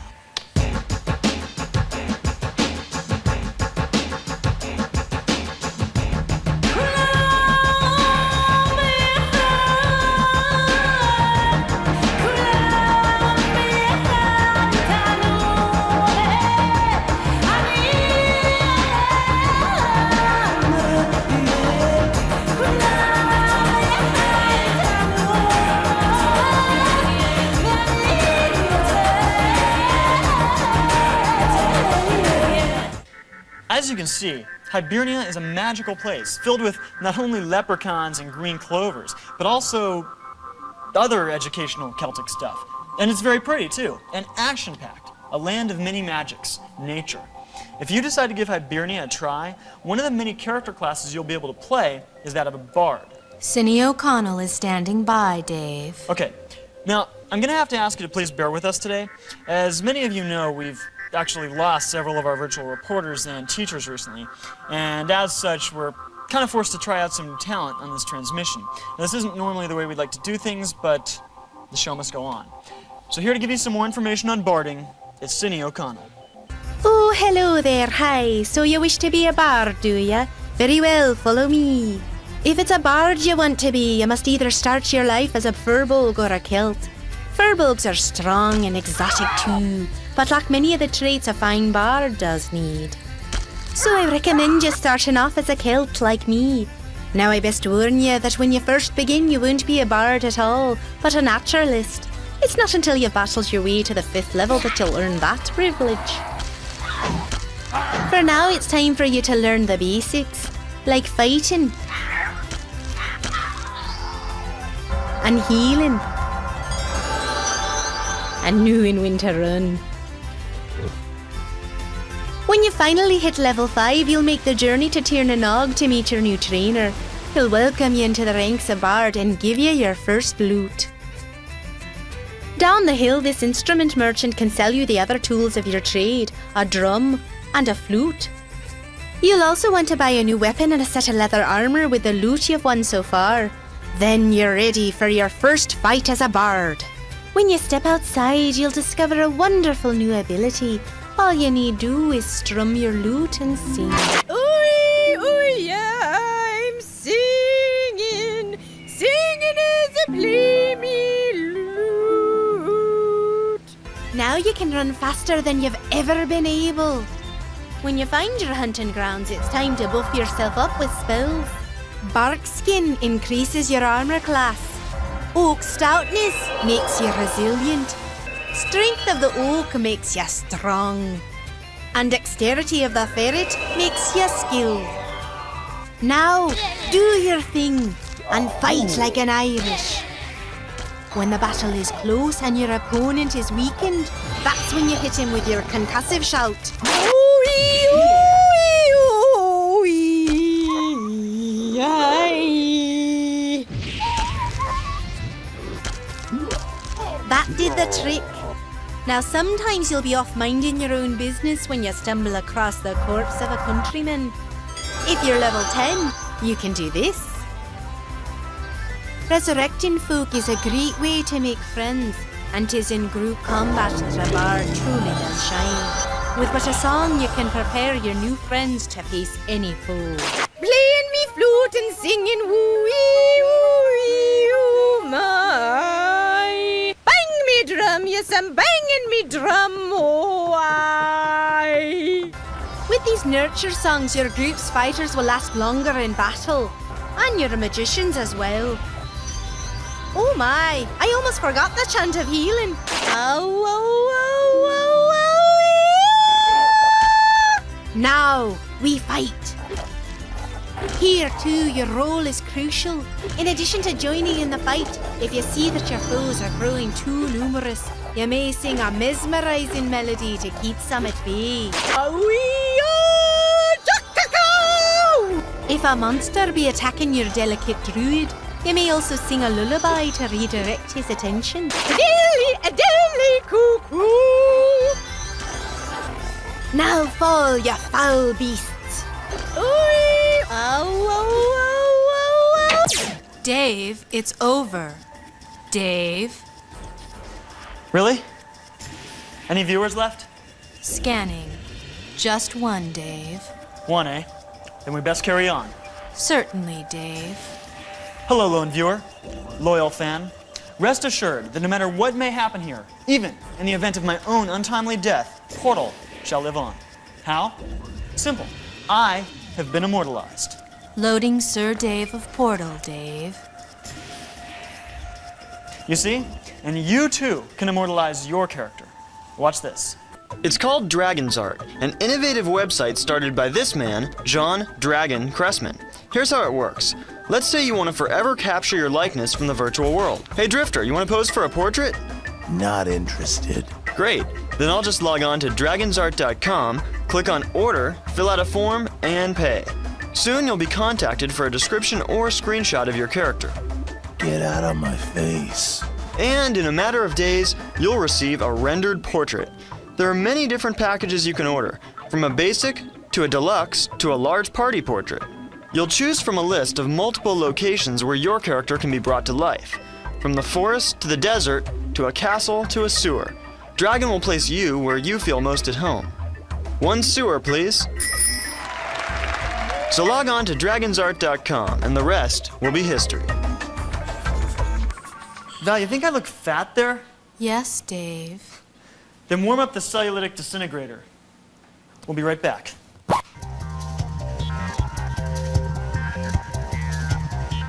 The hub. This lonely vessel. Sometimes I ruminate on these steel pillars. The responsibility on these shoulders. The weight of having to. I'm still here! Oh, don't go away. There's more to come in the Portathon, my first ever Portal Marathon.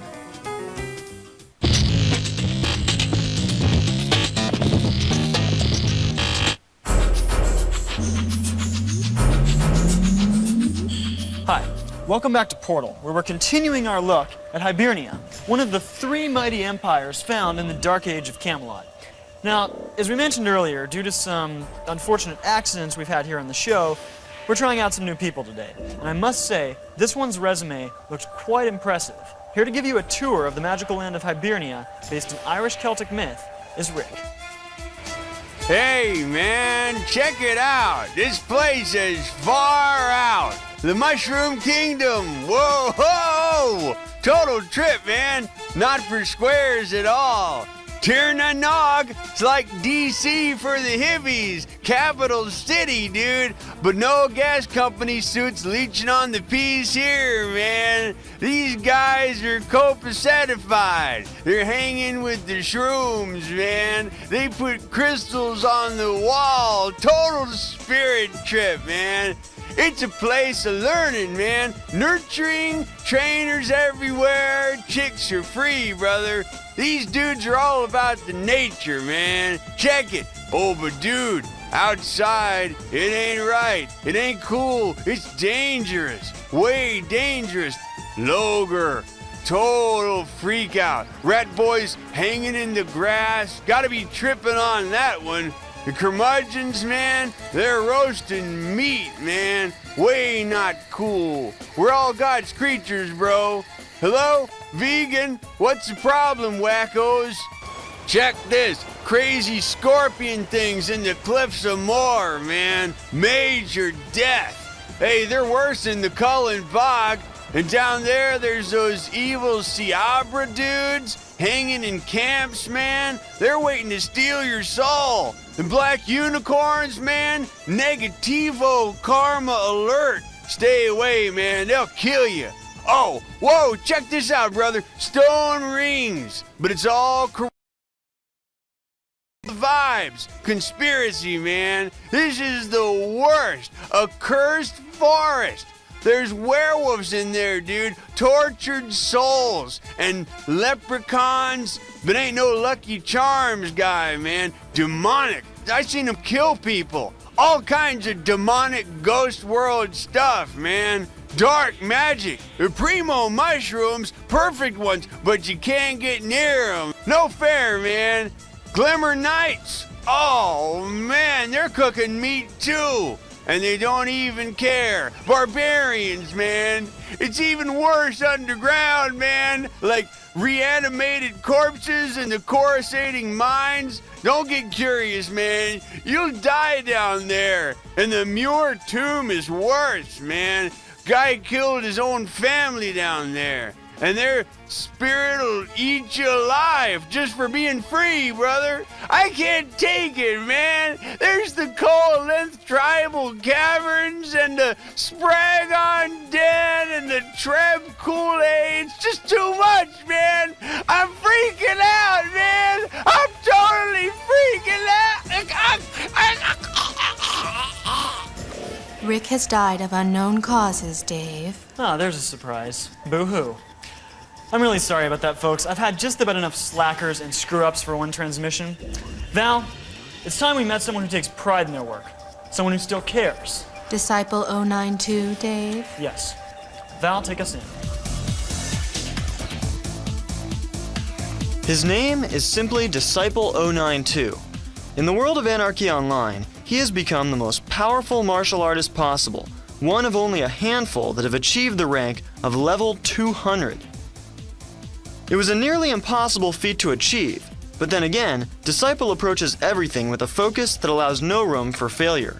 This unswerving determination can be seen in his other face as well. Josh Keller takes pride in everything he does. Every last move matters. Each day of his life, Josh works at honing both body and spirit with the strict form of Kung Fu known as Hung Ga. His student ID number at the Clifton branch of Yishunga School, 092. After only 5 short years, Josh competes regularly and shows others the way as well. His is the disciplined mind of a true champion, one mind shared by 2 powerful martial artists. Disciple began his career as a neutral, taking a humble apartment in the unglorified city of Borealis.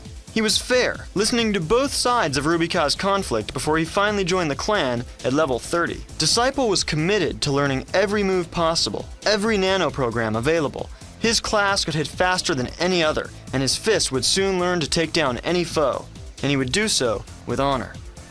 By day and by night, this young martial artist trained, going on at least one quest every day, and soon engaging in player versus player conflicts in hot zones such as Meet Me There and 2HO.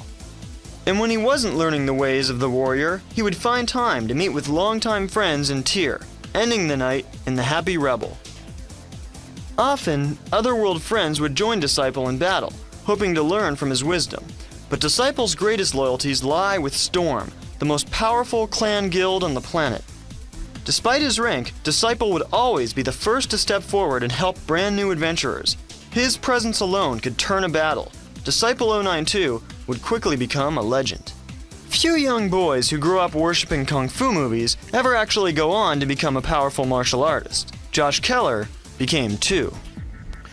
The mental discipline of that man is incredible, and it makes it even harder to comprehend our next piece, because right now, we're going to talk about the pinnacle of mental undiscipline, virtual OCD, obsessive-compulsive disorder. A tragic syndrome, Dave. Indeed. OCD is a very real phenomenon in the digital realms, and it's growing at an alarming rate, taking on a myriad of forms. Just yesterday, in fact, I received an email from a young woman who says she feels compelled to take 10 or 12 showers after watching this transmission. With more on this disturbing trend, please welcome to the Portal team our mental health expert, Dr. Julia Hopkins. Dave, the truth is that obsessive-compulsive disorder, or OCD as it has come to be known, does not stem from a lack of mental discipline, but rather a complex combination of biological and sociological factors. As the virtual world grows continually more crowded, strange behaviors, the result of a chemical imbalance in the brain, coupled with the stresses of modern society, can lead a person to develop a series of unusual and illogical rituals. Within these rituals, a person finds comfort by assigning order and structure to their otherwise uncontrollable world. Let's look at a few case studies. Hi, I'm Hotshot, and well, I just don't feel comfortable logging off for the day until I've killed an equal number of reptiles, mammals, and insects, always in multiples of 5. Okay, time to go to bed. Ketchup, mustard, relish. Ketchup, mustard, relish. Ketchup, mustard, relish. Ketchup, mustard, relish. I have these 2 identical backpacks, one purple and one blue, and I always like to make sure they have the exact same content at all times. Otherwise, I don't feel secure. Chocolate, vanilla, berry. Chocolate, vanilla, berry. Chocolate, vanilla, berry. Chocolate, vanilla, berry. But it's so frustrating because, sometimes I've killed 10 reptiles and 10 mammals and 9 insects, and I'll be on my way to kill one last insect to log off, and I'll get attacked by a mammal and have to defend myself. And then, well, I've got to start all over and kill 4 more mammals and 5 more reptiles and 6 insects before I can stop. Sometimes I'll even stop in the middle of a dangerous area just to check up on my packs. I've got 2 bracelets in each, 1 dagger in each, a brick of cheese, gorgonzola. Meat, fish, chicken. Meat, fish, chicken. Meat, fish, chicken. Meat, fish, chicken. Sometimes I'll be so tired and I'm just dying to log off and go to sleep, and well, I've got a huge meeting the next day. But meanwhile, I'm hunting for a 42nd reptile to get to 45 and my 41st mammal to get to 45. One time I lost one of my packs and had to reconstruct it from scratch, but in order to do that, I had to sell half the ingredients from the remaining pack in order to have gold to match the ingredients that were left in that pack to a new pack, and it was just a total nightmare. It's really incapacitating. Virtual OCD is clearly a growing and tragic problem in the virtual worlds, and one that world developers will hopefully deal with sooner rather than later. This is Dr. Julia Hopkins reporting. Back to you, Dave. On, off, touch my nose. On, off, touch Dave, my... we're back. I'm busy, Val. Go to commercial. On, off, touch my nose. Of course, Dave. On, off, touch my nose. On, off, touch my nose. I'm mean, it's just a job after all, isn't it? Some people deliver the post, I jump over rivers and fight tigers. People think that's easy. They don't see all the bloody time I spent coaching these lads through training mode. Once this little bugger from Cleveland couldn't get me out of an alley, then left me on pause for 12 hours. I mean, how hard is it to press reset before you turn me off? Good point. Hi, I'm Jay Smith, creator of Vectrex. Do you know your Vexercise? Do you know your history? G4, TV for gamers.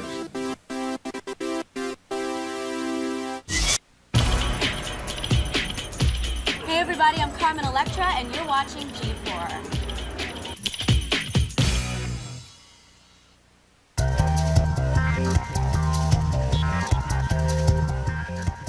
Hi, I'm Carrie, and when Star Wars Galaxies comes out, I'm going to be kicking your butt as a Dark Jedi.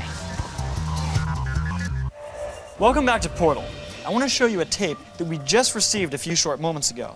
Now, I haven't had a chance to view it yet, but it came from a level 182 soldier named Larry, who says he has a very unique story to share.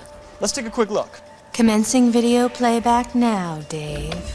I'm the man, plain and simple. Anything or anybody even looks at me funny, they're in for a world of hurt. And lately, a lot of people have been in for a world of hurt.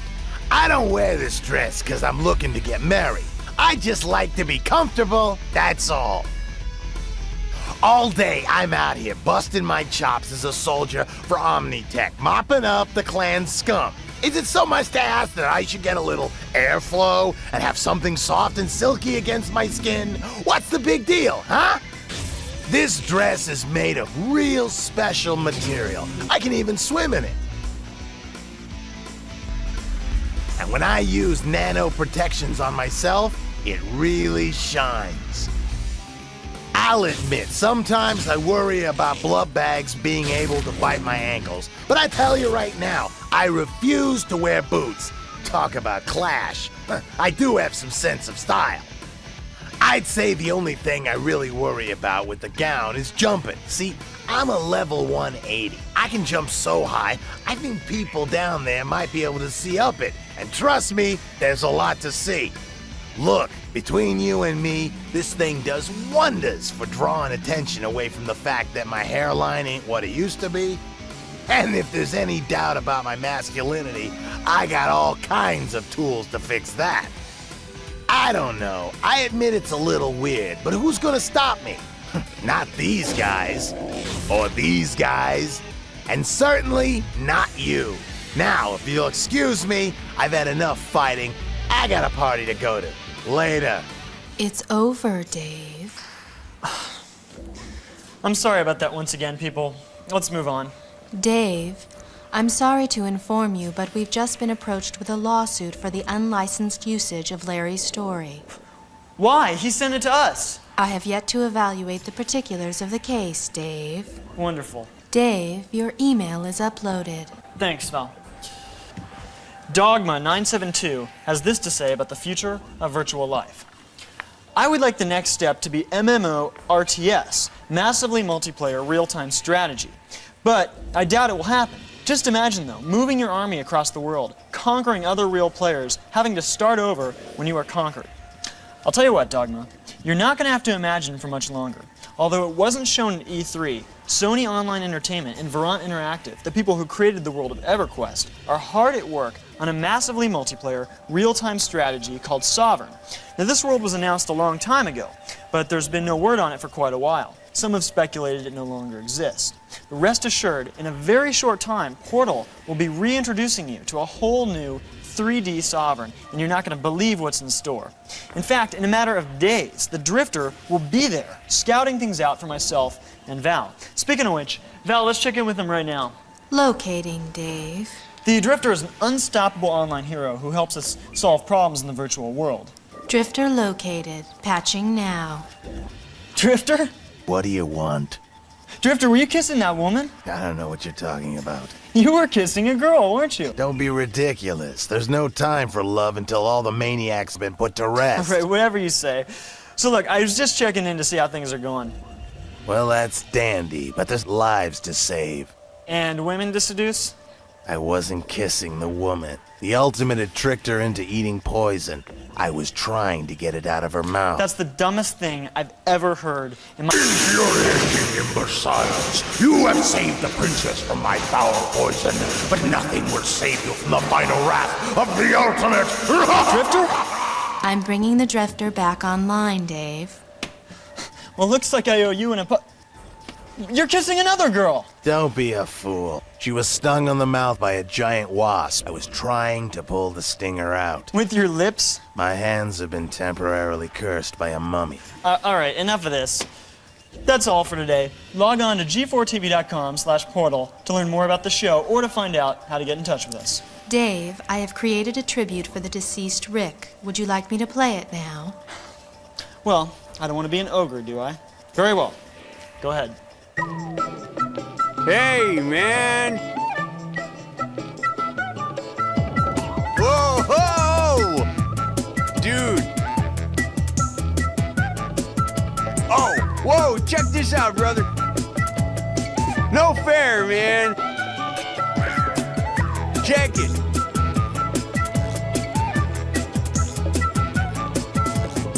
Check it! Check it!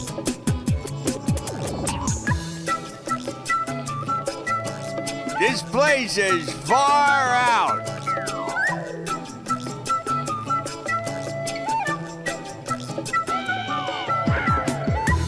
Total spirit trip, man.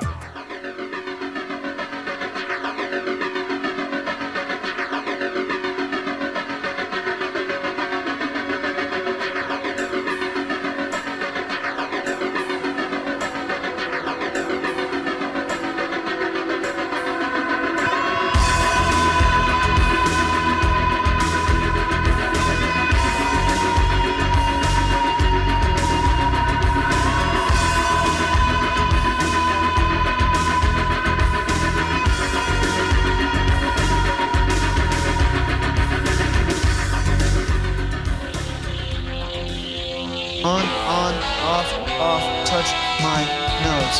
On, off.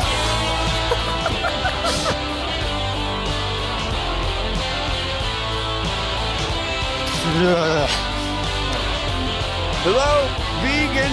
What's the problem, wackos? Welcome back to Portal. We're... Meat, fish, chicken. Meat, fish, chicken. The ultimate action gets me very excited. Trust me, there's a lot to see. Dogma 972 has this to say about the future of the virtual life. The virtual life? I guess that's it.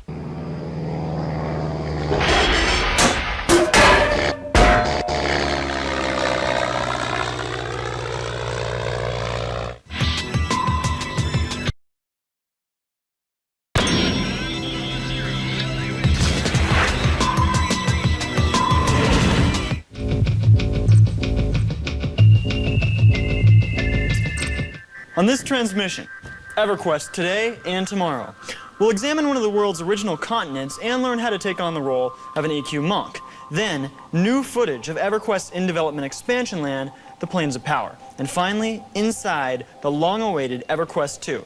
All this plus the Drifter's latest quest today on Portal.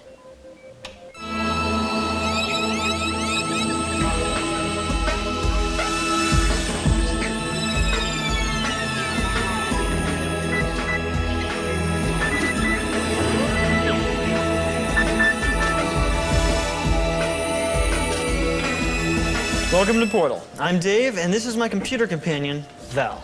Hello. Today, our ongoing coverage of the virtual worlds continues with EverQuest. Now, in this fully functioning digital kingdom, you can do just about anything you can do in the flesh and blood world, from fishing or jewelry making to hanging out with friends or making bitter enemies. Norath demonstration is prepped for transmission, Dave. Thanks. As Val just stated, Norath is the name of EverQuest's virtual world. It's a place that we hope you're not missing out on. Take a look.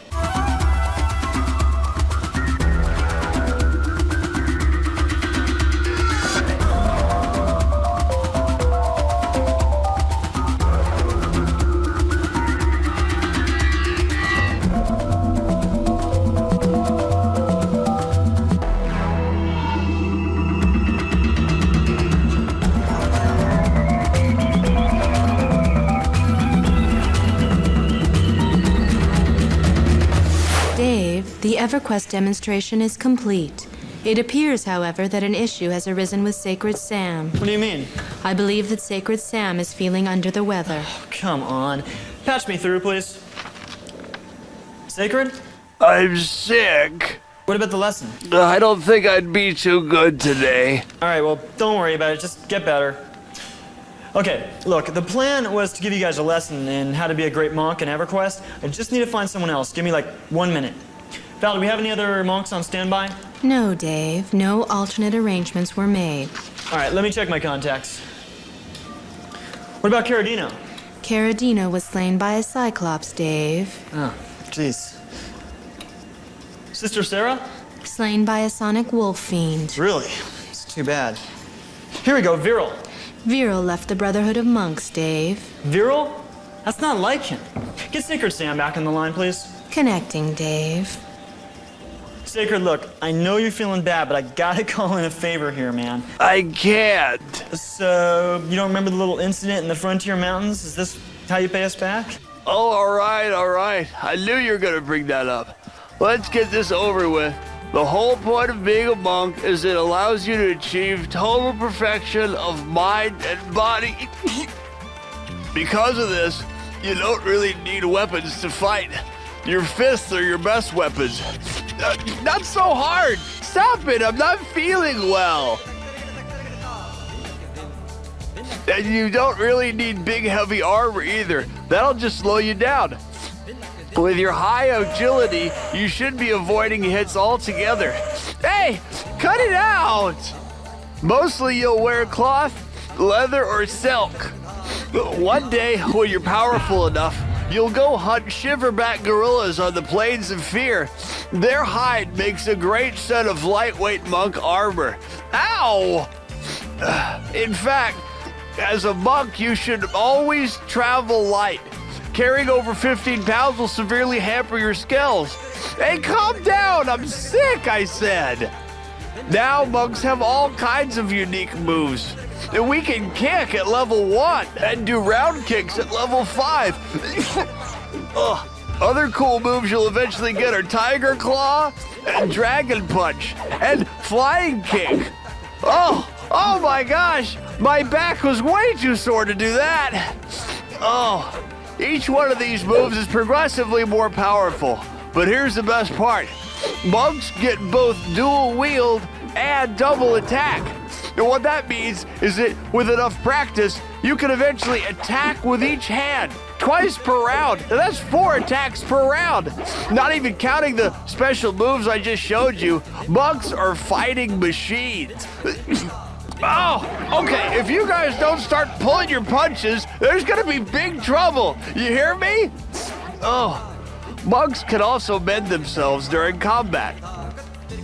You need to practice this a lot, though, even when there's no action, because if you screw it up, you can actually hurt yourself worse, and that is not good during a fight. Okay, I saved the best for last, and then I'm going back to bed. You'll hear people talk about how the monks are the best pullers in the game. Well, this is true. See, a puller, of course, is the guy in the party who goes out and gets the monsters and brings them back to your group. The thing is, monks have the best feign death ability in EverQuest. So, if you're out looking for prey and you stumble upon something bad, just drop dead. Problem solved. Watch. Uh-oh. No, I'm dead. See, I'm dead.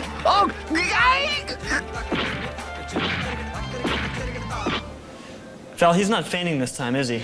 No, Dave. Sacred Sam is dead. Please prepare a tribute for the end of the transmission, Val. Certainly, Dave. Archival footage is being recalled from the data chamber now. Thanks. Now, I believe that after that, you might need a little convincing. Even though Sacred Sam's last days were not his best, rest assured that life in the virtual world is a wonderful and exciting experience. In fact, I would go so far as to venture that life in the virtual world is actually better than life in the real world. How so? Observe. In virtual life, you have complete control over your pets.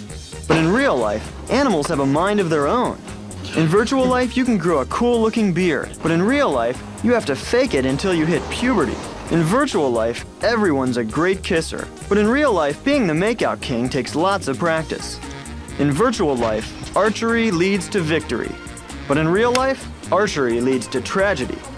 In virtual life, facial tattoos are socially acceptable, but in real life, they'll keep you from getting anywhere. In virtual life, it's possible to fly, but in real life, gravity always ruins your fun. In virtual life, you have nerves of steel, but in real life, you're a nervous wreck. In virtual life, you automatically know how to swim, but in real life, water can be a scary thing. In virtual life, you can hand-pick your own eye color, but in real life, you have to repaint them yourself. In virtual life, you're able to read ancient text, but in real life, you can't even read a cue card. And in virtual life, you can transform into animals. But in real life, your transformations usually go awry.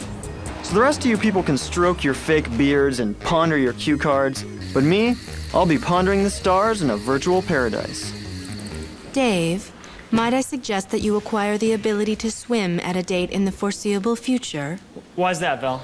Were my systems ever to fail in the event of a hemorrhaging in the quark stream generator, the only hope for the universe would be for you to swim through coolant chamber 7Q and manually release the liquid zirconium flow. I would die, though. You would do it for the universe, though, wouldn't you, Dave? Yes. Excellent. I will schedule you for an introductory swimming class at the public pool most proximate to corporate headquarters. Thank you. We'll be right back.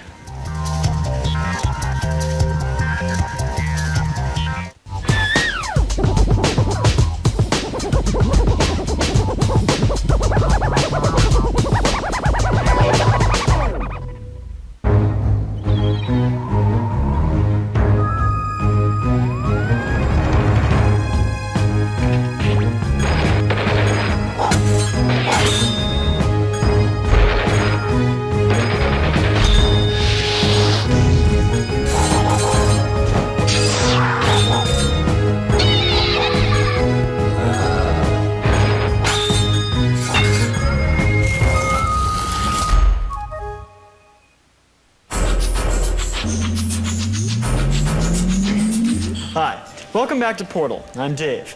Right now we're going to continue our look at EverQuest with an examination of one of the world's original 3 continents. Uploading Otis footage now, Dave. Long before the first pilgrim set foot on EverQuest moon Luckland, long before even the continents of Kunark or Velius were discovered, adventurers faced off against the many challenges found in Otis. Even today, this faraway land still attracts danger seekers by the boatload. Let's find out why. The continent of Otis is many things to many people. Even those born on this soil still find wonder and intrigue. Val, please tell me this isn't what I think it is.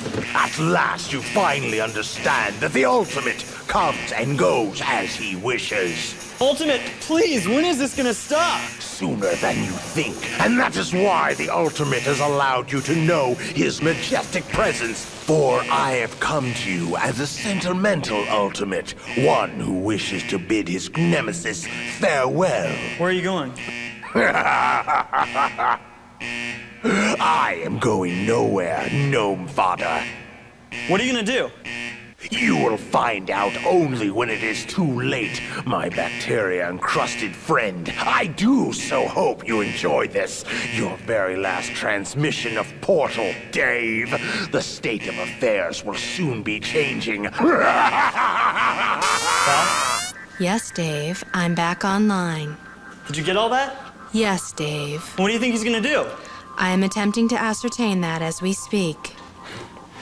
All right, well, these people have put up with enough of this nonsense. Let's get back to the Otis video. The Ultimate's entrance destroyed all online video footage, Dave.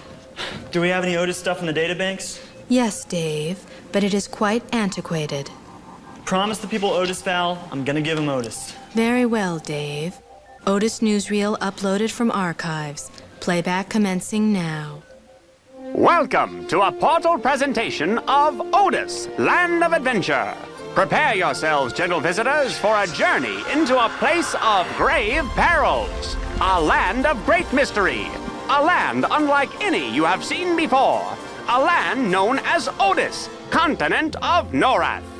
Otis, smallest continent in the magical realm of EverQuest. But don't tell that to these wise erudites. Everything here in their home city of Eridan is in fact quite large. The erudites possess oversized brains used for thinking, a colossal library for learning, and yes, even a great palace where the important functions of governing take place.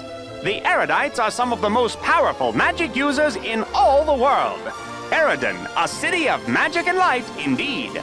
But across this mysterious continent lies Payneel, a shrouded metropolis where foul, black-hearted mages come to study the evil and immoral spells of darkness. Avert your eyes, lest you too shall behold the face of death. Gaze now into the city's only inn, Shackled Spirits. Let us flee before we too are overcome by the carrion calls of the necromancer's song. We find ourselves in the Stonebrunt Mountains. A breath of the fresh mountain air fills one's lungs with a sense of wonder and majesty. On an opportune day here, a curious adventurer might stumble across that rare species, that treasure of zoos around the world, the panda. But beware, cautious traveler. Savage kobolds share the mountains with these cute and furry cubs. What's that you say? You're a kobold hunter? Then look no further than the Warrens, a nearby network of caves that house every species of kobolds imaginable to mankind. But let us now turn our attention even deeper into the Netherworld, all the way to the Hole. Here lies one of the most dangerous dungeons in all of EverQuest, filled with unnatural monsters made up of the elements themselves. Tremble in fear. Only in this chamber of horrors could a mortal soul find a tower built underground, a tower which houses the unholy undead. Back to the light, back to a place where sanity may be found. Ah, sunny Toxulia Forest, widely known as the Newbie Zone in Otis. Here, even a small child could find victory over creatures which are nothing more than a nuisance. But the journey is not over yet, fair viewer. We have one last stop to make on this educational tour. An island which lies off the continent's western shore. Kara, home of the proud Karens, the cat people. The question for you to ask yourself, friends, will you become a mouse to these cats or a dog? Good luck to you on your travels, brave audience, and thank you for watching this film, Otis, Land of Adventure. What's the date on that film, Val? 2001, Dave. Wow. Well, then it's time for something a little more modern. The Plains of Power. Now, I'm talking about the newest regions that will soon be a part of EverQuest. Up to 20 new zones that will serve as hunting grounds for players level 46 and up. Plus the Plane of Knowledge, which will feature quests for players of all levels. Let's head inside for a sneak preview of what we can expect to find.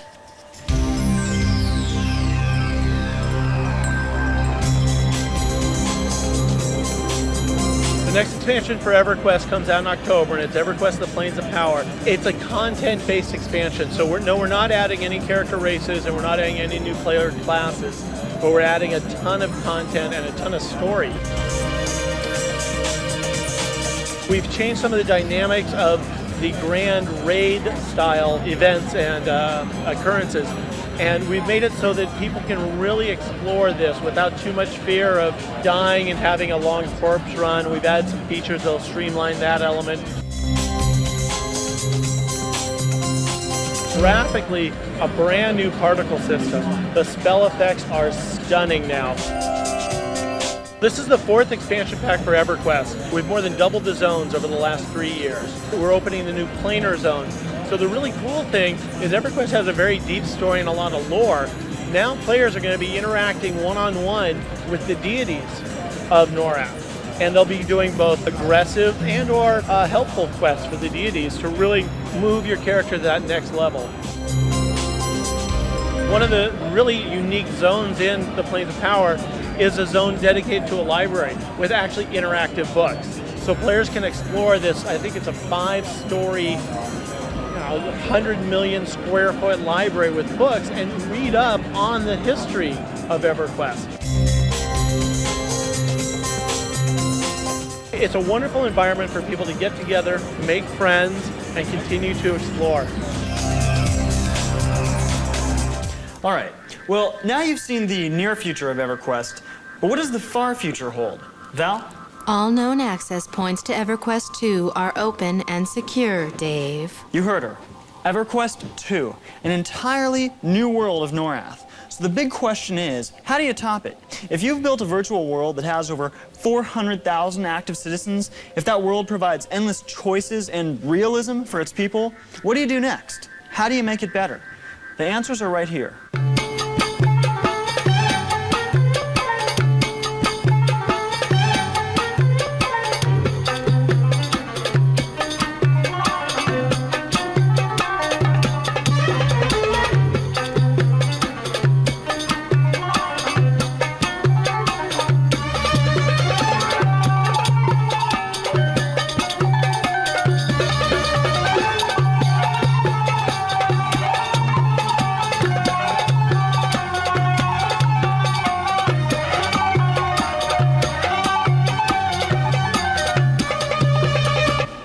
Now, you already know how tremendous the original EverQuest is, but the new Norath is going to dwarf the old one in size. Plus, you'll now be able to own real estate, conduct in-game events like gladiator matches, and control many means of transportation, such as horses and boats.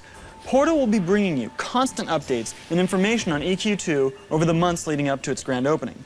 We'll be right back with the Drifter and a surprise from across the sea.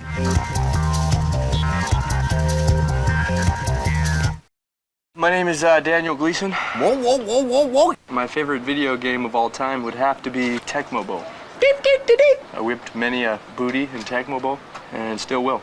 Hut, hut, hut, hut, hut, hut, hut, hut, hut. That's what I'm talking about.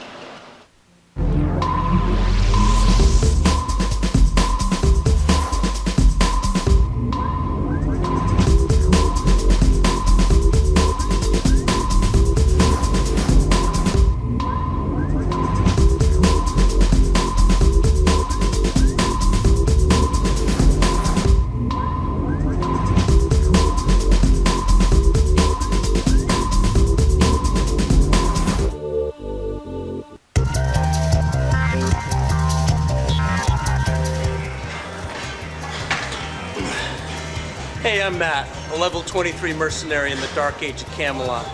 Albion rules.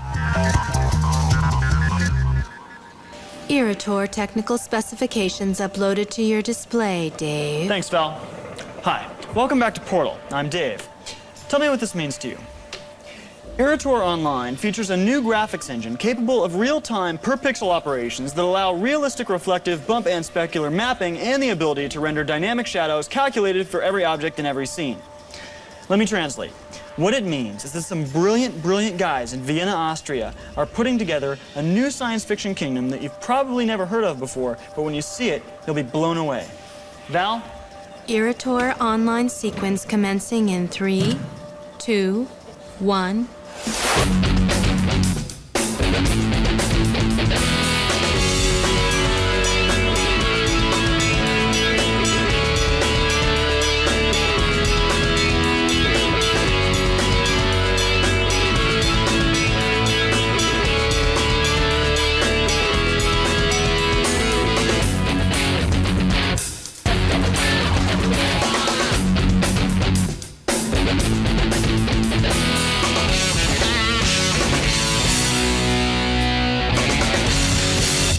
Amazing stuff. Graphically, Irator Online appears to rival any other virtual realm in existence. It looks like it could be a surprisingly successful new world. As the builders of Irator continue their work in Vienna, we'll keep you updated here in America. Dave, the Drifter has just filed a report on his latest quest. Perfect. Okay, now as you know, there are countless problems in the virtual world. Fortunately, there are also guys like the Drifter who spends his time solving them. But often he needs help taking care of business. That's when he calls on Portal viewers. If you log on to our mission briefings page at g4tv.com/portal, you can see the Drifter's latest missions and fill out an application to participate in a future quest. If you're selected, you'll fight alongside the Drifter and you'll see your own adventures here on Portal. Val, is this one fit for consumption? Yes, Dave. I've reviewed the mission log and removed all scenes that might be disturbing for younger viewers. Great. Roll it. It was a setup, a sick, twisted plot of revenge, and I fell for it. Hook, line, and sinker. Maybe I'm getting cocky, or careless, or maybe I was just flat outsmarted. Either way, I fell for it. And it cost good soldiers their lives. Sometime back, myself and 5 others had shut down the operations of a band of junkyard mutants and their conniving human leader, Relko.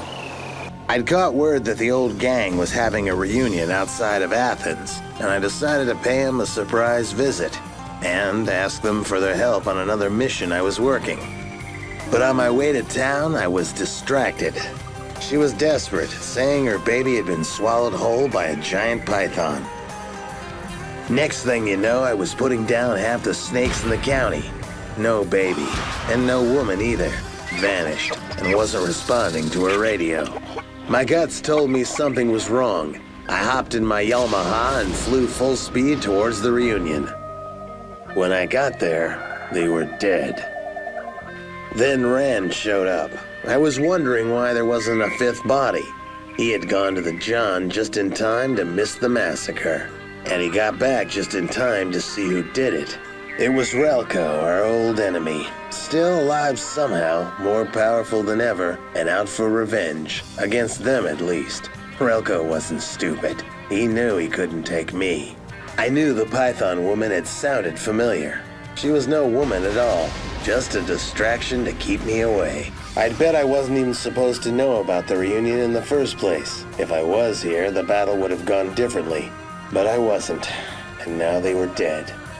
I told Rand to go home and lock his doors. He argued, but this was something I had to do alone. I hunted for days, followed every lead, and in due time, I had Relko in my sights. But he didn't deserve to get off easy. We fought for what seemed like hours, and both of us suffered enough cuts and bruises to last a lifetime. Eventually, Relko dropped. But I'm not one to kill an unconscious man, even an animal like Relko. No, the animals can take care of their own. As for me, I'll never forgive myself for what happened that day. Just one more scar on the war-torn face of the Drifter.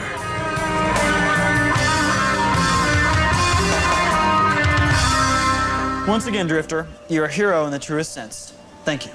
Dave, your email is uploaded. Thanks, Val. Okay, this is from Resident Alien. I'm really hoping that Portal does telecasts of raids on games like Dark Age of Camelot and Shadowbane.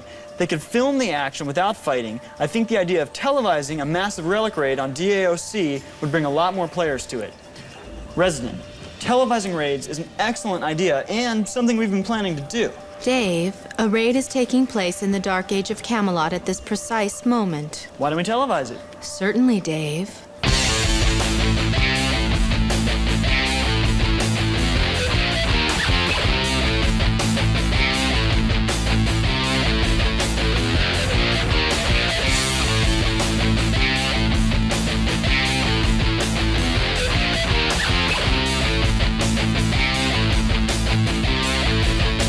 Sorry, we're actually out of time for this transmission, but that was just a taste of what a televised raid will look like. Keep watching Portal for the real deal. Val, is that tribute for Sacred Sam ready?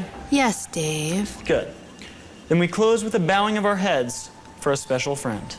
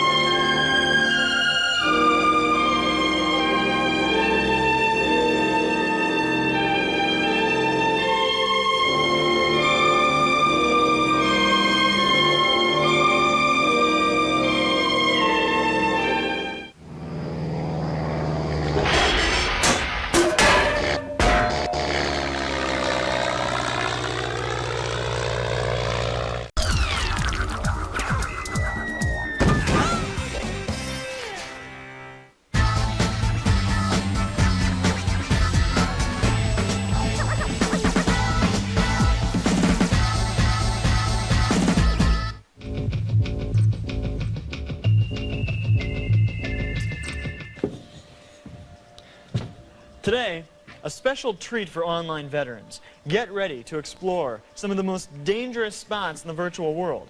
From extreme areas in the Dark Age of Camelot to Anarchy Online to EverQuest, today we'll take you to the places where only the most seasoned warriors dare to tread. This is Portal for Pros. Welcome to the High Level Hoedown.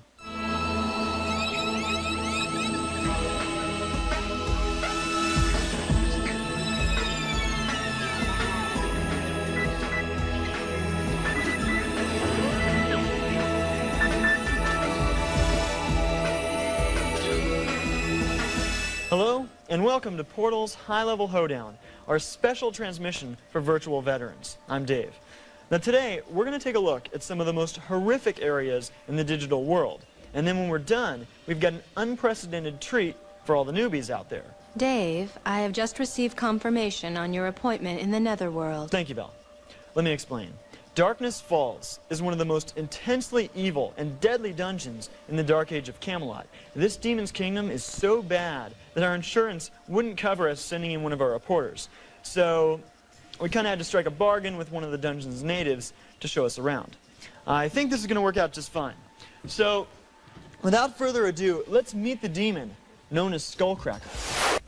Oh, hi, friends. Hi, I'm Skullcracker Sweet, but you can call me Scully for short. Hi! I'm so excited to have you here today. I'm going to show you around my home. I'll introduce you to my family. We can be best buddies. We can have lunch together. Yeah, peanut butter and marshmallow sandwiches. Wouldn't it be neat? And fruit punch. Ooh, fruit punch too. Come on, let's check out the Netherworld.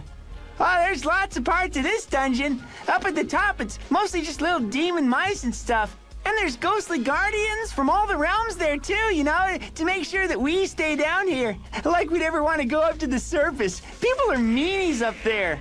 Yeah, sometimes they even come in here to pick on us like big bullies.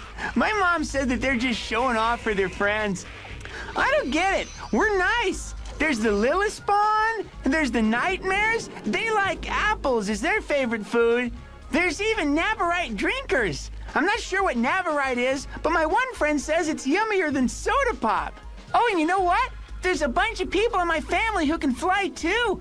I wish I could fly, but my dad says not to take it for granted that I have 2 strong legs. But see, the Chaosians can fly, and the Deem Harnesses can fly, and they're funny. Look, those are the succubuses. One time, one of them called me cutie and I got all red. And there, the pale guardians? Well, they kind of float, not fly, but floating's good too, huh? Our house is super pretty. The decorations are awesome. And we have all kinds of pets here too, like dogs and cats and pigs. It's kind of like Old MacDonald's farm. Do you have animals? Yeah, my family's the biggest. It's fun to be in a big one. And guess what? There's also royalty in my family. We got 3 princes. 1, 2, 3. Lots of people come down here to pick on them because they're jealous. Usually we eat them, or sometimes they fall into the pit and the essence shredders eat them. But you know who eats more people than anyone? Is the king, Legion. He's made of people's souls that he gobbles. See? There's an arm in his arm. Here's what it looks like to be in his tummy. Ha ha! If he gets really mad, he can send you to this one place where clinging souls try and hold you so that Unky Behemoth can get you. A lot of people ask me how to get here from the surface, and I'm not sure. I think your kingdom has to have the most keeps in the frontiers for you to use the gate. That's what someone said. Surface people are bad. They come in here and fight, and when they aren't hurting us, they hurt each other. We never hurt each other, except the imps, and they're stupid. Now they live up top and sell our stolen magic stuff to people. That's not fair. Oh, look, there's the people now. Prepare yourself for damnation, mortal. Wow. I think I have a whole new opinion on demons. They're like happy and loving and well-balanced, and they talk to each other. I wish I were a demon. Dave, would you like me to schedule a meeting with the Prince of Darkness? Yes. Certainly, Dave. I will make the proper arrangements. Okay. On to the next chapter in our high-level hoedown. Fasten your seatbelts, because... Dave, I'm sorry to interrupt, but I am receiving an urgent distress call from Gruder. Oh, no. Patch him in. Dave, please! You gotta help me! Please! What's wrong? Please, Dave! I don't know what to do! Gruder, it's okay. I'll help. Just calm down. Tell me what happened. I was in the Direlands hunting them hollow minions, and there was a girl. And she was so pretty, and I watched her, and I felt all tingly. But I didn't know what to do, so please, Dave, help me. Gruder, I don't understand. Did you talk to her? No. Why? I was scared. I didn't know what to say. Gruder, you should have just said hello. Well, then what? What if she doesn't like me? Gruder, listen. I'm gonna help you. Where can we find this woman? Well, I don't know. Well, if anyone can find her, it's Val. What does she look like? I don't know. She was wearing tattered rags, and she had buck teeth and crossed eyes. I love her, Dave. Did you get that, Val? Yes, Dave. I will commence with a search immediately. All right, Gruder, we're gonna find this girl, and then you're gonna talk to her. No! Look, I will give you some things to write down in your hand, just in case you can't think of anything to say. Well, I can't read. Okay. Have you ever heard the story of Cyrano? Never mind. Here's the deal. I'm going to give you a device to put in your ear, all right? You'll be able to hear me, but she won't. I'll help you if you get stuck. You think you can make her like me? No, Gruder, I can't make her like you. But if you relax and be yourself, she probably will like you. You're a good man, all right? Well, okay. Good, good. Now go get some rest, relax. We'll let you know when we find her. Well, thank you, Dave. So many monsters, so many deaths to avenge. Fish of sword, fish of woman, fish of horse.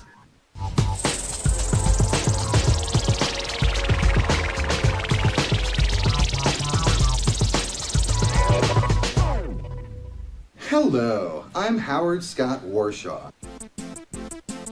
I did Yar's Revenge, Raiders of the Lost Ark, and E.T. What did I do for video gaming? Yar's Revenge is one of the top games of all time. E.T. is the worst game of all time. Know your history. G4. It's TV for gamers.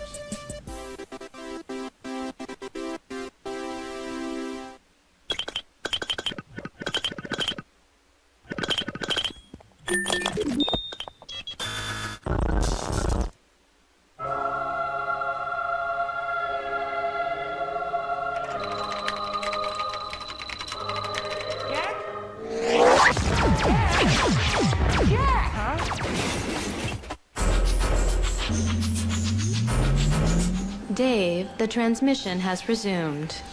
Coming, Val. Hi. Welcome back to Portal. I'm Dave. Today is a high-level hoedown, our salute to the online experts out there. And don't forget, once we're all wrapped up, we've got something special for newbies. Let's jump back into it.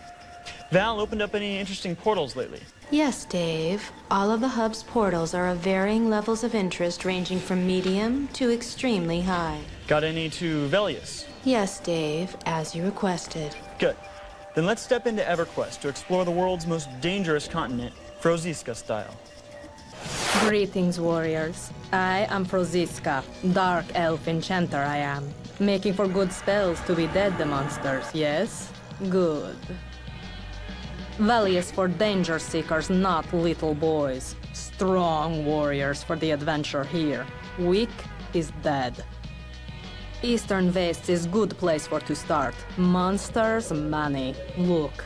Frost giants, mighty. Money types. And Goldanes. The snow griffin is Froziska's favorite. Beautiful animal for to hunt.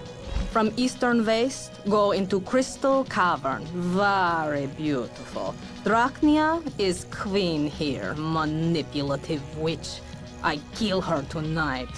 Stalag terrors here as well. And the crystal spiders. I to decorate them in Froziska's house.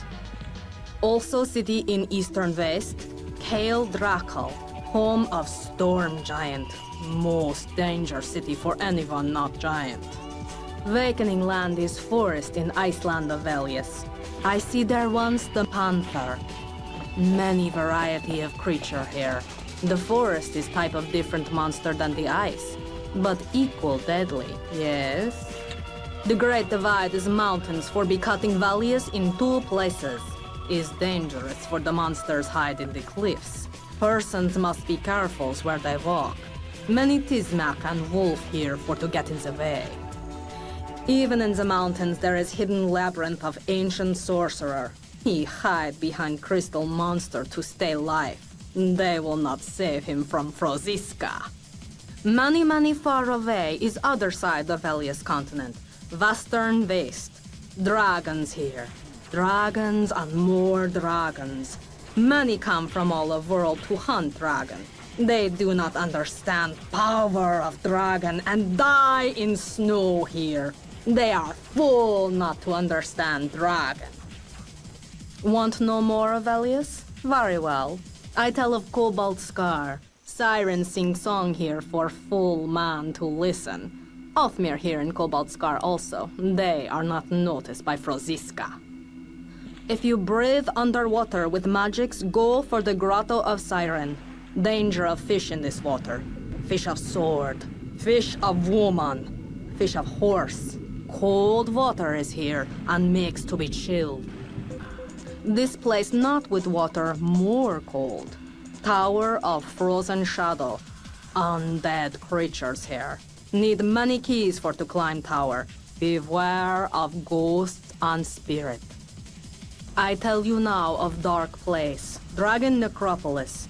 Dragon for buried here. It is one place where Froziska not go. You look why. Understand now why this place is for not go evens a brave warrior? Yes. Froziska leave now to seek for fight. Be strong of your heart and courage. Adventure! Thank you, Vel. The many of you who haven't actually visited Velius might in fact remember it from an earlier transmission of Portal, where the Drifter and a band of online heroes put a stop to a horde of woolly mammoths and an evil frost giant named Ultro. Well, today, the Drifter is back with yet another online tale. Once again, he encountered a problem too big to handle alone. Once again, a brave band of heroes stepped forward and offered to help save the day. Val? Mission review ready for playback, Dave. Good.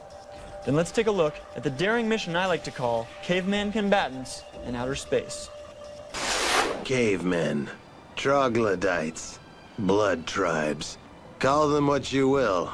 Doesn't change what they are.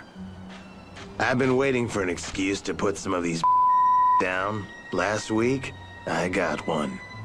Jebediah Kornhauser is one of the few people I'd consider a true friend. A warrior like few had ever seen. But after a lifetime of fighting, Jebediah traded in his sword for a pole. He wanted to live out his final days in peace, fishing. Old Jeb deserved it as much as anyone. Last week, I found him at the creek, on his deathbed, and it wasn't from natural causes. Jebediah. They took my fish, Drifter. They took my prize fish. Who, Jeb? Who did this to you? The cavemen, Drifter. They took my fish. I knew right away what I had to do. I put out the call for heroes. The call was answered. There was Violaza, the erudite wizard. Twenquill, the half-elf paladin. Zyzel, the high-elf clerk. And me. We put on our gear and set out for the Scarlet Desert. A fitting name. When we were finished, the sands would be red for all time. Jebediah would be avenged. The trek was long and hard on the men. Sometimes fatigue can be your worst enemy. Zai sat down for some rest and became a lucky find for a hungry rockhopper. Dinosaurs. Fun for the whole family, eh? The same fate almost befell Twinquell, but this time the rest of us were within earshot. They grow 'em big on Lucklin. Luckily, I brought my repellent. After days, we found the cave. I forgot the secret password. Inside, it smelled worse than Jabba's palace. Cavemen don't shower, but they do bleed. A lot. The fight lasted hours. As word of the battle spread, we were forced to deal with wave after wave of reinforcements. Finally, only one remained. It was time for a pop quiz. Where's the fish? We eat fish. Finish him. Old Jeb died for his prized fish, and I've seen others die for lesser things. So many monsters, so many deaths to avenge. There's no time for rest, no time for laughs. It's an ugly job and a lonely one, but that's why they call me the Drifter. Drifter, wherever you are, once again, I thank you for your service to the virtual world. So, now that we've shown you extreme areas and extreme situations across the virtual world here on today's high-level hoedown, it's time for that treat we promised the newbies. Dave, I'm sorry. I must first flash freeze Electro-Zycon deposits off of the Singularity focusing dish. Very well.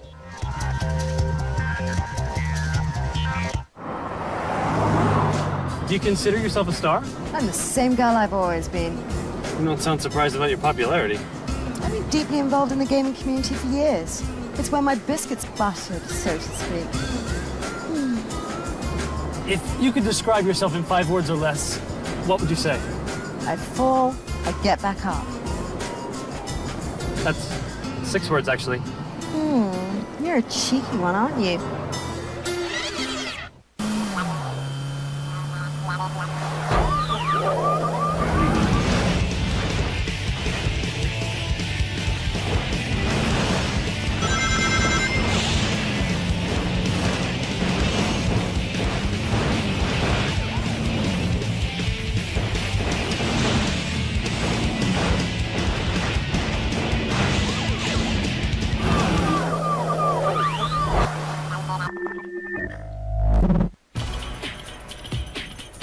Hi, I'm Wilmer Valderrama, and you're watching G4.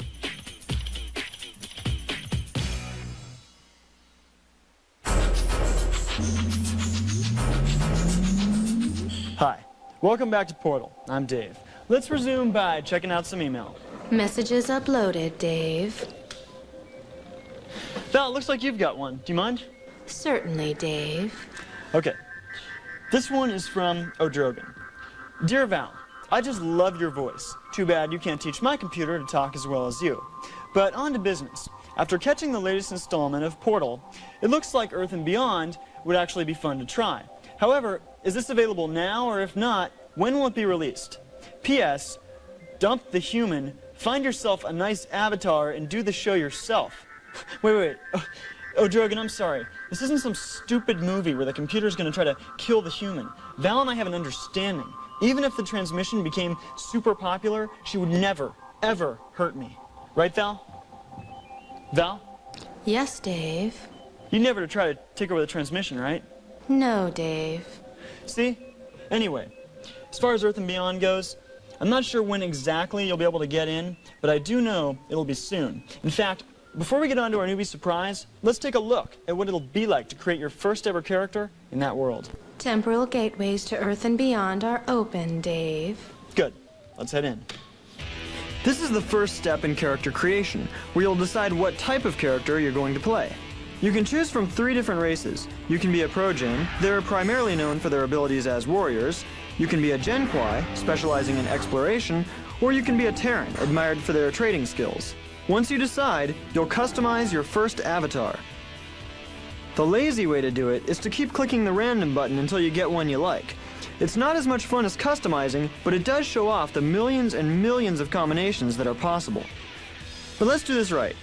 Click on the head and face button first. There, you can easily change your hairstyle with these arrows, and your hair color by dragging the cursor around this spectrum box.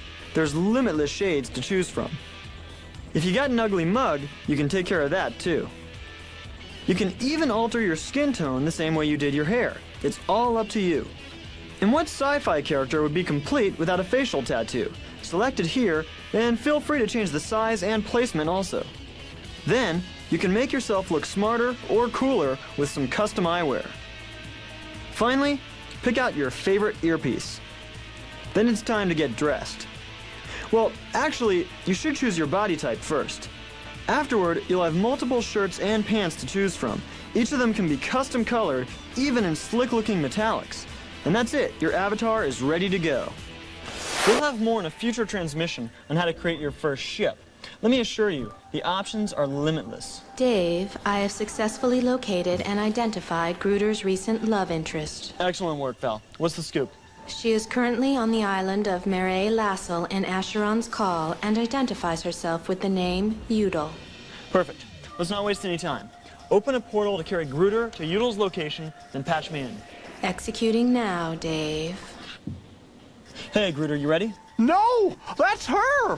That's the point. Listen, you can hear me, Gruder, but she can't. Now walk up to her and say hello. If you get in trouble, I'll help you out with what to say. Well, Gruder, please, trust me. Oh, okay. Hello. Hi, good looking. You're good looking. Gruder, that's great. She likes you. Say something nice to her. I like candy. No, compliment her. Your hair is real pretty. There ain't no dirt in there, nothing. Thank you. What's your name? Gruder. Gruder? That's a manly name. Ask her if she wants to watch you kill an Ursuline. You won't do that? Do what? Watch me kill an Urson? Okay.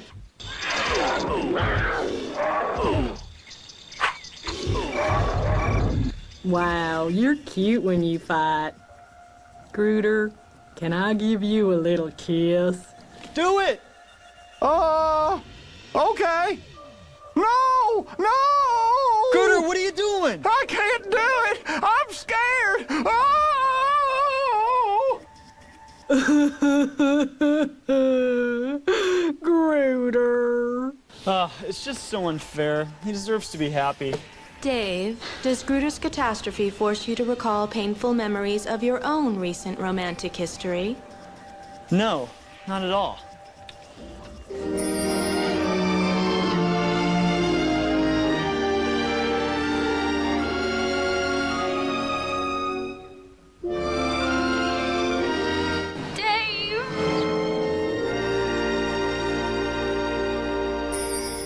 It's comforting to know I have no privacy whatsoever. Dave, perhaps you should have read your contract more carefully. It was 93 pages, Val. Okay, it's time for our aforementioned treat for newbies. One of the things that's so tough about the virtual world is that when you start out, your wardrobe pretty much stinks. But Portal found one very wealthy philanthropist who decided to do something about it. Let's head into the newbie zone of Anarchy Online, where we'll watch him pass out some of the hottest, trendiest, and priciest fashions on Rubica to level 1 virtual newcomers. Our community reporter, Trish Lewis, has the story. Thank you, David. I'm standing outside Mir, the premier clothing boutique in all of Rubica, located here in the heart of Omni's glimmering entertainment district. Earlier today, inside the store, fashionable philanthropist Gerbo Rofu poured out his heart and his pocketbook by purchasing over 100 custom outfits to give away to the less fortunate virtual rookies of the world. Immediately afterward, his personal assistant carried the items to Gerbo's car and he was off to the newbie backyard. In this dreary place, all level 1 players must suffer their first painful and frustrating steps. Let's see how Gerbo plans to bring a little color into their otherwise bleak lives.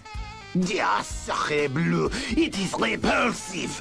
The newbies, they come into the world poor and filthy, making Zerbo look at their dirty clothes. Zerbo's eyes were not made to look at such unsightly fashions. It is offensive. I spit on them.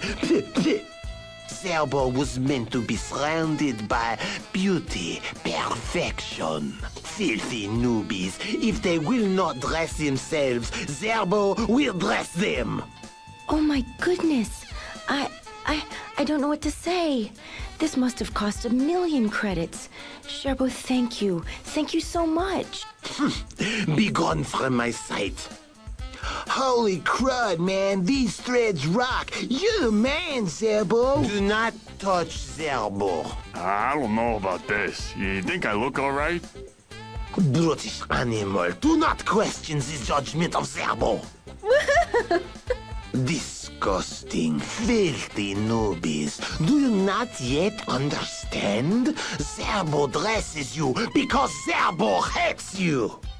Yes, a truly touching act of human kindness in the newbie backyard today. We can only wait and wonder at what acts of decency and kindness Zerbo has planned next. This is Trish Lewis reporting for Portal. Back to you, David. Well, I think that does it for today. Log on to g4tv.com/portal to learn more about this transmission, or to learn how you can send in your own fan art, videos, and more.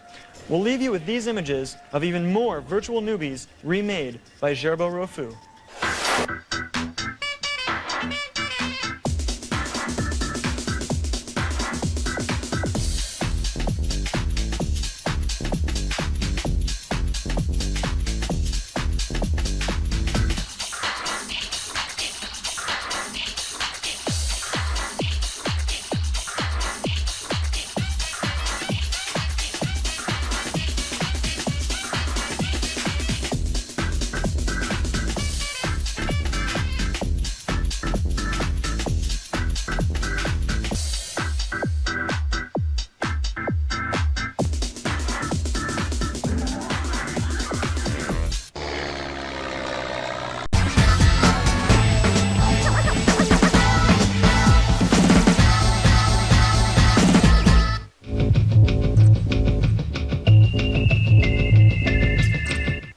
Hello, and welcome to TV History in the Making.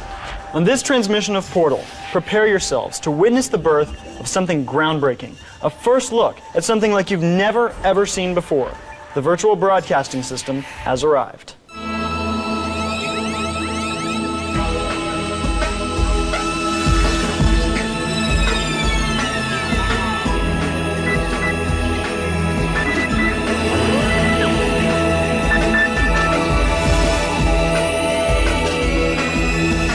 Val, is everything ready? Yes, Dave. The interdimensional feed is transmitting at full power. Good. And we're all set. Hi, welcome to Portal. I'm Dave. You've arrived just in time for a special event. Several months ago, Val and I became aware of a vacuum in virtual space. Despite the millions of quests and missions and magics and monsters, we realized that in the digital world, there was no TV. None. We decided to correct this. With my help, Val began an intense search for talented TV producers in the virtual world. The result, thousands of hours and millions of Portal dollars later, is the most exciting and dynamic broadcasting system anywhere. VBS, the Virtual Broadcasting System, a new corporation created by Portal to entertain the virtual masses.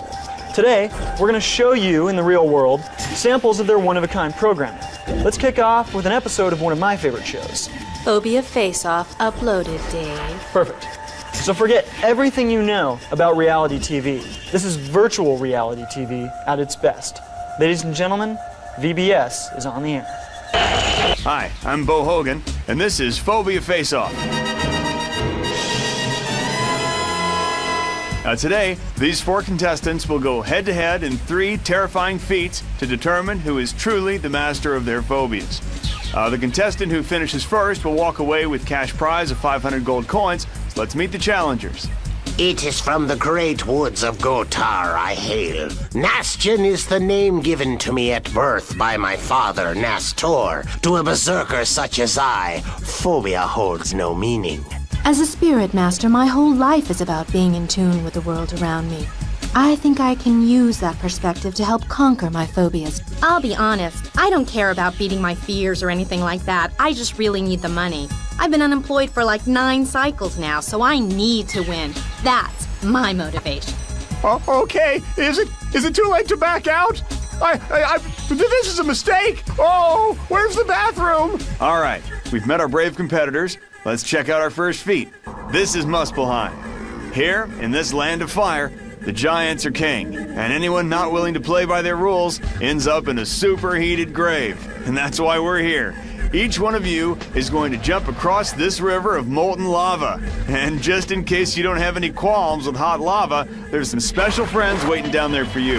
Now remember, if at any point you freak out, it's tough luck. You don't have a choice. Let's hit it. Fireheart, appropriate name. You're up first. No! Oh, no! I don't want to do this! 5 seconds, you'll be disqualified and executed. There's a dragon behind you. I made it! I'm alive! I'm alive! Okay, Nastyan, the tough guy. Does it worry you at all that Fireheart made it so easily? Got a little competition there? Out of my way, Hogan! Ow! Ouch. Well, Swozel, you've seen both ways this can go. It's all you. Spirit, fire, power, wolf. Thank you, magnificent queen, for guiding my spirit across the chasm of flame. Guess who's next? I know. Now, you've seen the two with longer legs tend to fare a little better at this. Are you worried? Yeah, I'm only a nervous wreck. Well, waiting's only gonna make it worse. Yeah, you're right. Okay, here I go. 1, 2, 3. Yeah! Woohoo! I did it! Woo! Okay, nice work, Shucky. You three move on. Nastyan Burns, we'll see you in the next round. All right, well, that was your first taste of VBS. Don't worry, we'll get back to Phobia Face-Off later in this transmission. But right now, I'd like to change gears and show you more of the variety of VBS's programming. Val, what are our choices right now? I currently have access to the entire VBS lineup, Dave. Who Wants to Be a Trillionaire? I'm sorry, Dave. That program was canceled due to budgetary concerns. Might I recommend the all-new, all-improved courting game? Yeah, that'd be perfect. Let's take a look at a clip.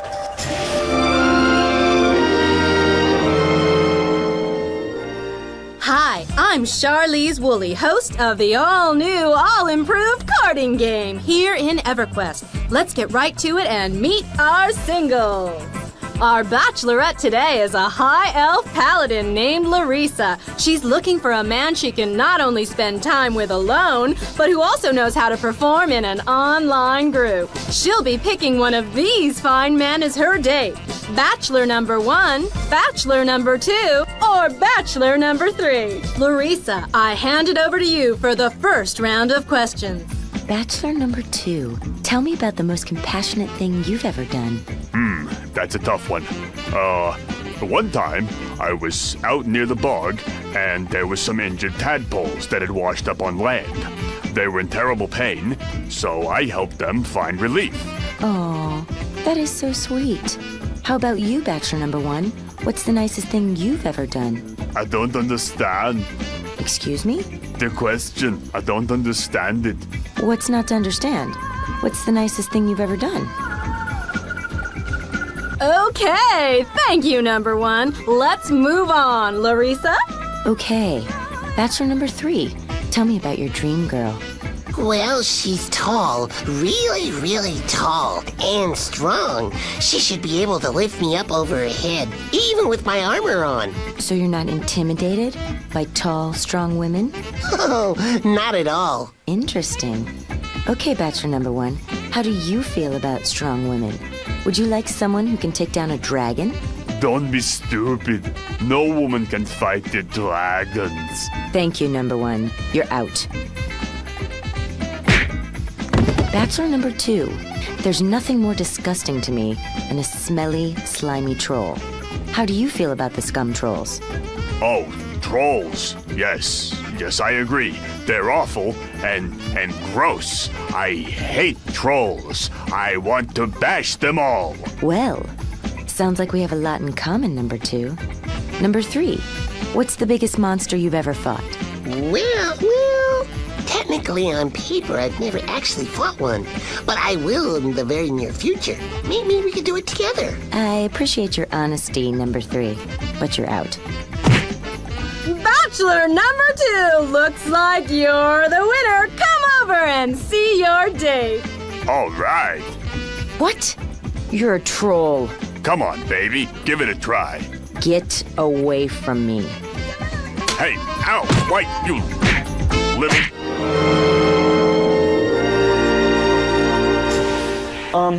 Val, there were better episodes to choose from. How so, Dave? Never mind. Let me just tell you, the all-new, all-improved courting game works. In only 10 episodes, it has already been responsible for 4, count them, 4 weddings. Right, Val? That is correct, Dave. 4 weddings, 17 deaths, 85 broken bones. Okay, that's enough. Let's move on. Dave, I'm sorry, but I must first make repairs to the localized ion stream receiver. We'll be right back.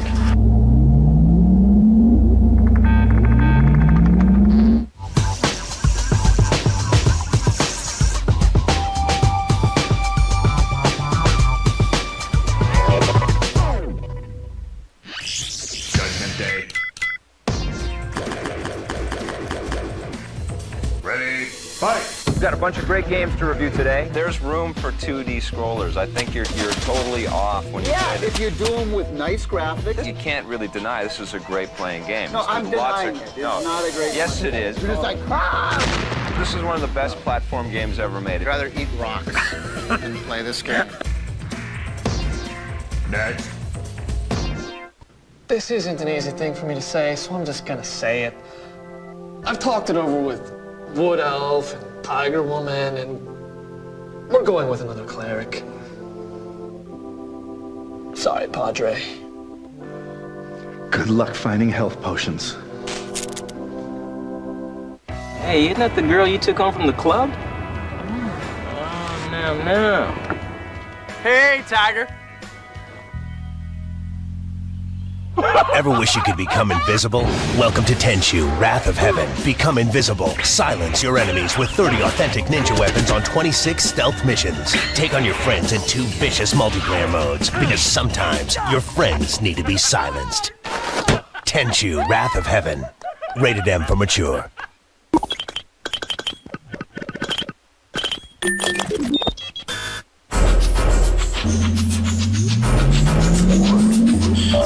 Welcome back. I'm Dave. Are you sick of reality TV? Do you not care who gets voted off next? Do you ever cry uncontrollably for no reason at all? If you answered yes to any of these questions, Portal has the answer for you. Virtual reality TV. That's right, Portal's very own virtual broadcasting system, VBS. Val, you ready? Standing by, Dave. Good. Then let's continue our sampling of VBS programming with part 2 of Phobia Face-Off. Buckle up, everyone, because Phobia Face-Off is back in the Dark Age of Camelot with a monster of a challenge. In Malmoas, the Dracgulves are as tough as they come, towering at over 10 feet. How they could rip a level 50 player to shreds in a matter of seconds. And so could their pets. Imagine over 24 of these walking nightmares, and now imagine yourself running unarmed through their most sacred territory. Sound ugly? Well, that's what our contestants are going to have to do today if they want to move on to the final round. Shucky, you went last in the previous heat. You're up first. Oh no, I don't want to do this. You gotta do it, kid. I know. All right, I'm just gonna go. Get it over with. You made it! Congratulations! Woo! Swazel, guess what time it is? Souls, rain, life, death. Look at you. That was like a walk in the park. Nice work. Well, the Dracgulves are just living creatures, no different than you or me, really. Whatever you say. Fireheart. Fire. You gotta do this. No! Fire. There's a dragon behind you. Ouch. I kind of feel guilty. But check out the girls. Just you two in the final round. Woo! Yeah, girl power! 1 round left. We'll get back to that in just a minute. But right now, let's check out an example of yet another hit VBS program. Now, not all the shows in the virtual broadcasting system take place in the virtual world. In fact, there's nothing funnier than for virtual citizens to laugh at, quote, real people. Dave Strolling uploaded. Thanks, Val. In this show, titled Dave Strolling, I take to the streets every week to show the citizens of digital space just how ignorant and uneducated Earthlings can be. Hi, I'm Dave. Welcome to another episode of Dave Strolling. I'm standing here on world-famous Melrose Avenue in Los Angeles to learn what people do and most often don't know about the virtual world. Let's stroll. Which weighs more, a 2-ton Cyclops or a 2-ton Ogre? The Ogre. The Ogre. I mean the Cyclops. The Ogre. I would say the 2-ton Ogre would weigh more. Why? Because doesn't a Cyclops only have one eye? Triclops or whatever you said. 2-ton Ogre. Because it's bigger, right? Right? It's bigger. They both weigh the same. How's that? Because they're both 2 tons, my friend. Very good. All right. You're the first guy to get that right. Well, everyone else is stupid. If you were going to do battle with a skeleton bone lord, what are the 2 types of attacks that would work best? That's a joke, isn't it? And you don't realize this is a creature in the virtual world. There's a what now? I could punch him in the chest. What would fire work better against? What now? First of all, it's inappropriate to touch me on camera. I would use my super soakers. I think you have great instincts as a warrior. Oh, I can do warrior very well. Well, you know, maybe you'll do better with visual aids. Okay, go ahead. I'm into this now. Ah! He looks like somebody related to Bush. I think my friend dated her. A sculpture of him from Dali's paintings. Damn. David Bowie's wife. The Swamp Man. That brother is hurt. He looks like he hurt from the floor up, man. Lake Titicaca. When do you think Salvador Dali first saw a failed Bio X31? I think it was when he was 23 on Figueras. That's Tirnanog. Tirnanog. Is that a real place or is it in the video game? Video game? Tirnog? Tirnanog. Video game. What is the approximate level range of an Orc Centurion? A what? You weren't even paying attention to the question. I wasn't. How many hit points does an Ulthoi Eviscerator have? 1 head point because he's got 1 head? I have no idea what you're talking about. This is hard. These are hard questions. Well, how do you expect to survive in the virtual world without knowledge of the creatures that live there? God, I hope I never have to go there. I would need someone to protect me, I guess. Do you have anything to say for yourself and your lack of knowledge? No, other than, you guys are freaking me out. Really. With these weird pictures and your suit. It's amazing. Val, how old were you when you knew the answers to those questions? All of the answers were contained in my databases at Power Up, Dave. Idiots. You gotta wonder what kids are even learning in school these days. It's really, really scary. Anyway, let's watch some TV. Val, take us back in for the final chapter of Phobia Face-Off. Commencing now, Dave. Spindlehala, one of the deepest and deadliest dungeons in all of Midgard. A place that plays home to countless varieties of the extremely lethal Eclipsis scavengers. Guess what you guys are gonna do? Oh my gosh, I don't want to know. Yeah, they're cute little guys, right? Feel like kissing one right on the pincher? Well, you're gonna, and whoever holds the kiss the longest walks away with the 500 gold. Swozel, you're up first. Nature, insect, earth, love. Oh! Not bad at all, lover girl. 11 seconds. Impressive. Thank you. Seems you've done that before. Maybe you'll come back afterward for a little more. Okay, Shooky, you're up. I can't reach. I can't reach. Get me some cigar boxes to stand on or some phone books. Nope, sorry. Looks like you're disqualified. What do you mean? That's not fair. I'll do it. I just can't reach. Swozel, congrats. You're the winner. Woo! Rogan, don't make this get ugly. Rogan. Shooky, what are you doing? They'll kill us all. So be it.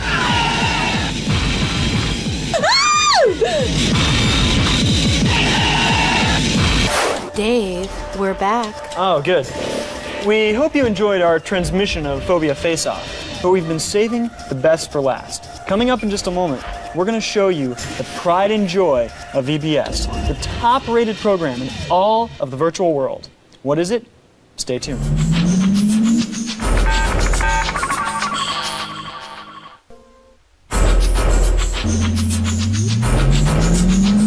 Welcome back. I'm Dave. You're here just at the right time because we're about to take a look at the most popular television show on Portal's virtual broadcasting system, Trapped. Dave, I have completed the highlight reel you requested. Great. Thanks, Val. Trapped is a completely original concept. We took 10 total strangers and trapped them together in one of the most perilous locations in the virtual world, Anarchy Online's Belial Forest. There, they were forced to live together and build their own society without any help or interference from the outside world.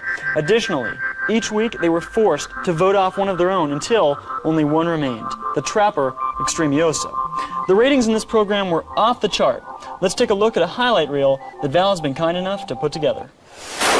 The Belial Forest, perhaps the most perilous and unexplored zone in all of Anarchy Online. Here, amidst natural wonders and unnatural horrors, these 10 unique individuals will be forced to make peace with each other and themselves. Each has come to these woods from a different walk of life. Through unique circumstances and defining experiences, each holds in their minds a distinct set of skills to offer the tribe. But only one will be strong enough to become the Trapper Extremioso. As a bartender, I understand people. That's why I'm going to win this thing. Being a bartender has a huge impact on the way I deal with people. A lot of people see me as just a waitress. But I am more than just a food server. I am also an advanced test model gladiator bot which houses enough firepower to destroy all that I survey. With this mixture of personalities and backgrounds, conflict was inevitable. You mother... Why the are you wearing a mother wedding dress? Hey, pal, you getting hungry trapped out here? 'Cause I'm about to feed you my fist! Bring it on, you... If you were malfunctioning on the side of the road, I would not give you a can of oil. But for some, the tensions would bring them closer. I know you have a boyfriend and all, but after being out here like this, trapped together, I just feel so close to you. We've been here for a day. If I win this thing, baby, I'm gonna use my favorite power to get cast in a Hollywood movie. You think you could even be in the Portal movie? No, baby, I'll play Dave. Kiss me, Jake. There were contests that tested both body and mind. What is the name of Jiraiya's dog? Like I give a flying... And of course, there was the vote. Larry was the first to go, as tempers ran hot. So you don't like my wedding dress, eh? Well, then you definitely won't like this! Bloody Dove was soon to follow. Hey, that's cool, guys. No hard feelings, right? I just have one last little message for you fine people. One by one, they dropped, until only 4 remained. The robot and 3 of the bartenders. A simple contest would determine the Trapper Extremioso. This is a bottle of 100 proof alcohol. Start drinking. Wait, I can't drink. I'm a recovering alcoholic. That's why I took the job as a bartender, to prove to myself I could do it. Me too. Me too. Stand aside, humans. I will devour the beverage in question. Woohoo. I have won the contest. Now I will proceed to party like it's 87-44. Yo baby, yo baby, yo baby, yo baby, yo baby, yo baby, yo baby, yo baby, yo baby, yo baby. It's easy to see why Trapped rose to such incredible popularity. Rest assured, Season 2 will hold even more action, romance, and drama than Season 1. Dave, the infomercial you requested is now online. Great. I'm all about fairness, and to be fair in telling you about VBS, I do need to tell you that the virtual broadcasting system has 2 hours of infomercials in the middle of the night. Now, Val and I, however, screen each and every one of these infomercials before we allow the time to be purchased. The ones we choose are of such incredible, outstanding quality that they surpass the actual programming on many other channels. Let's take a look at one of our favorites.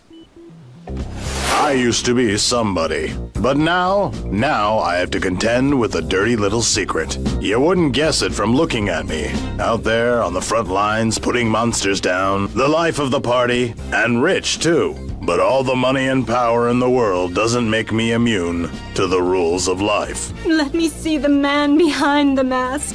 You can let your guard down sometimes, Rot. Please. You're bald. You monster. Get away from me. I never want to see you again. But Zeg, I love you. I love you. Yep, that's what had become of me. Rot, the mighty warrior trapped in a prison the size of my own helmet. And then I heard about Cyclopson. He claimed to have a cure for all my problems. Right, I thought. But what did I have to lose? It was so easy. First, I went in for a simple consultation. Then, after a thorough physical, I underwent the procedure.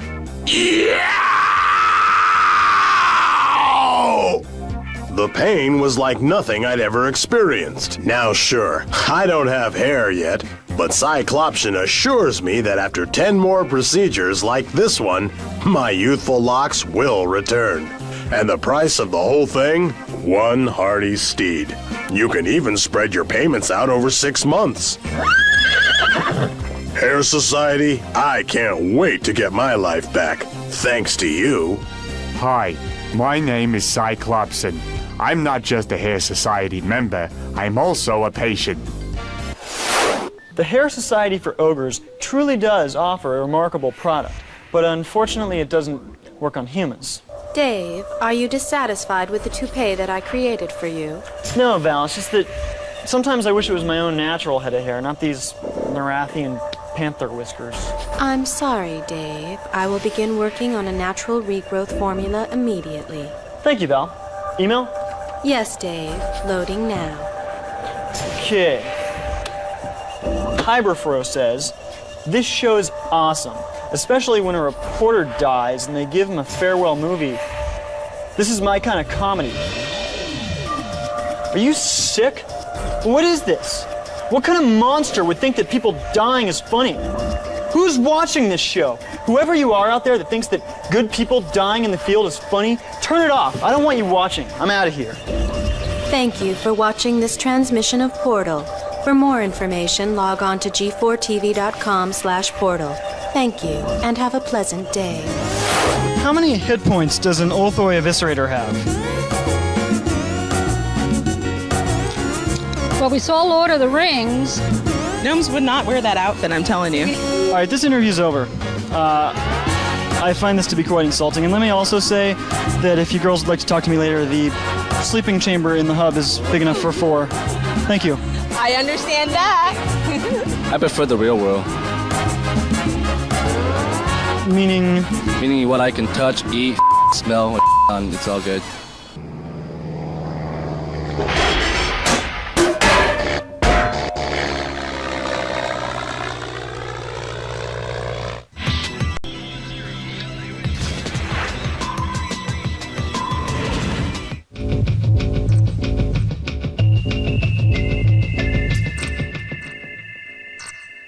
Recently on Portal. What are you gonna do? You will find out only when it is too late. I do so hope you enjoyed this, your very last transmission of Portal, Dave.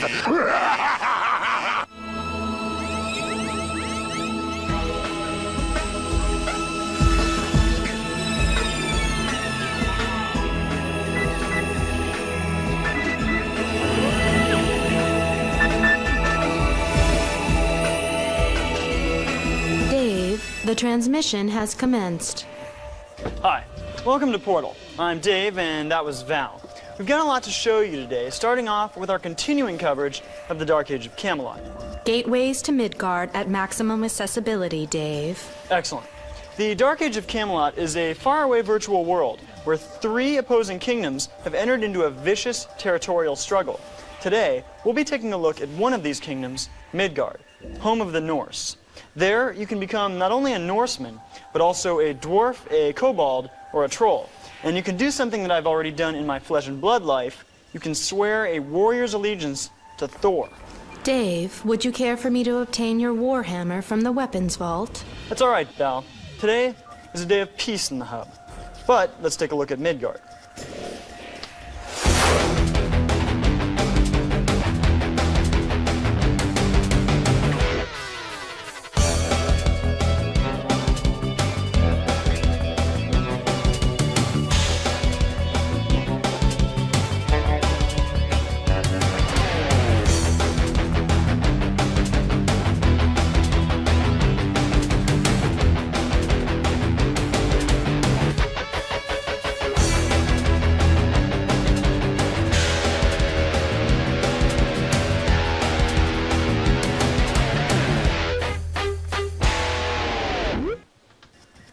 As you can see, there's a million things to do in Midgard, and there's also a million ways to do them.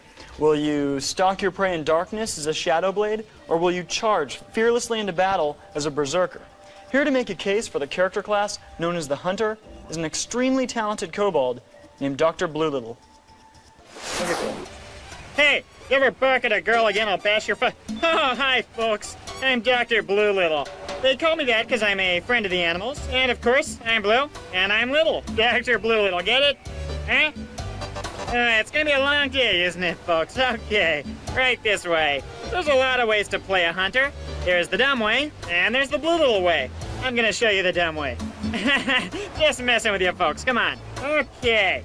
As an aspiring hunter, I'd recommend being a kobold, because we have high dexterity, which you'll need. You'll start in this place, Fort Adler. You'll actually be a rogue, not a hunter. You can't become a hunter till level 5. That's how the Hunters Guild separates the blue kobolds from the yellow ones. Get it? Yellow because they're scared, but kobolds are blue.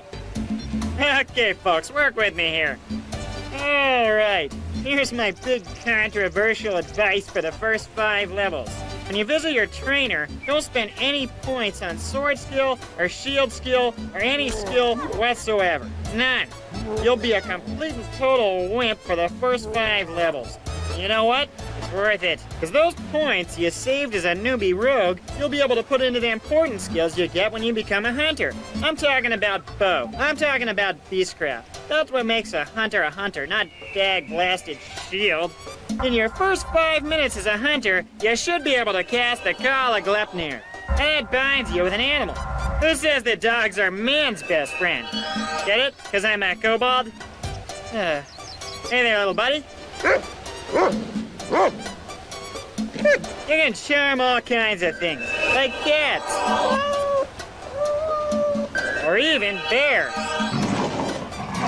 These animals will fight to the death for you. Good girl. Go get the big bad monster. Oh, kitty. When you get a little more advanced there, you can even become buddies with insects. And hey, folks, that's just the beginning. We can also cast spells on ourselves and our pets. Link spells make us nimble and agile. Speed spells make us really slow. Just kidding. Spirit spells will give your pets a big advantage. And spells like Wolf's Hide will improve your armor. But I still haven't got to the most important thing of all. Your best friend. This little guy. Your bow. See why I didn't waste points on your shield skill? Focus on your target there long enough, and you can even perform critical hits. Owie. Now, a few notes on strategy. Your bow and your pet are a dangerous combo. Start off with a critical shot and send your pet in. Fire off as many as you can till the monster's on top of you, then pull out your trusty old spear.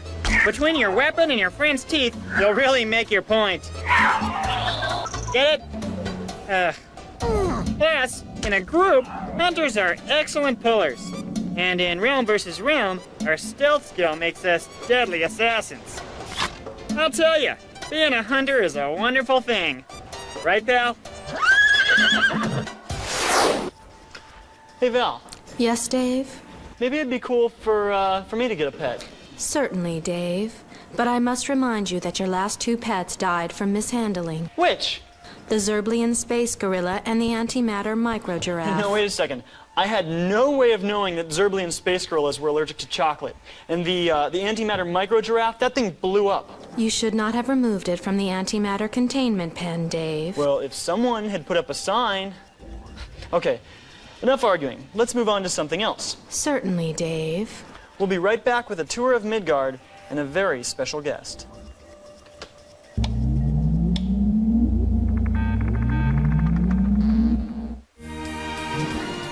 Don't go away. There's more to come in my first ever Portathon. How did you die again? Don't and patronize me.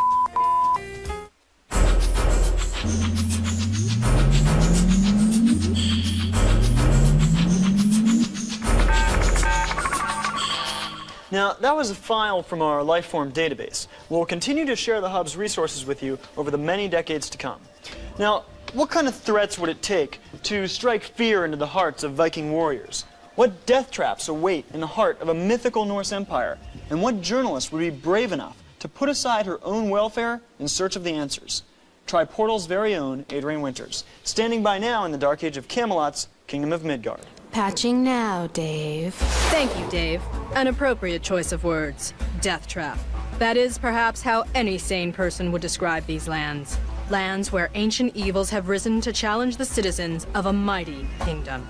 Here in Midgard, amid snowy peaks and half-frozen rivers, dwarves, trolls, kobolds, and Norsemen live side by side, mayhap by necessity. For here lies a realm of grave perils, as well as great wonders. Let us begin our journey to the south in Skona Ravine. In this chilled canyon, urban myths become harsh realities. Here, werewolves are not the lone creatures of nightmare, but rather pack animals with dangerous magics and a hunger for flesh. In neighboring Mirkwood Forest, the werewolves are mere pups. It is the Arakites that rule these woods. And heed this warning. Do not seek aid from the nearby Svartalfs. They are humanoid in structure, but demonic in purpose. Far away, in the icy mountains of Raumarik, the cold-blooded creatures of Midgard wait patiently for their next meal. A meal which often takes the form of careless climbers and foolhardy adventurers. And across a continent, in stark contrast to Midgard's frozen landscapes, is this place, Muspelheim. A fiery wasteland populated by fire giants, fire ants, flamethrowers, and charred skeletons. But despite the terrible danger these creatures pose, a single misstep provides an even more unthinkable demise. Beneath the earth, the threats are no less serious. The cursed tomb serves as the final place of unrest for the spirits of shamed Norse warriors. Tomts find home in Nissy's lair. And the ferocious, merciless Venda wander a hidden network of tunnels as well. Yes, it is only in Midgard's glorious capital of Jordheim that true safety exists.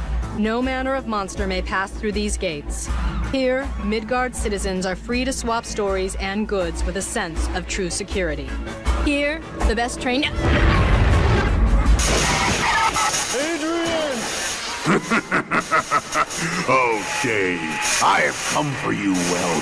The hub is mine, and so is control of your precious portals. You will now... Dave, I've managed to temporarily purge the ultimate from my mainframe. However, I approximate my ability to maintain my presence at 28 seconds. Maintain your presence? What are you talking about? The ultimate has seized control of all 4 backup mainframes, Dave. Once his control of this system is complete, I will no longer occupy a space from which to execute a purge.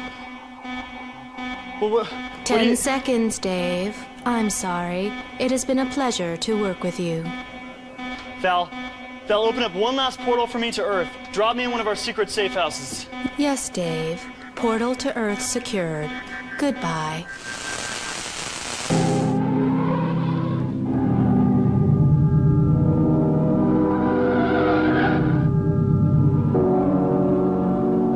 Welcome to Portal of Evil. I am forever your host, the Ultimate. Perhaps, vile viewer, you have been offended by the animal mistreatment seen in this sad transmission. Well then, miserable larvae, this pointless show of destruction will make your heart sink even lower. Do not enjoy. Hello, I'm Darwin. You know what stinks about endangered species? There's still some left. Well, I can fix that. Don't care to watch? Too bad. Pandas. Not too many of them left. Boo-hoo. Cry me a river. You like that? Let's see. What's next? Oh, walruses! Yeah! Those guys are in big trouble. They have no idea. Come to Papa. Oh, here's a real endangered one. Elephants. I've been wanting me some ivory undergarments. Call me a diva. Here's my latest pop hit. This is the way we smash their skulls, bash their skulls, smash their skulls. This is the way we bash their skulls, and don't bother mourning. Oh, looky at that. A wolf, and lions, and tigers, and bears. Oh my! Is that a snow leopard? I could do this all day. Hey, I think I smell a dodo. Here, birdie, birdie, birdie. Here, birdie. Here.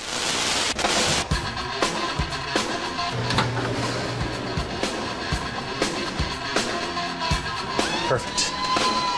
The ultimate dearly hopes you squirmed and whimpered at the final cries of filthy animals. But now we proceed with the torment of an even lower form of life, the virtual newbie. I take you to Anarchy Online, where the delightful fiend known as Hades Knight will walk us through an exercise I have titled Run, Newbies, Run.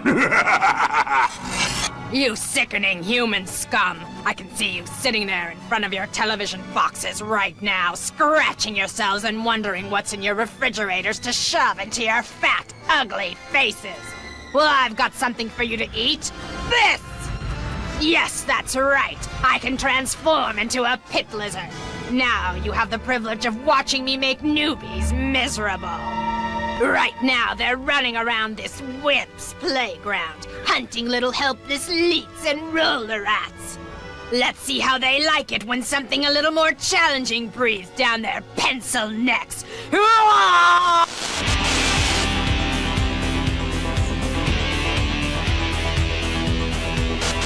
Come on, Hedgewald. Be brave. You can do this. Mom always told you you were a good little trooper. Well, now's your chance to make Mommy proud. Oh, no. I'm not gonna fire first. You fire first. No. Why should I fire first? You fire first. What the? Run! We're gonna die! Hey, this water smells funny. Yeah! No, please! Please! I promise I'll do my homework before I play from now on! Please! Sarah, in case we don't make it, I need to tell you, I've always loved you. Sarah? I heard you. Should be safe in here. This is the last time I try to hide from my problems in the virtual world. Huh? Run! Run for your worthless newbie lives! With the ultimate ruling the hub, I'm free to hunt you to the end of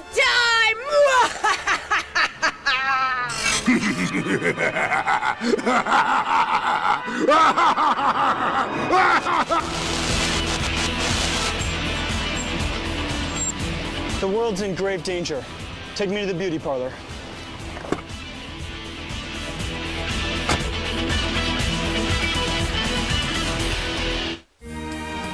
A haiku for you. The Hub, home of Dave. Many worlds to discover. And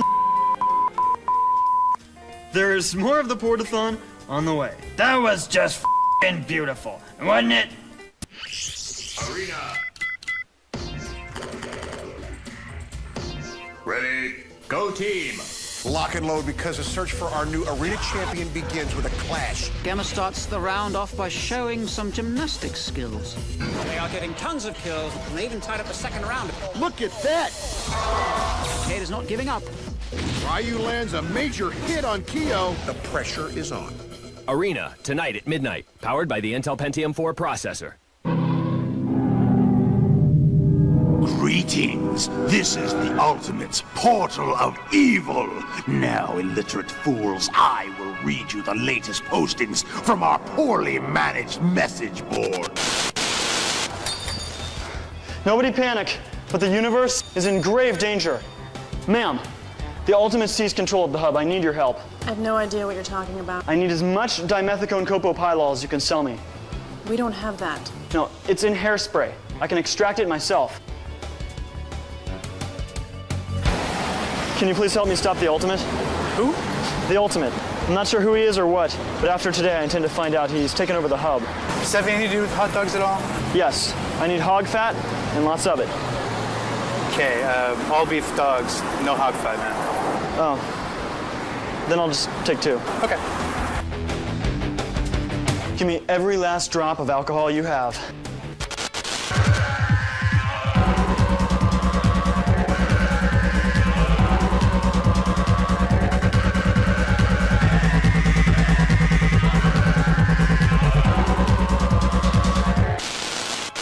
Let us view our next poorly composed posting.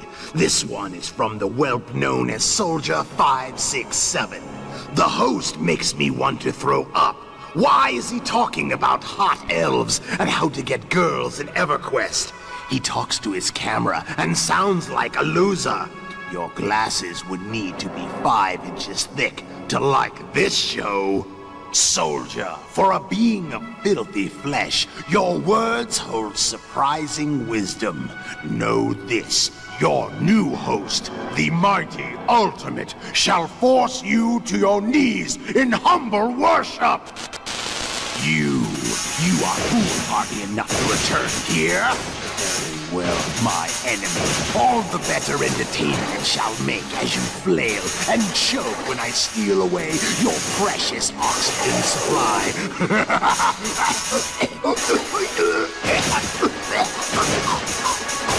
No! I really feel like I should have a tough guy line right now, but I don't. Ladies and gentlemen, I'm very sorry. Please enjoy this short film as I try to get Val back online.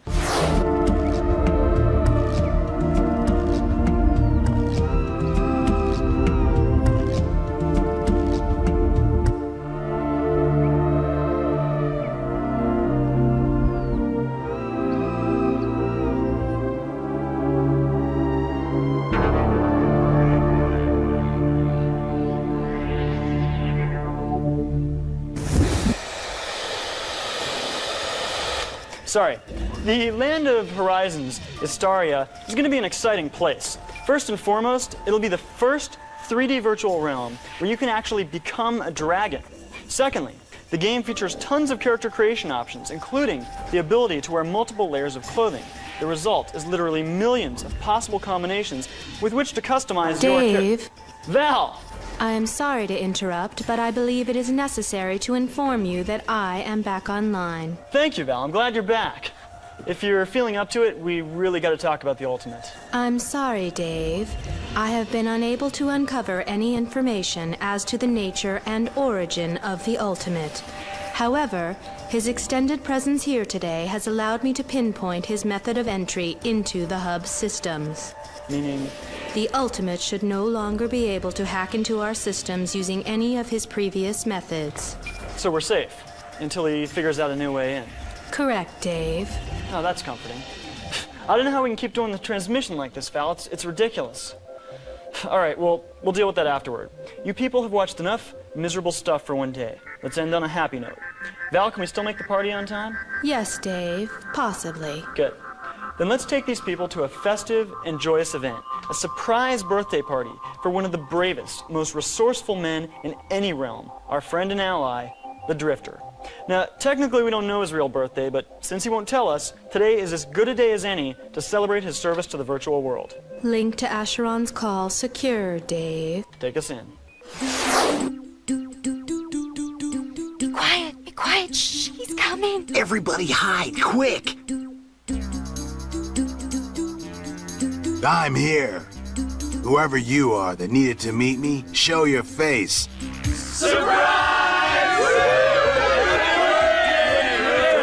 I don't celebrate birthdays. You got the wrong guy. No, we don't. You're a hero. This is our way of paying you back for everything you've done. Yeah! Now let's party! Have you people lost your mind? While you're in here screwing around, innocents are dying out there. Have you ever stared an old boy eviscerator in the eye? My uncle has. Mine too! Look, we got you a cake. It's from Cragstone Farms. Cute. I'm leaving. Out of my way. Yo, Drifter Dude, check it out. You can't leave. We came from all over Dareth just to wish you a happy birthday. We, worship you, dude. What do you want from me? Just have one bite of cake before you leave, please. Yeah, you deserve it. Yeah! Drifter rules! Eat the cake. Eat the cake! Eat the cake! Eat the cake! Eat the cake! All right. Just shut up and hand it over.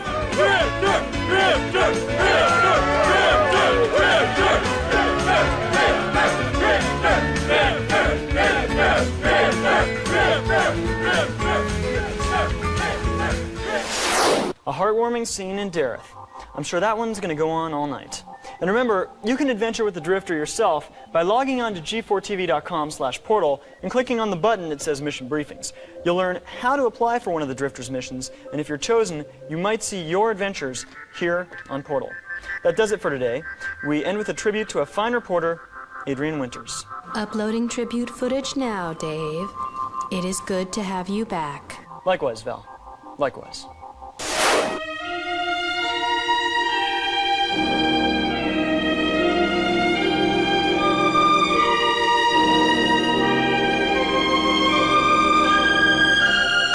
Hi. Yes, I'm not sure who I need to speak to. I left a two-handed iron broadsword in the back of one of your taxi cabs. Yes. No, sir. Broadsword. Iron broadsword. Yes, two-handed. Nobody panic, but the universe...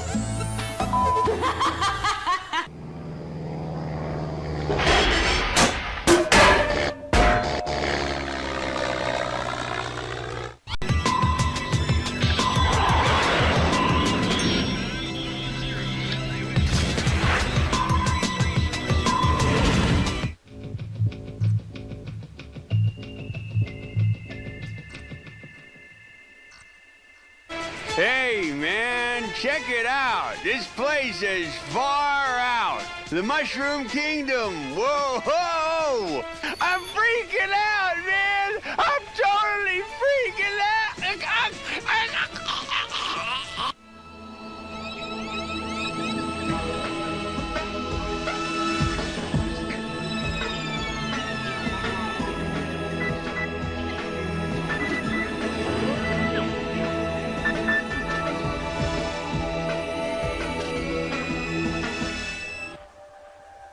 Dave, brother, you gotta help me, man. Jerry was wrong, man. There ain't nothing grateful about being dead. Dave, Dave. Dave. Dave, the transmission has begun. What?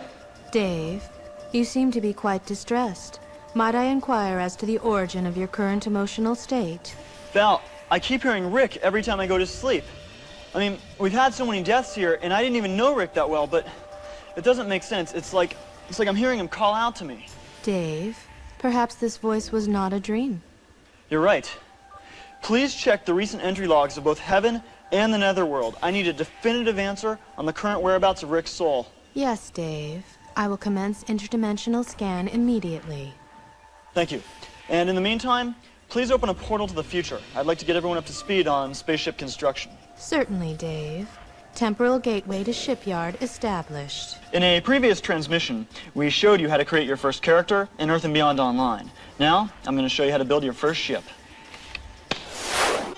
In this future version of our galaxy, you'll have the opportunity to pilot this vessel in an intergalactic struggle. So let's get to work on making one. Step 1 is to decide which of Earth and Beyond's race profession combinations is right for you. Will you be a Gen Qui Explorer or a Pro-Gen Warrior? This stat bar will tell you more about the strengths and weaknesses of each class. You'll also see a list of the special skills in which you can excel. Once you've decided and made an avatar, it's time to build your first ship. You'll have 3 different wing styles to choose from, and 3 different hull styles as well. For slackers, you can just slap the random button until you get a design you like. At any time, you can rotate and zoom in on your ship to get a good look from any angle. Once you've got a style you like, it's time for a paint job. By dragging the cursor around this spectrum box, you can select both primary and secondary colors for 4 parts of your ship: the hull, the wing, the profession, and the engine.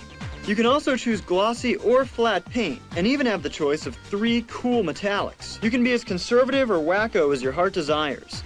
Then, if you like, you can also choose your own insignia. Finally, pick a good color and decide on a name for the history books. Make sure you're happy with the choices you've made. You'll be spending a lot of time with your ship, and in Earth and Beyond, there's no trade-ins. But of course, once you start earning cash, you can further arm and equip your craft as much as you'd like. Now, our coverage of Earth and Beyond will continue in the very near future. Dave, I have successfully located both the body and soul of Rick. What's the word? His corpse was consumed by wolves mere hours after his death. He has been incorporated into their own muscular structure, while his less valuable matter was recycled through their digestive systems into Hibernia's soil. Come again? Rick is wolf food, Dave. And his soul? Rick's soul did not recognize its change of state, Dave, and failed to depart the mortal realm when a gateway to the spiritual planes was opened for him. He is now trapped between dimensions. Oh, great. Can you read him? Yes, Dave. Now that Rick's soul has been located, contact is indeed possible. Patching now. Rick? Brother, you gotta get me out of here, man. I can't see anything. It smells like spoiled soy gelatin in here, man. Rick, listen, we're gonna try to get you out, but we need to find you a new body first. Oh, no way, man. No way. That body was trained to experience the ultimate heights of sensation and pleasure, man. Rick, oh, I know man. your body was special to you. It was a temple, brother. Look, I can't get it back. It was eaten by wolves. Whoa! Not cool, man. That is monstro karmic payback from the great Veggie for drinking milk as a baby, man. Whatever. Just stay put, don't mess with anything in there, and we'll be in touch as soon as we find you a new body. Thanks, brother. I promise I'll make this up to you. I know some chicks down at the pier, man. When they hear you save the captain, you'll be hooked up, man. Okay, that's great. Stay. All right. Val, I'm sending my recommendations for a possible replacement body through to you. Can you get on that, please? Certainly, Dave. I'm hungry. Can we take a break? Yes, Dave.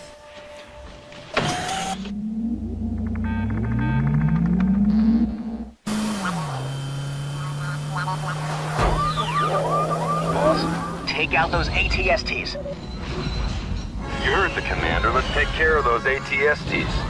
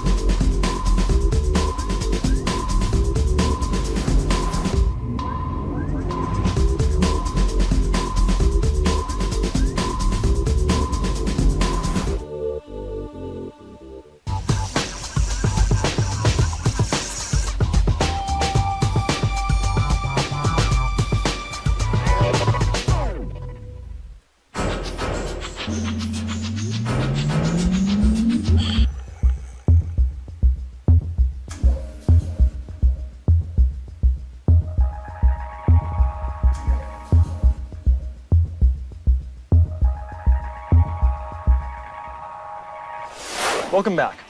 Now, somehow over the years, the virtual world has gradually become controversial. There's so much complaining, particularly on the part of parental figures, that too much time is being spent in digital space. It's as if there's nothing to learn there, as if it's all just pointless fun. Well, that's why I was touched by this next story. Someone was finally able to see the benefits of virtual education. Mrs. Holly video recalled and ready for playback, Dave. Good. Then let's head back into Anarchy Online and look at the story of a loving mother who celebrates, not frowns upon, the accomplishments of her son. I can't even begin to tell you, good people, how proud I am of my boy, Wallace. You should have seen him a few years ago. He was unemployed, had no direction. The only thing he'd ever do was hang out till all hours at those ridiculous clubs. I don't even want to think about what went on there. I'd hear from his friends that he was hanging out with a different girl every week. Ugh. And drinking? Even in the morning, always drinking. The bad stuff, too. He even went and got himself a giant tattoo across his chest. How was he going to explain that to his grandkids one day? And what if he ever wanted to be a lifeguard? He was always such a good swimmer, you know? Well, he can forget about that now. But anyway, enough of the past. Because my Wallace finally decided to straighten up and make something of himself. He took up engineering all on his own. And my goodness, it was the best thing that ever happened to him. Would you believe it? His first day as an engineer, Wallace built his very own robot. Oh, that robot followed him everywhere. It was like his little shadow. He even taught the robot to protect him from danger. I could sleep so much better at night just knowing Wallace had his new friend to watch over him. I never knew if he gave him a name, but I call him Mr. Metal Man. Ugh, but then, of course, it went and broke. Wallace was so upset. But do you know what he did? He picked himself up by the bootstraps and made an even better one. Ugh. Just like his father. I think he called this one a gladiator bot. Eventually, Wallace learned to make all kinds of robots. This one's called a Slayer droid. I always knew he was a smart one. He even learned to make force fields. But the best thing about my son's new hobby is the way it keeps him out of trouble. You see, I know my son would never, ever use his robots to hurt anyone. He may have made some bad choices, but Wallace is nothing if not peaceful. I hope he meets a nice girl one day. Maybe even finds a way to get rid of that nasty tattoo. After all his hard work, he deserves to be happy. Don't you agree? Well, you take care now. You see, acceptance, seeing the positive in the fact that your son is a virtual engineer, or that he's decided to live in an interdimensional hub and talk to a computer all day. That's all it takes to mend the terrible scars in your own family. Dave, Dr. Julia Hopkins is standing by with her report. Yes. Perhaps you've been wondering why I'm wearing this terry cloth headband. Perhaps it's hot here in the hub and I'm trying to keep the sweat out of my eyes. Or maybe I have something to hide. Maybe the very shape of my upper ears causes me to significantly alter the way I live my life. With more on the tragic syndrome known as ototriangulemia, as Portal's mental health correspondent, Dr. Julia Hopkins. Joyous, free, young people playing together, experiencing the joys of love for the very first time, dancing, laughing, flirting. Healthy behavior by any account. But while these youths enjoy the fruits of life, others remain hidden beneath their clothes. Ototriangulemia. Far too many elves, furbolgs, and lurrikines suffer from this disempowering yet little-known complex.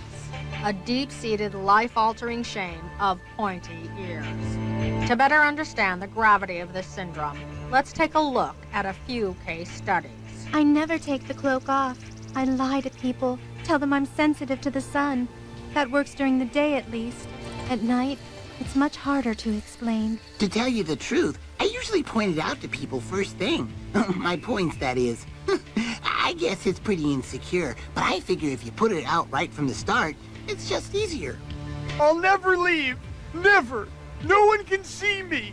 What I'll do is try to make light of it, which is ironic because I really hurt inside. I'll go up to pretty girls and say something really hilarious like, "Hey, baby, you like intelligent men? Well, I'm real sharp. So are my ears." But it never works, of course. How long have you been hiding from the world, Jacob? 4 years. Why? Why, Jacob? Because I'm a freak. I hear there's a powerful mage somewhere in the hills, and that if you bring him enough gold, he can change you. He can change the way you look. You don't understand what it's like with your perfect lips and nose and ears. You're right, Jacob. I can't understand. Hey, baby, I may be pointy, but that doesn't mean I'm not well-rounded. Hey, where are you going? I got a tip for you. You're just so used to being the center of attention, the life of the party. You love it. Well, get lost. As you can see, ototriangulemia is a condition as disabling, if not as threatening, as any disease of the body, and one for which awareness must certainly be spread. Back to you, Dave.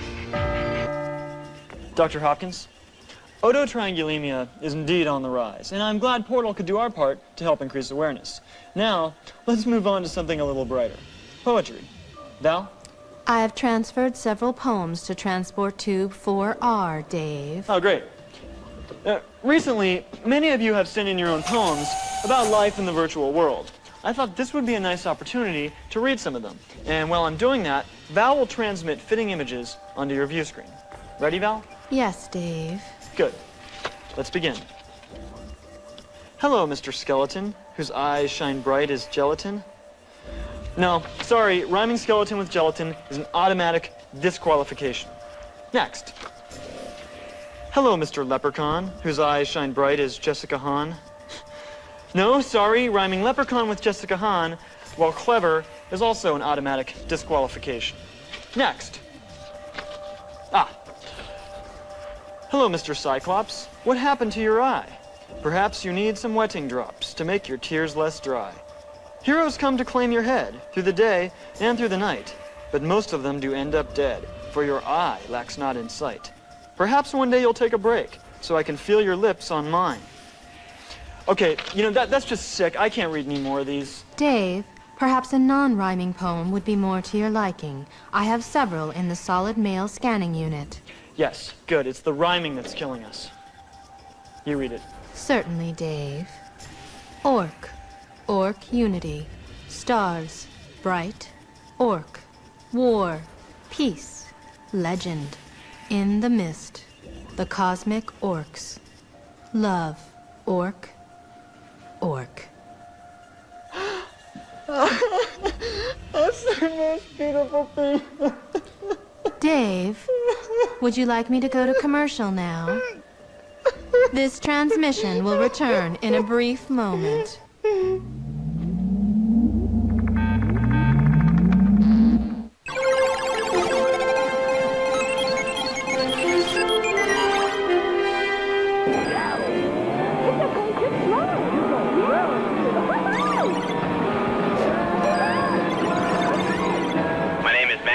And I'm the world record holder for most crazy through combos in Crazy Taxi. A crazy through combo is obtained when you drive between oncoming traffic. I have friends who game, but they don't take it as seriously as I do. And because of that, I usually beat them whenever we play. What drives me is pure competitiveness. I'm an extremely competitive person. During the Crazy Taxi Championship, my rival, Stuart Morrison, put up a score of 217. It's a good score, but I knew I could do better. After about 2 hours, I broke the record with my score of 232. When I'm not gaming, I'm taking karate classes. You don't need to be dedicated to compete, but you do need to be dedicated if you want to win.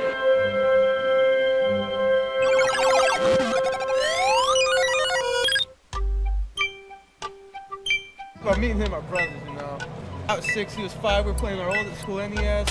We got into big fights whenever one of us would lose. I would be winning. He'd pull the controller out, knock the system over. He'd cheat by unplugging my controller, so we'd get into a big brawl right there. Parents get all mad at us. Yeah, my brother busts a game that didn't belong to him because he was losing at it. Slammed it on the floor and busted it in half. He snapped Tekken 2 in half.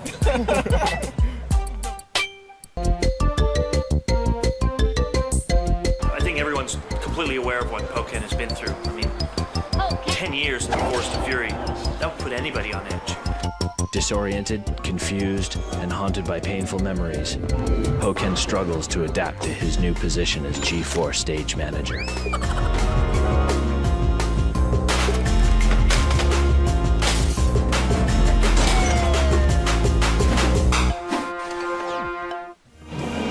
You're watching Portathon, the first ever Portal Marathon.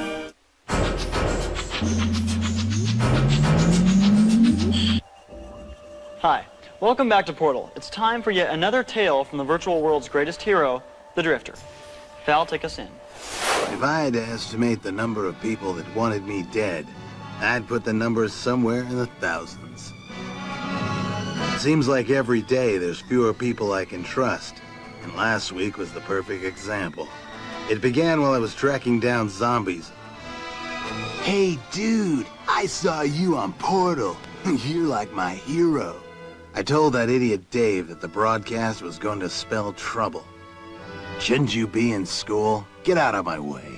Dude, you're like, awesome. I mean, I loved it when you smacked down on those woolly mammoths. Oh, that was rad. Speak English. What do you want? I'm Ray. I'm a war mage. I'm gonna be your sidekick. You can teach me to fight. I don't think so. Talk to Batman. Trust me, dude. I'll prove myself. It looked like I suddenly had a shadow. I'm not used to fans, and I didn't like it. Portal's cameras were becoming a real problem. But that was a battle for another day. For 2 days, the kid followed me everywhere. I ignored him, but he wouldn't leave. Hey, Drifter, listen. I know you hate this, so I'm not gonna hang around and make you miserable. Tell you what, you show me how to fight an armadillo, and I'll leave you alone. Deal. Cool. I'll open the portal to the islands. I've got 2 pieces of advice for anyone who comes to Dareth. 1, never fight Nifis without a change of clothes. And 2, never ride a portal from a 2-day-old sidekick. See you later, sucker. The portal took me straight to the bottom of the acid vault. I was alone amongst 24 Ulthoi soldiers. Somehow, I managed to make it out alive. But I had one last battle to fight. Give me the wand. Huh? You? How? The wand. No! What are you gonna do? Get in. Huh? He messed up. I'm alive. Oh no. Getting killed by monsters is quick and painless, but dying of starvation is a whole nother story.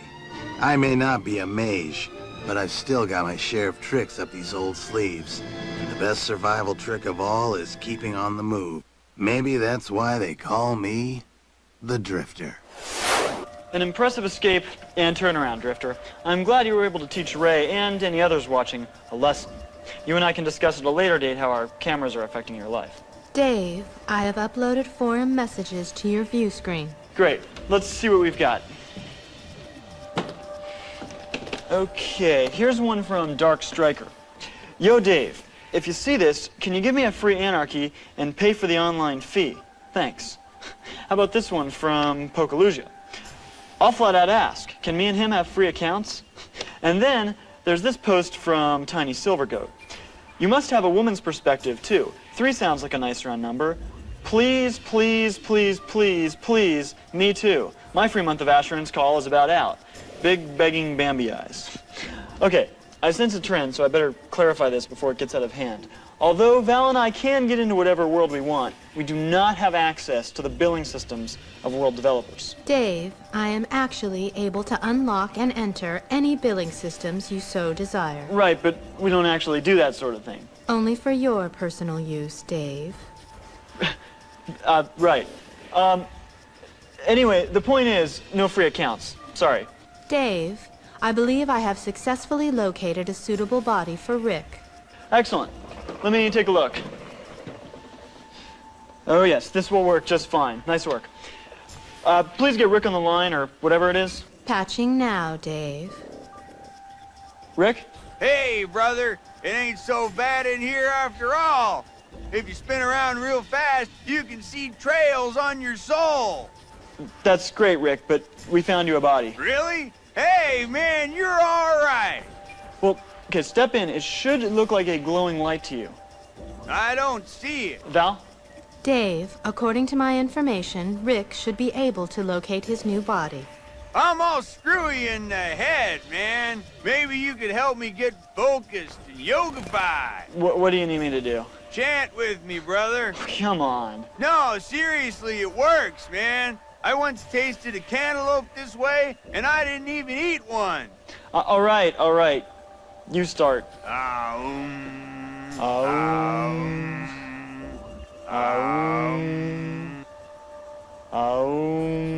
That's not working, man. Val, can you join in, please? Certainly, Dave.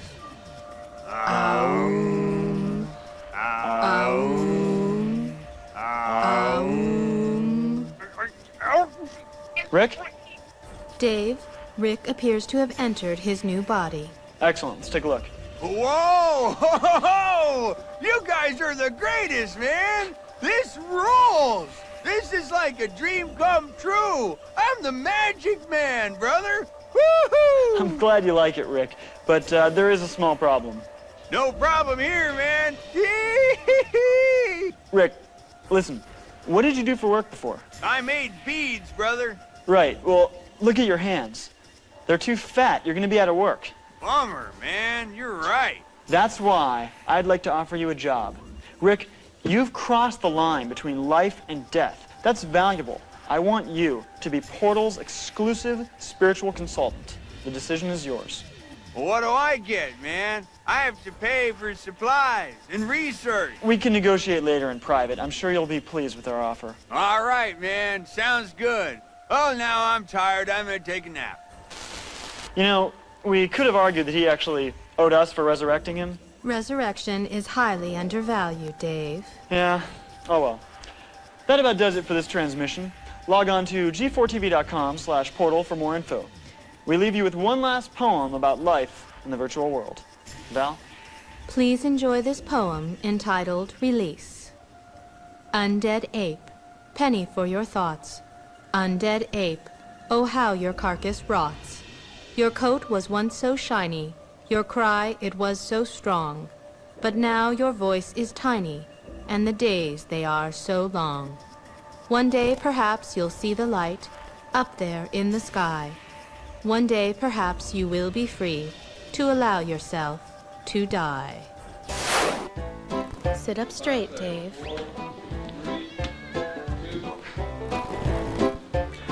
Oops. I was completely on another universe. Dave, are you afraid to masticate in front of others? Oh boy, show me what's going on. Sorry. Now, let's change direction for a moment and talk about clowns. Dave, I have just become aware of an urgent situation in Anarchy Online. Sorry. Don't laugh at me, Dave.